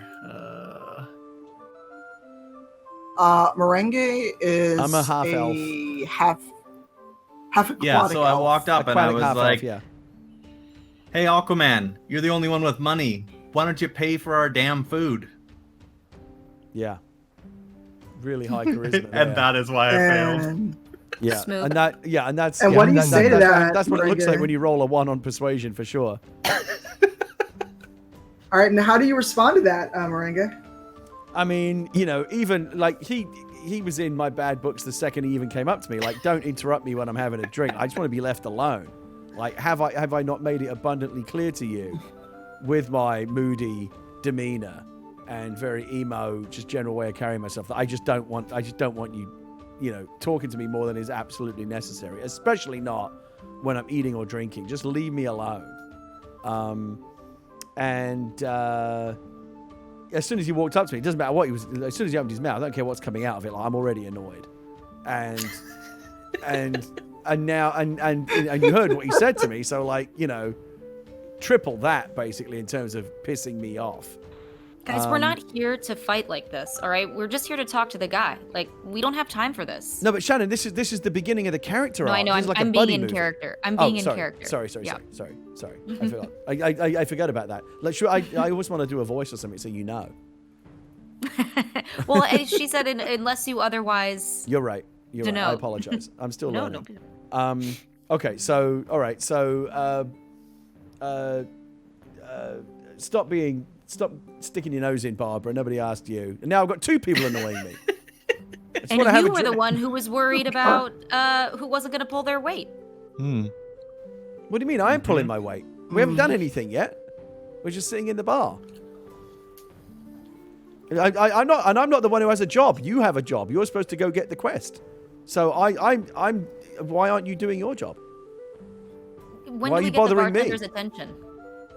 Oh, are you? Okay. Well, you've certainly got Whenever mine. one of you would like to walk up to the bar, Yeah. so we're gonna leave Merengue and Smoop to argue about this attempted forcing everyone to buy dinner.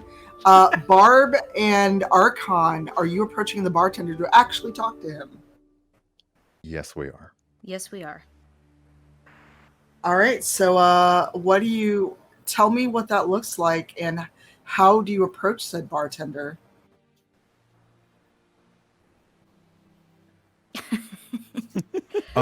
Well, I don't know. I'd like to think that we, as the 2 members of the party who don't typically get into an immediate verbal argument the moment that we enter every inn, have sort of developed this rapport. So I'm going to like kind of let Barbara take the lead. So Archon is sort of like a step behind her, as we're both Okay. very, very not assertively, but very like directly approaching the bartender to say, "Hey, you know, like, hey there. Seem to know what's going on." We're looking for a gentleman by the name of Raskin. And as you approach the bar, the guy that's wiping the counter looks up at you.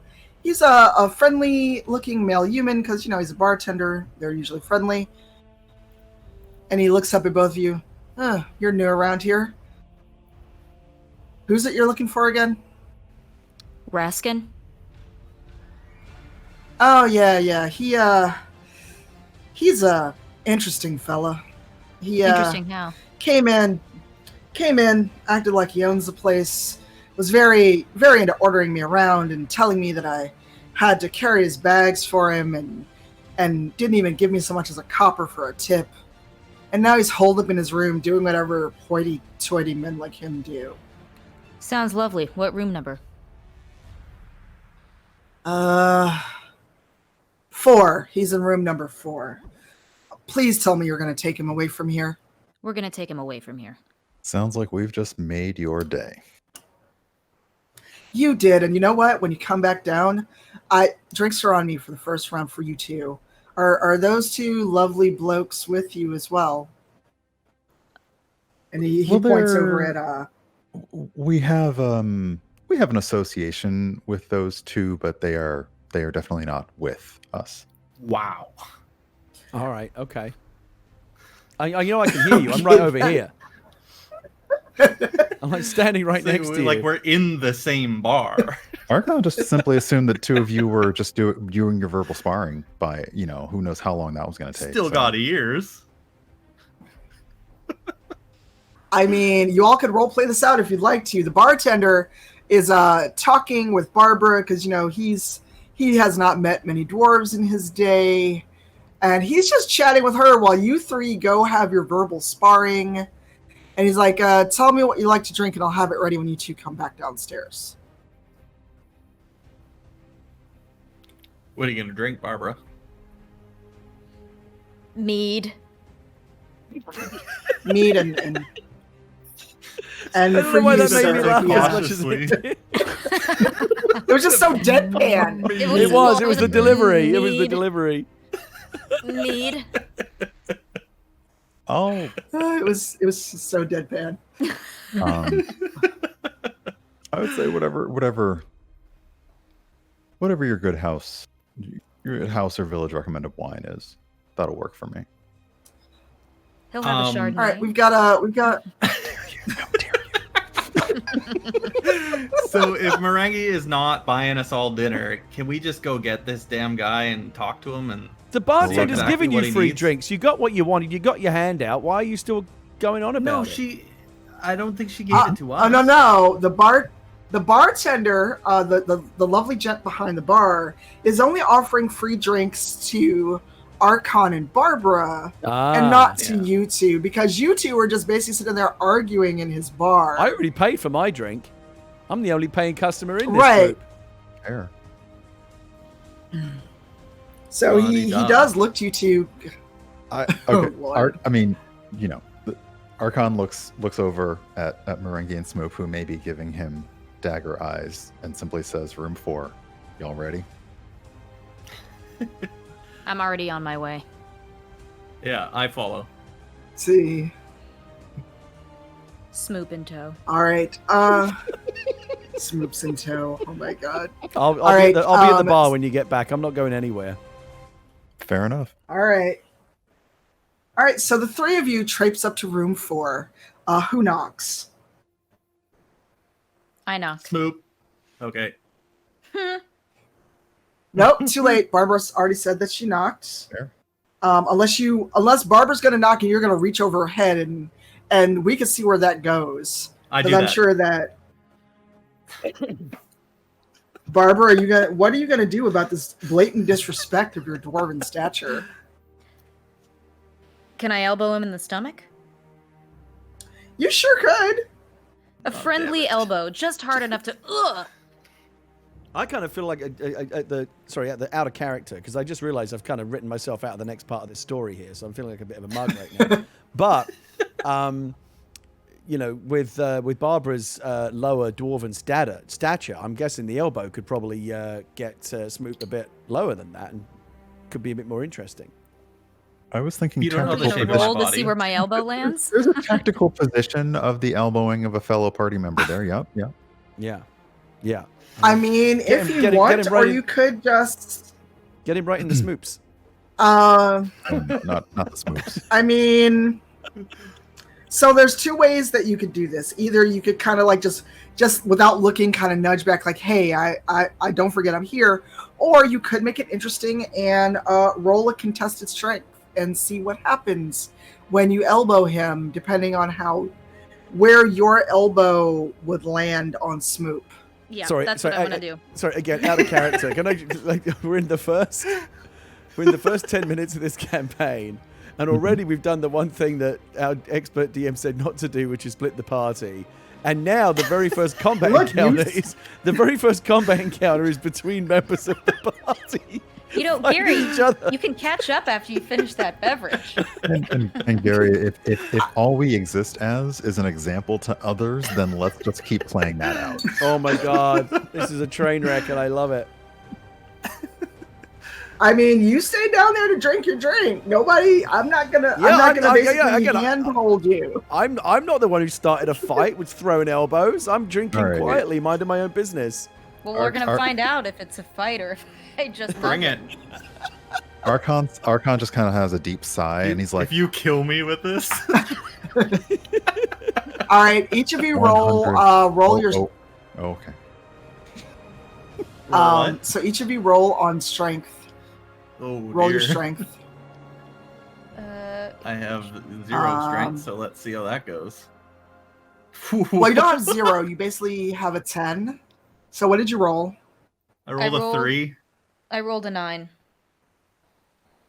Oh Is it yeah, plus Smoop, one? you got. Yeah, so Smoop, you got beamed in the Smoops. Ooh. You got the wind knocked out of you, my dude. Smoop's got nards. Oh. Meanwhile, Archon is Smoops, just kind of sighing, rolling his eyes, and saying, 100 gold, 100 gold, 100 gold. Okay. Oh my god. All right. So was that someone simulating knocking, or someone actually got someone at their door? That was me simulating knocking. Okay. Oh wow. Shannon's a pro. That was good because I thought someone's door. I was like, looking at my door. What? Wait, sorry, I missed everything. Did Barbara elbow Smoops in the Smoops and he went down like a sack of shit? Is that what happened? Don't make me feel short. Yeah. So the door opens to this gentleman. He was very haughty looking, and he just kind of sneers to see the three of you at his door, especially to look down and see this person curled up on the ground groaning and looking very pitiful. And then he notices the dwarven lass and the tall handsome tiefling, and he's like, "What are you doing here? I already told them what time I'd like dinner served. Who are you?" Your escorts. Not your servant. Oh, are you? Ooh, I like that. Bit of shade. Don't sing Hamilton. Don't sing Hamilton. I want to. I'm not going to do it. Oh, geez, I didn't mean to do that. My bad. No, it's fine. Just that's where my brain went. Because you're obedient servant. Burr. So Don John Raskin is. Sorry, this is what happens. It's killing me. And I didn't Sorry, write got it. it. I'm so sorry. I got it. I'm together. Deep breath. Deep breath. So Don John is basically full of himself. He feel if a good character comparison would be if you played Dragon Age 2, the very snobbish Orlesian that owns the mine outside of Kirkwall. This would be Don John Raskin. And he just is he looks down on everyone because he thinks that he's so much better, and he's full of tales of grandeur that are really just bluster if you really think about it.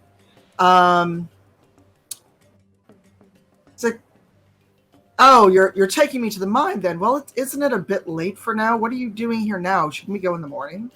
Oh yeah. We're here to tell you we'll leave at first light. Oh, all right then. Is this all of you that is escorting us? I mean, a man of my importance, we definitely need more than just 3 people to escort me. I mean, look at me. Bandits would trip all over themselves to to get my goods and my glory. And at this point, I come sauntering up the stairs, flagon of the strongest dwarven lager in the place in hand. And I say, yeah, don't worry about these jokers. I've got your back. Like, yeah, I know these three don't look like much, but clearly I am the MVP of this outfit, and you're going to be fine, just as long as you've got the money. In fact, I insist on seeing the money up front.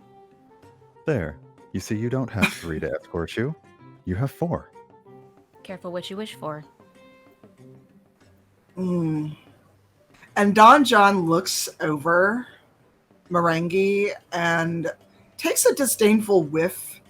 Are you sure you'll be in shape to escort anyone anywhere? It seems like you spent a good amount of time at the bar already. Yeah, don't worry about that. I'll sleep it off. I'll be as fresh as a daisy in the morning. Don't you worry. While laying on the floor, I say, "Ooh, damn!" All my smoops. And Raskin just kind of looks down, and she was like, I don't think you are in a position to say anything to anyone. Now, are you? I offer my hand to Smoop to get him up. Smoop takes it. I can assure you, we are more than capable of escorting someone of your renown from here to a mine. Has anyone else come and offered to do it yet? No, because most people are feared of some tale of a dragon, and this town it's not much. It's still rebuilding, so a lot of people just pass by and think that there's nothing of value here. So I've actually been languishing here a few days more than I ought to, and I'm sure that the scallywags at the mine are taking as much time and leisure as they'd like to without me there to oversee things. I mean, look, people aren't wrong.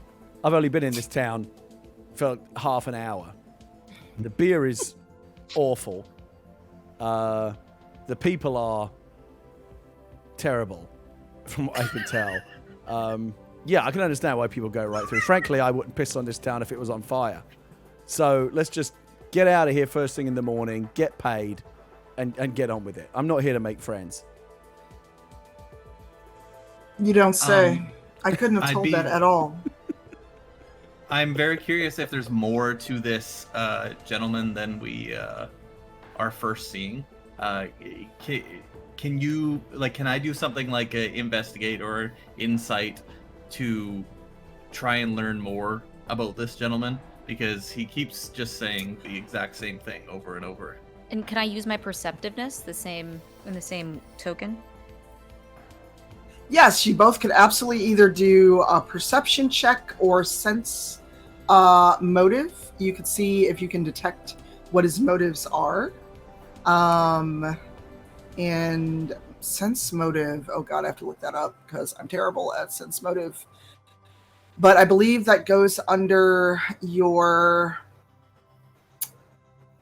Oh god, what is it? Can someone in the chat help me with a sense motive if it's wisdom or charisma? I don't remember.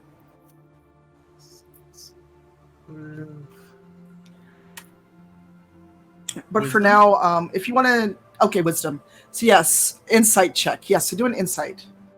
And let me know what you've rolled. Okay. I'm sorry, out of character, what are we trying to determine here?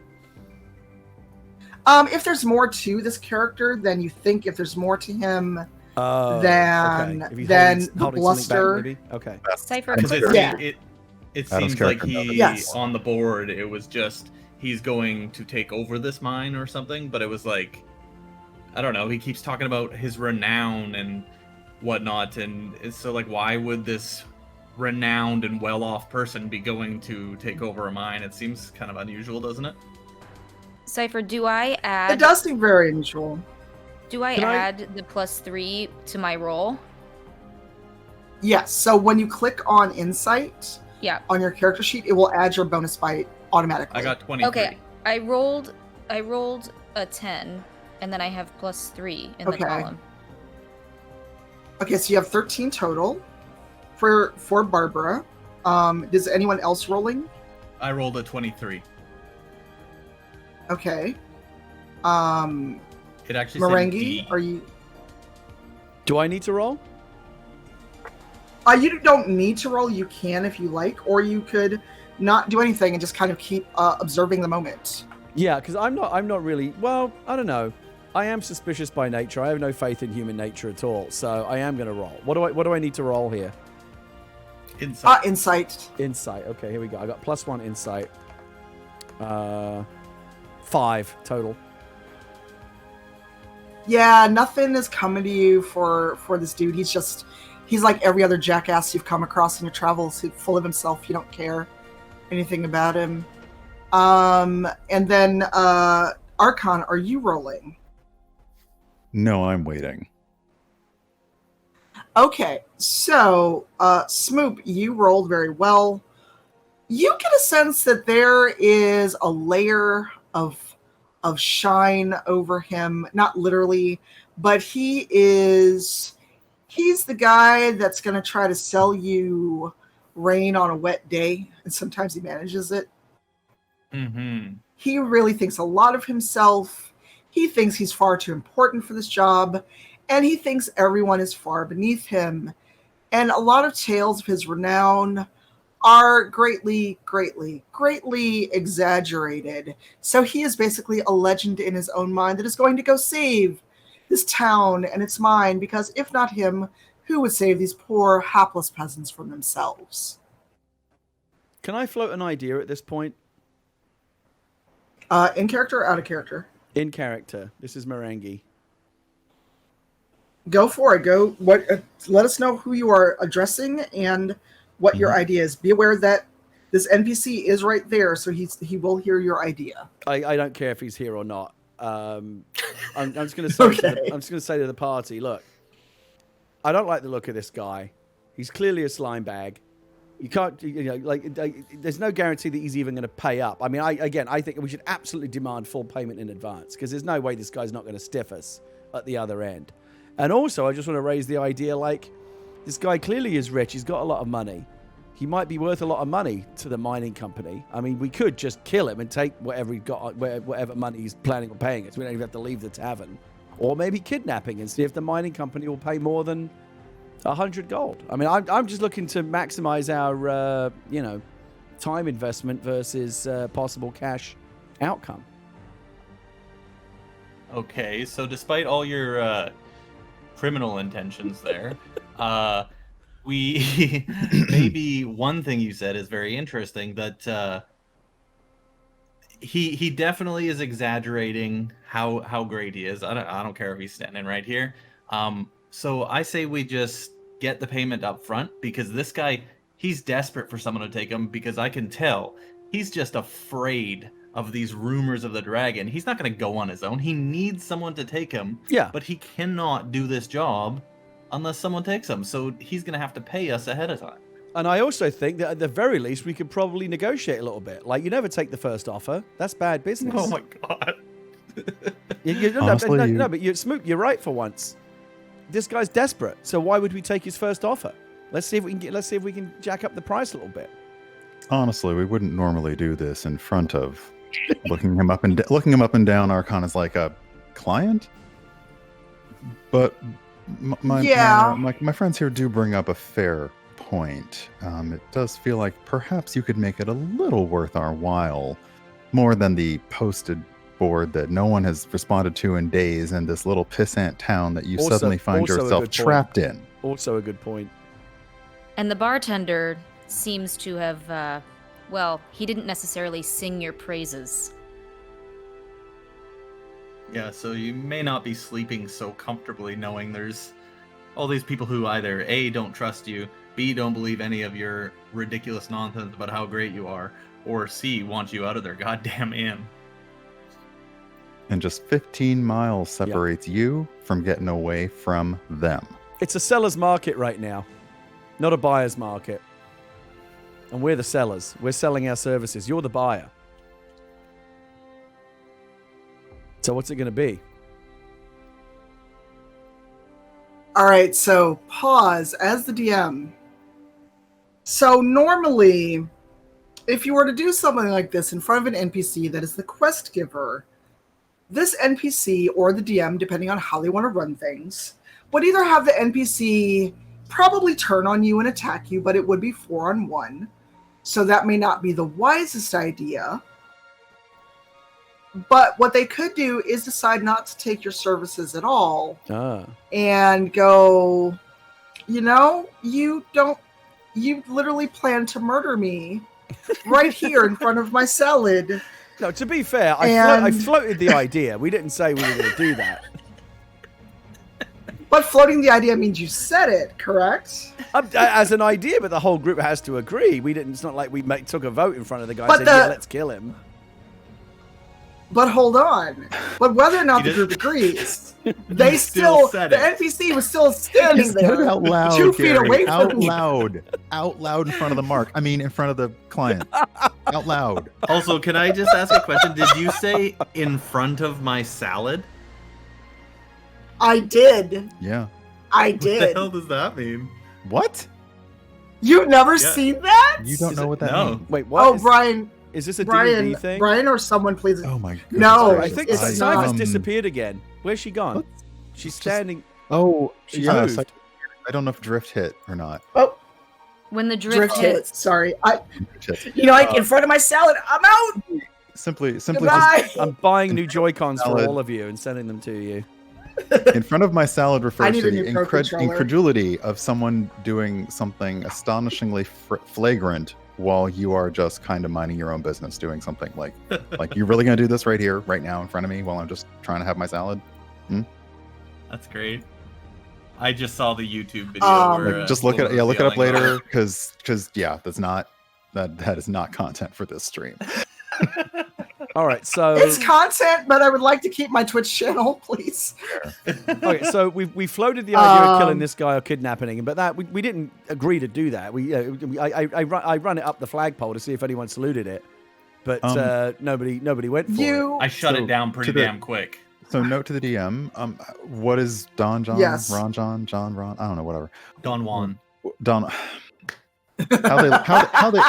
How they looking? Is there sweat or is there like? How are they reacting to the fact that we're just discussing this casually in front of them?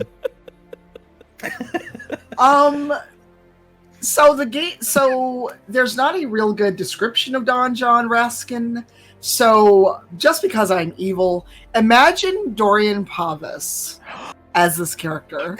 Right.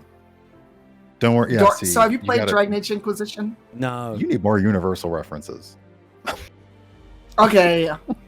God, what's the character Johnny Depp played in Pirates of the Caribbean? Jack Sparrow? There you go.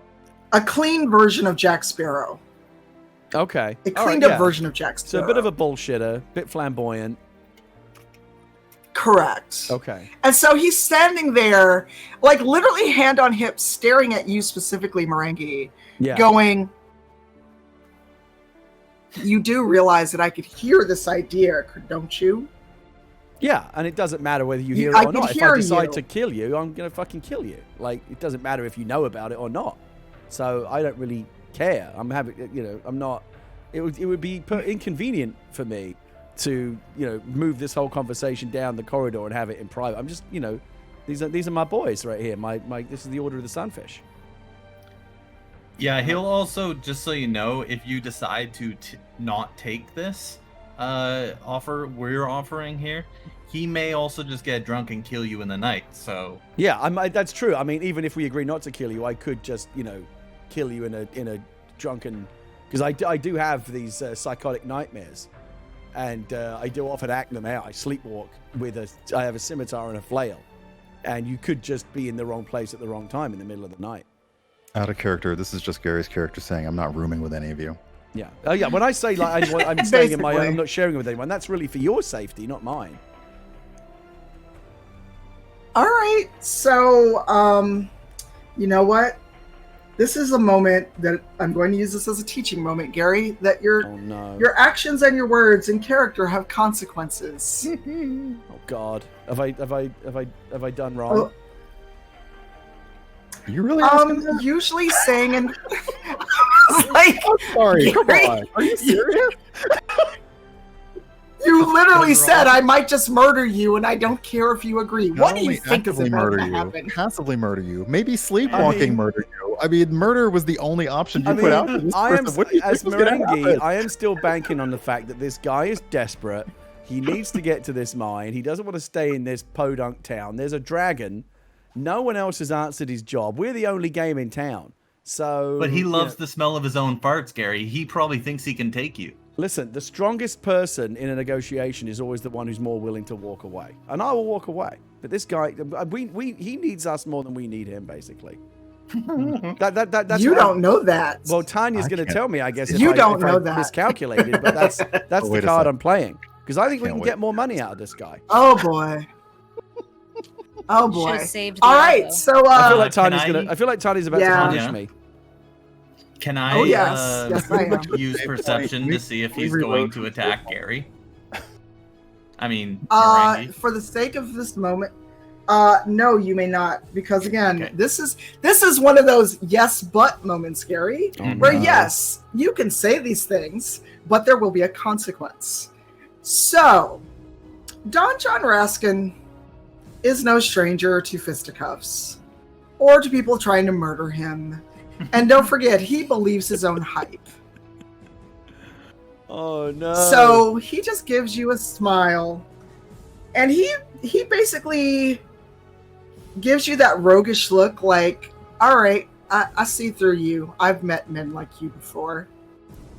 And he just does, like, he holds a hand up in that kind of hold please, and shuts the door. You hear some rummaging, and he comes out with a rather large long sword strapped to his back. okay. And he approaches you, Merengue, with a smile. You think you're tough, don't you? I mean, Can I stab him in So the you throat? said- I mean, I am pretty tough. Plus, I really don't care whether I live or die.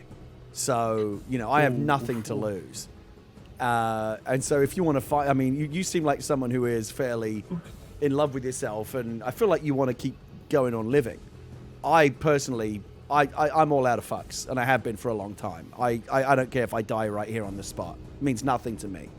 Just like your life means nothing to me. So ask yourself, which of the two of us has the most to lose in this encounter?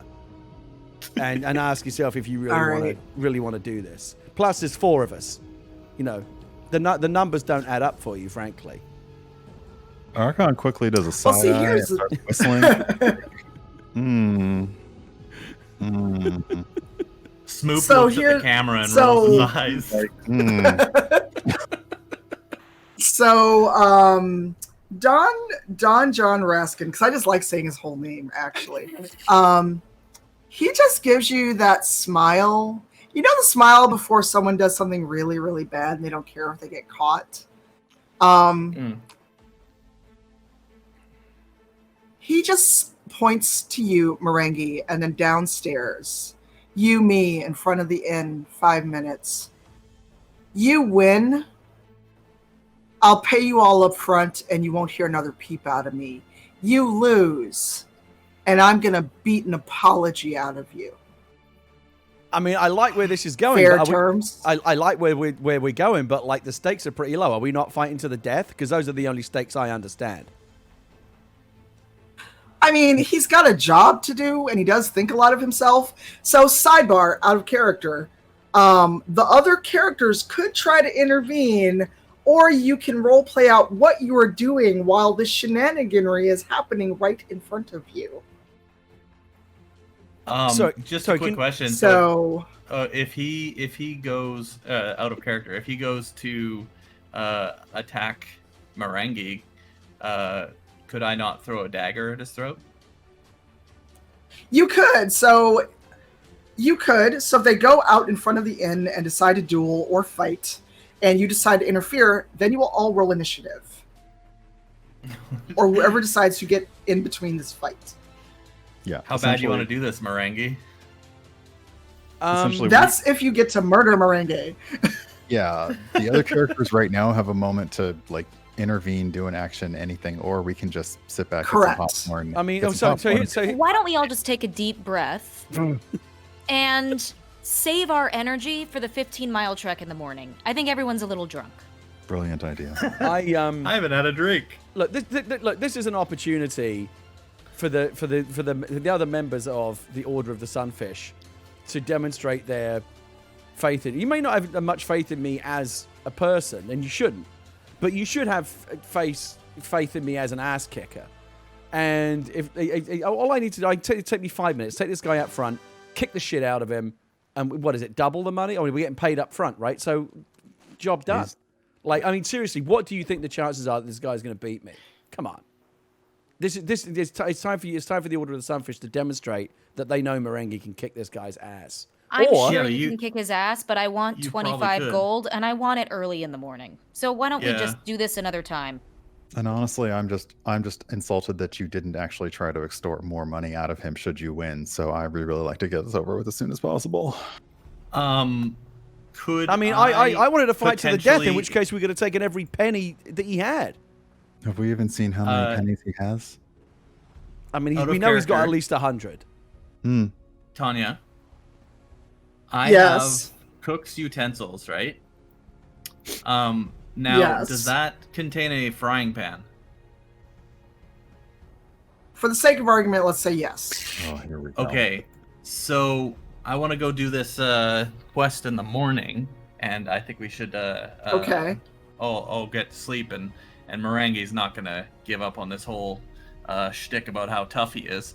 So, It's not a what would shtick. happen if, let's say, I took that frying pan out and I smacked Merengue up the back of the head to knock him unconscious so that we can all go to sleep? We'll Wait, put him in his bed. that's not something that he can just do, right? We would have to roll on that. Yeah. Okay. All right. So hold on. This is where a DM explanation comes in. Tanya, I'm really, Normally- I'm really apologizing if this turned more into kindergarten cop than you wanted it to. This train fell off the rails the minute you gave that dark as fuck backstory, just so we're clear. Did you have to go so hard, Gary? Did you have to go so hard? I'm getting into it. By the So- way, this is the best pilot so- episode of television I've seen all year. I would watch this show. Order of the Sunfish. So, Netflix. Let's make it happen. oh god. I mean, you have more pull on that than I do. I'm gonna be exercising it. So, here is a yes, but situation. And this is me explaining as a DM. Yes, you could do that, but you must be prepared for the repercussion in character once you do this. So, you would have to roll. And currently, Merengue's attention is all on Don John. And they are in a hallway. Don John is basically staring down Merengue. And you could easily get around, and because Merengue is a half elf, he's not very tall. Uh-huh. So if you rolled well enough, and I'm going to roll a d20 on my end to see what you need to beat, Okay. you could do that. So there's two repercussions. One, injuring Merengue and knocking him out, because a skillet back then would have probably been made out of stainless steel or cast iron, so let's not cave his skull in. Yeah. Mhm. And two, the in-character repercussion of when he comes around and realizes what happens. Right. Now, He the just out got of drunk character. and bumped his head. So here's the out-of-character repercussion, and this is something we can talk about in depth on another stream or in a debrief after. There's also something called emotional bleed, where we're having fun, no one is getting angry for real, but sometimes emotions can bleed into a scene or out of a scene after you're done. So, like, this is all fun and games, we're hamming it up, etc.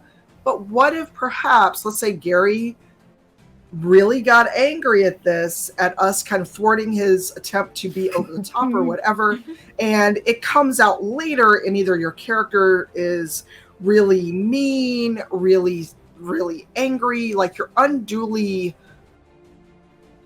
cruel or something to another character or even another player where it's like, fuck this game, this isn't fun, I don't get to do what I do, and that's called emotional bleed, and it affects you, and it affects the emotional cohesion, because you're being vulnerable when you sit at a table, whether it's virtual or it's real or on stream, especially when other people can see what you're doing. You know, our avatars are speaking for us, but in a case like, you know, the show that I'm on, people can see us, see our emotions.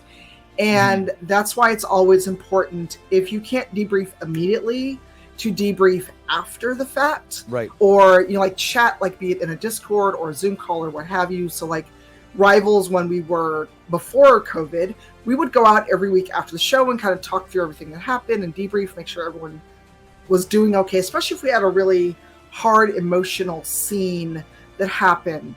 And now with COVID and everything, what we're doing is kind of hanging out in Zoom after to kind of check in with each other.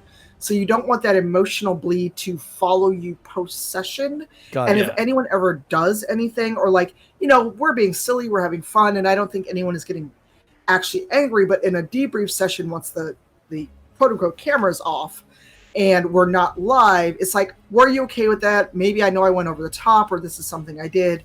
Are you okay with my character behaving in this way?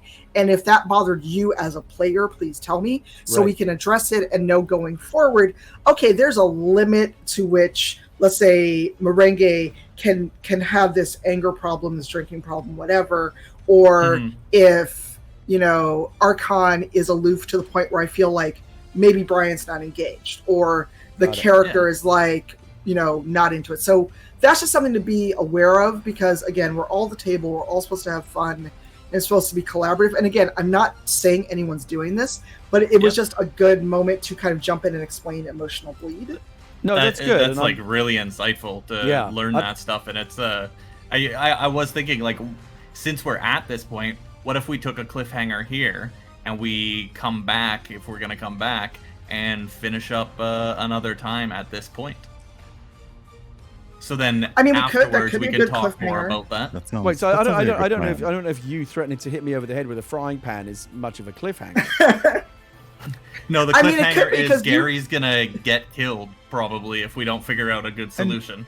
And you know, time in a cliffhanger, time, like, you know, there are entire seconds where Smoob maybe changes their mind about the plan. Who knows? I also do want to address what Tanya just said, because I think it's very, very insightful and interesting, and it is almost like, as a DM, you have to be a bit of a therapist as well, and like take everyone's, you know, kind of feelings and the emotional dynamic of the group into account. And you know, I'm having a lot of fun playing this character, but if my attempts to kind of like really kind of make him like over the top misanthropic is annoying anyone, then yeah, you should absolutely tell me and I'll dial it back. Yeah, and that's what a debrief is good for, because, you know, in a case where, like, let's say if we were at someone's house and we could see each other, like we can't see each other right now. For the folks watching at home, we're doing this all in Animal Crossing. We don't have like a Zoom call so we can see each other while we play, and that would be something where if we kept doing this, we could have a Zoom call going so we can see each other while we are doing this in Animal Crossing, because then you can at least get those cues from our facial expressions. Right now, all we can do is go by what we're hearing and what we're seeing and the things that we are saying. So that's why a D&D or any system, because there's so many systems that you could do, it's good where you can at least see people versus just having text. Because some people do play over text, they play in Discord, etc. And so, you know, that would be a good thing to do, and we can actually debrief a little bit and agree to leave this at a cliffhanger, because I know for Brian it's 8 o'clock, for me it's 7, and I know for you all it's 5, and we're getting into dinner/family time, and I do want to be respectful. We've already spent about 4 hours or so in this, so we can pick a date to come back at the cliffhanger, and hopefully Gary's character will not get murdered, and we can actually venture into Mountain Toe Mine and see what happens with Don John Raskin. And we can also do a bit more on the back end with D&D Beyond to make sure that you all have good equipment, that you're the appropriate level, etc. But I do want to debrief a little bit. We can leave the basement, wander around outside, get a stretch, because we've been sitting virtually and in real life. I will keep some notes too, because I know that Shannon has to jet. Oh, okay. Yeah, Oh, do you have sorry, to I've go, been, I've yeah. been trying to DM you guys for a while. Oh, I gotta jeez. leave. I'm Oh, sorry. no, I'm I have so somewhere sorry. to physically be. It's okay. All good. I'm having fun. But I just didn't want to leave you guys in the lurch. Yay. No No worries. worries. I hope you had fun. I hope you all had a good time. Oh yeah, This is sorry, so Shannon. much fun. Sorry, we kept you longer than you were able to stay. No, all good. I mean, this is now my barrier, so that's the only. I was good to do another hour. Do you want to play? Do you want to play again? Do you want to do another session of this? Heck yeah! I want to get this quest moving. I say I am personally enjoying just how dysfunctional this group is out of the gate. But that's great though, because I think by the end we'll have, it's like a buddy movie. You hate each other at the beginning, but by the end, you've become like best pals. Well, it's definitely Sure. a good character arc start. Yeah, for sure. We don't know yet, B, because this is our first time doing this. We wanted to make sure everybody had fun. Gary and I can definitely co-stream. Oh, and the sun is setting on my island. It is very pretty. So come outside, and we can wave Shannon off, and then we can chat a bit Yeah. and sit on these benches. Play some music, Heck yeah! and feel free to look around the island. That time just flew by for me. That was like really, really fast. Yeah, it I was did. like, geez, that was 4 hours? It was so fun. Oh, Oh, my wow, gosh! Look at all yeah. your blue flowers. They're so beautiful. Thank you. I lucked out, and a community member offered me a blue rose, and then I had a lot of rain on my island. Amazing. And yeah, you are welcome to always come back and visit. You have shooting stars. Thanks, friends. I do. I saw one just go off. You're behind welcome. me. Bye. Bye, Shannon. See you next Oh, time. we can go get shooting Oh. stars. Bye, guys. Take care. This is a lot of fun. Bye, Bye. Shannon. I loved this. Thank you so much. I can't wait to do next time. Yeah, it'll be good. You're so welcome. All right, let's go to up by the hidden beach and wish on stars while we chat, because I didn't know I had stars today. Yeah, I definitely just saw one go by. Yeah, Isabel never tells me when I have stars. It's also Isabel will tell you, but also like the usual Animal Crossing, when you talk to everyone every day, usually one of your residents, if not more of them, will know like, oh, we're expecting this tonight. It's so bright. Oh well. But yeah, while it's down here. I wouldn't know. Red never shows up, so I've yet to see any stars on my own beach except for like one time. So yeah, while we're waiting on stars, because I think Shannon got one before she left. Or we can go down. Oh, off she goes. Bye, Shannon. Thank you so much. So yeah, what did everyone think? What was your first experience like? I hope I was a good and fun and fair DM for you all today. I gotta say, definitely. I was looking forward to this, and I thought I would enjoy it. I actually wound up enjoying it much more than I thought I would. I thought that was great. And again, I do it, but like I really got into my character, and I'm kind of like throwing my weight around a little bit. And I think that emotional check-in thing that you pointed out, Tanya, was worth remembering. And you want everyone else to have fun, and I don't want to overdo it. Yeah, but that's why you do a debrief. That's why you check in, and that's why also it's really important to listen when like like we have for Rivals, because we're virtual because COVID, we have a Slack that is for us for chatting. We do have a Discord that is more public, but that's more like for viewers that I went down instead of up. I can't. And is there a reason I can't go forward on your hidden? Do you have something? I can't move forward. Nope. I also can't Is something turn in the way? camera. Because of the cliff, I can't see. I can see you. Should be able to walk forward. You're on a ledge. You're on a second Am I still ledge. on You have to go down one more, I think. Oh, Oh that's yeah, the you're thing, still on I a can't- ledge. I can't see that there's a ledge here. So turn Okay. around and press A with the ladder. I am. Move over to your left more. Huh. Yeah, there you go. What the hell Weird. is going on? Do you have your ladder out? Are you? Hold on. There you go. There it is. There you go. The IT guy. What kind of Yay. inaccessible mess is this? Look, I am calling OSHA. so I'm just gonna keep pressing A.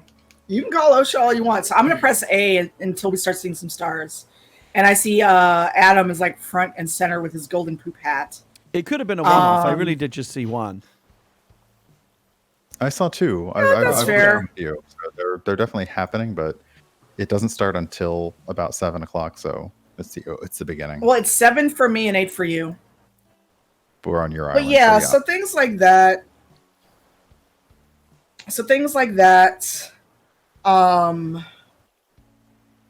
Are when you just need to kind of check in. And, very well, if we know that that's how you plan to play this character, we can adjust for it. And then, the whole idea is for people to be adults enough to go, hey, I know you're really leaning into this, but it's uncomfortable for me. And again, this is just giving examples.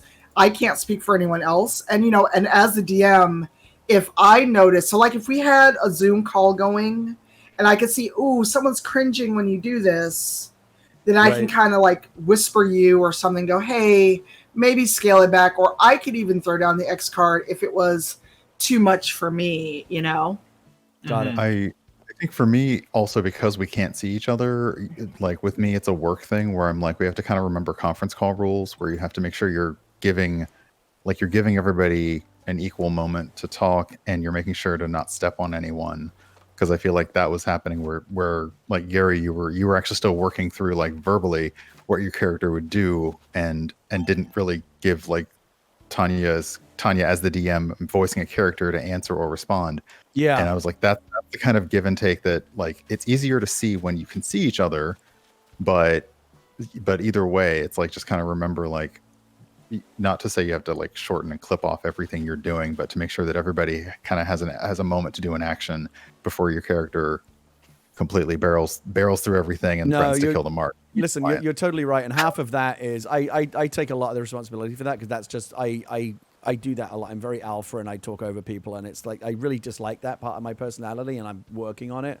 As you can see, I've still got some ways to go. Some of it is also due to the fact that over Discord and on Zoom and stuff, it's really, really hard to kind of anticipate like the ebb and flow of a conversation. And you end up like saying, oh, sorry, go ahead, like all the time on these calls because it's hard to, it's harder than in person. But no, listen, you're totally right. And I got to get better at that.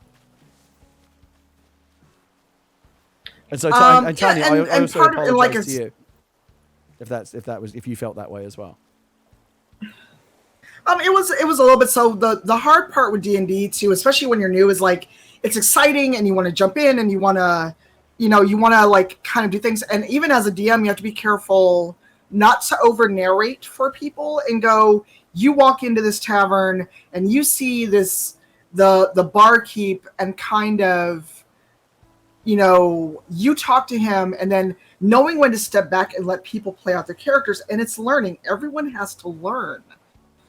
So granted, not everyone gets to learn to play D&D, virtually using Animal Crossing with a few hundred people watching, but, everyone has to start somewhere. And, you as a storyteller and someone who is a professional writer, I think as we play more and as you get a chance to play more, there'll be more and more chances to kind of see how the narrative can weave together and ways in which you can collaborate or see, oh, I see what Brian's trying to do here. My character has X skills, so once he's done with whatever he's doing, I can go, well, Merengue notices this character's trying to like steal your drink or steal your purse or pickpocket you. And because I know what that looks like because I've done it, I'm going to try to intervene and stop this person. Right. And, it could be a good bonding way to kind of smooth over that initial rough entry into meeting each other. Right. And even so, we can develop, like, because we're doing this without face cams, and maybe we will do this more and we'll have face cams. Like, now that we have done it, we can kind of look back and say, what would have been easier is if, like, we had this approach, like, to making sure everyone who's in the scene gets an action, which again, it's hard because it does drag down. Like, okay, what are you doing? Okay, what are you doing? Okay, what are you doing? Right. But because maybe we're all saying, you know what, we're just going to sit back and see how this plays out. No, what's really interesting to me is, sorry, Tanya, go ahead, please. Oh no, I was just gonna say that the next time we do this is that we could have a Zoom call up so we can at least see each other. Mm-hmm. Yeah. And then we can record that and put the audio out as a podcast version or strip the audio from this, because I do want to clean up the video a little bit and then put it out as like a nice YouTube vid. But that could help because again, with like Rivals, we're doing it on Zoom and people are watching us, but we are focused on each other. So, that is the part where it'll help, where when we do this again, we pick up, we have a Zoom call or some kind of visual cues. Because you've got your camera on, so I can see you. Yeah. But I didn't have my camera on, and Brian and Adam and Shannon didn't have cameras. So, that's the hard part. Right. What's really interesting to me about all this is like you go into this thinking it's a learning experience, but I was thinking about it in terms of, well, I need to learn the rules and the combat systems and how what the D20 does and all that kind of stuff, thinking about like kind of the mechanics of the game. But there's clearly a whole other aspect of the game, which is the social dynamic and learning how to kind of, work, everyone's personalities are a good fit within the group. And, this is our first time out. And I suspect that as groups that are kind of the same people every time learn, whatever the idiosyncrasies or whatever of each person is, that over time that gets easier and better because this is our first time doing it. Mm-hmm. Yeah. And Brian, you used to play not just D&D, but you've played Vampire, correct? Yeah. And that's a whole different thing because I've only played Vampire once with B. Dave Walters. So that is an entirely different system. So for you, especially because it was live action role play and not something like this, how is that different? Because I'm sure the dynamics and learning to work with each other is so much different in a LARP situation. It is, and again, that was a lot harder on the storytellers, I think, because we were doing an active like real person live action role play. So there were a lot more like notes on paper being passed forth. There were a lot of out of character conversations to make sure that everybody who had a major plot point or a major story was getting it resolved. But yeah, I mean, essentially, especially for me, any kind of like dreamed game, just kind of remembering. I'm sorry, Svenolf in your chat is like, yeah, the Vampire Masquerade people, they get into it. But just to make sure that it's fun for everyone who's at the table, and it's fun for folks who are watching, because yeah, there are moments where we're probably going to get really deep into like, okay, hold on, I got to look up this in the appendix, I got to see how many dice rolls, I don't know how this, like there are going to be those moments where we're going to encounter something and none of us know how to handle it. Mm-hmm. But otherwise, maybe that thing can be handled through roleplay. Maybe it can be handled by the GM just saying, you know what, just let's ignore that. Let's use this stat. Let's try moving on. Right. Yeah, there are a lot of different ways to approach this, but all of that happens after people have played together and get to know each other. And for all of us, just getting back into the system is a whole big thing. Yeah, I mean, for me, the kind of the improvisational storytelling and the banter between the party members and stuff is, I enjoy that more than like the rolling a d20. Like it's all fun, but like that's the part that to me is more kind of creative and fun and interesting than the kind of the statistical table part of the game. But again, I apologize if I got carried away first time out with my very over the top character. I will, like I said, every time out here is a learning experience, and Brian and Tanya, who are clearly the two most experienced D&D players here, I'm taking it all on board and applying it to the next session. Yeah, and it's all learning, and even being a DM, that doesn't come overnight either. I played for many years before I tried to DM, and I still get incredibly nervous. Part of it is performance anxiety. Part of it is simply, I am worried that I will not bring a good experience to the players. But there's also the give and take. Sometimes people want to be a DM for bad reasons. And I feel a lot of people don't talk about it. Bye, Adam, or whoever's leaving. That's me leaving. Gary's on his way off. Taking myself back to my island. Bye. I'm still No here, worries, because okay. No, I was looking at the chat. I was looking at my main screen, not at the game, so I wasn't sure who was leaving. I just heard the noise. And some people do want to be DMs for bad reasons, and I feel like people don't talk about that very often. Some people just want a power trip. They want to railroad players, and they have a very finite idea of what it is they'd like to do versus what it is that makes for a fun time, that makes for a good experience for people. Because I'm friends with NK Jemison, and she's talked about this, where she got put off of playing because of how someone basically told her she couldn't be a paladin because paladins don't look like she does. And at the time, yeah, that's a big reason why she's not really into role-playing. Because she, Nora and I are the same age. She's a black woman.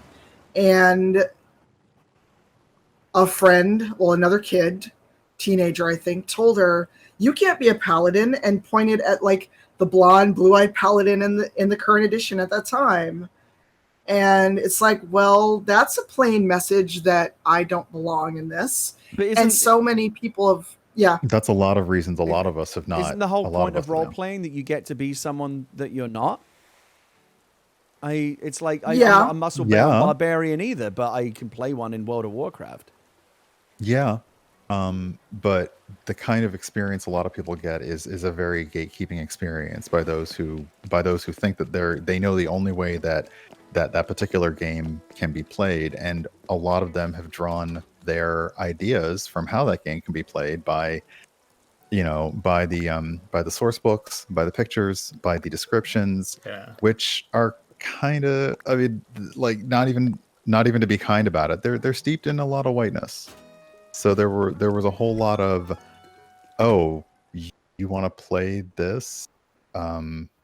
Well, I guess you have to be this character, because their brain would just scramble for any character they had seen with a darker skin color in the book. And I'm like, no, that's why a lot of people have found it hard to get into this hobby. And that's why it's been so great that people are being welcomed into it now, to be able to see other people at the table who look like them and having a good time.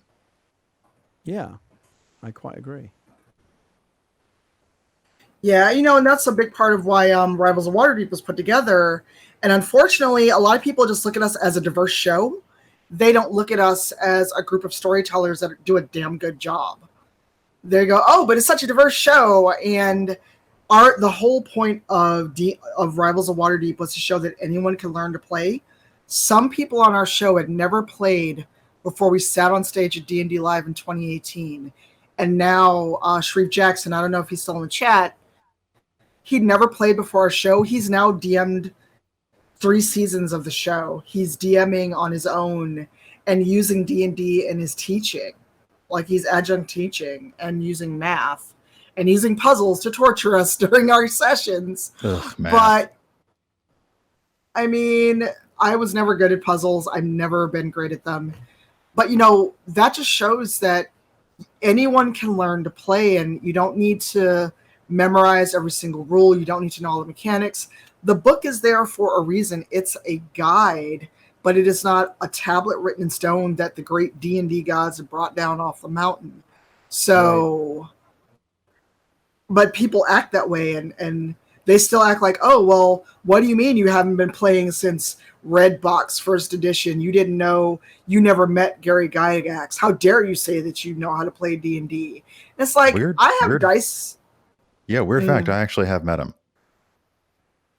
I'm like, right. I haven't. And yeah, it's really, I think a lot of different cultural hobbies have that moment of well, this is the only way it can be played. And if you don't know all the rules going all the way back, it's just ridiculous for what should be a lot of fun. Yeah. Well, my first experience out of the gate, even though, I found myself kind of, butting up against the guardrails a few times there as I'm kind of figuring out, how this all works. I got the sense, even though we're not out of this tavern yet, I got the sense that I would really enjoy that. This is something I could potentially really get into. So I hope we get to play more. And I think it's going to serve us well if we do play again, is that, you know, not knowing anyone's backstory until you sit down at the table and then running an adventure probably isn't optimal. But now that we have kind of ideas of what our characters' stories are, it gives us time to talk offline before the next session and maybe come up with like, okay, we know this is what you always do when we face a client, or you know how these, like, you now know how these characters worked in the past and how they manage to band together. Like, figuring that out would probably help us actually play off of each other when we play next time. Right. All right. Yeah, I mean, it's all learning, and I think that is a good place to end because it's about, I'm getting to feel like dinner time, and I know it's 8:30 for you, Brian. And it feels like my audio is trying to send me a very clear message of hey, you should stop now. And it looks like Kate, our friend Kate Stark, is on right now. So I think we should give Kate a double raid. What do you think? Why don't we raid Kate? Why not? I'm always happy to do that. So Tanya, would you be willing to have us all back again? Should we do this again? Absolutely. We just got to figure out a time that works out. And, you know, be respectful of kind of everyone's time. So if a Saturday is better, or kind of have a finite 3 hours, because I'm thinking of, I'm Central, Brian's East Coast, and, you know, figuring out kind of what works for everybody. I would absolutely love to do this and make it a thing we do if people are willing to do so. And we could, on occasion, maybe even have a guest player if it works out. And then every session, Adam can talk Gary into buying us all dinner. That's right. Yes. That way, I can just be like, oh, hold on, my pizza's here. I can just run out and grab that. I'm very. Let's not. You got to roll better though, Adam. You can't just you can't pull a no failing on the getting Gary to buy us all dinner. That was my favorite moment of the day. That abject failure there, rolling a 1.